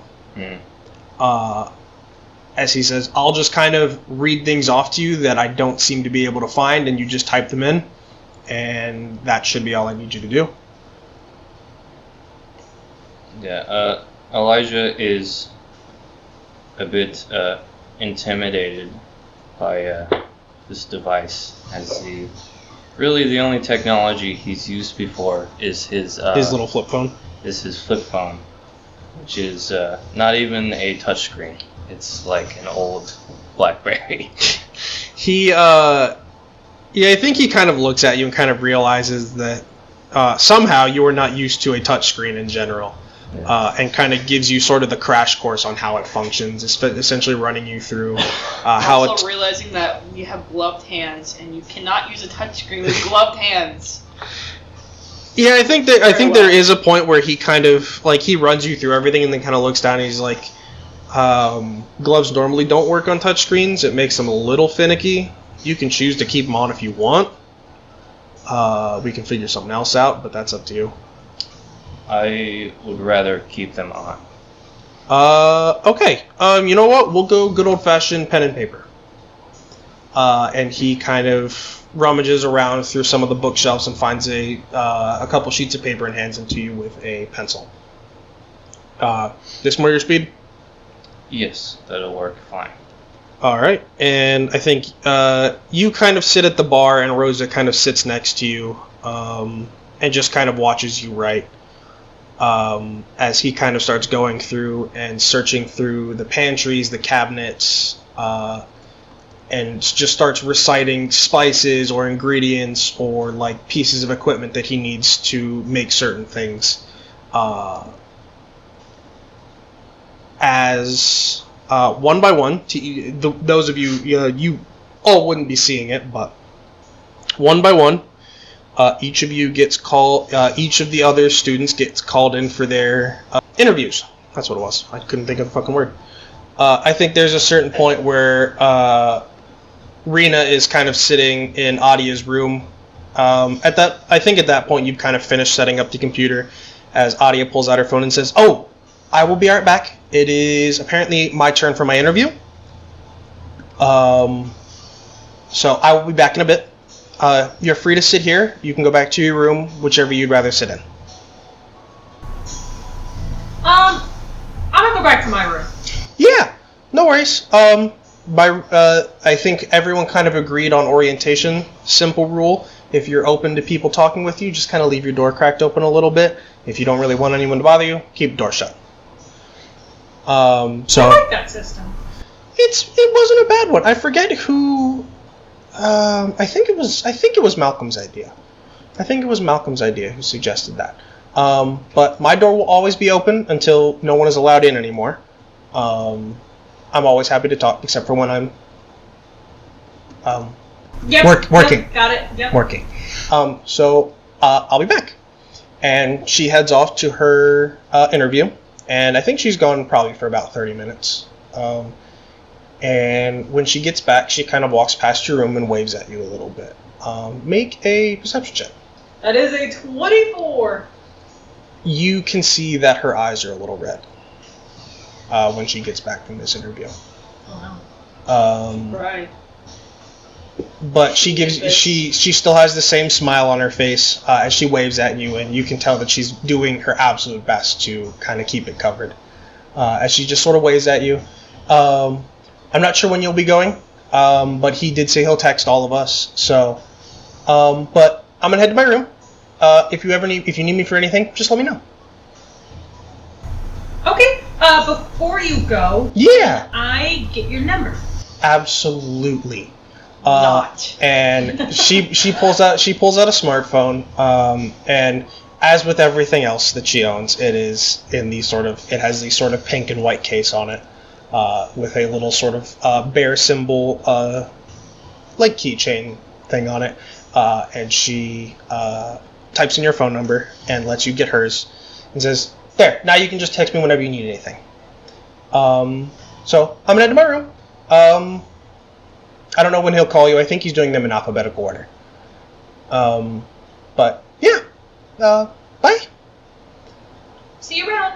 Yeah, and she makes her way back to her room. And I think you kind of watch people go past your door a few times.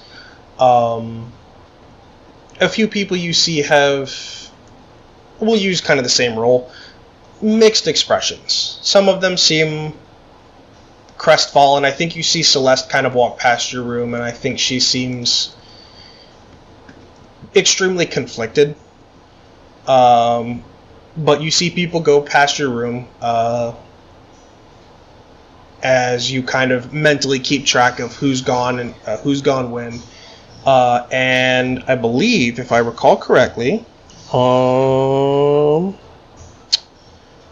Chris, you are currently sleeping on your bed when you get a text on your phone. I think you were. No, I think everyone wants to go home. Why not? It's okay. We'll save it for next time. It's 11 p.m. Whatever, dude. I think you are used to like the fact that whenever you're not really doing anything, you just kind of have a tendency to drift off. And so I have a feeling you probably got a pretty nasty vibration set up on your phone for whenever your mom's text you. What do you She would probably look at it and then take her time getting there. Yeah. I think you are like halfway down the hall to his office when you get another text that just is a question mark. As he is waiting for you. And you get to his office door. And you will be the first interview that we do next week. Yippee. But, with that, it is 11 p.m., and we will call our session here. I want to go Hongshu.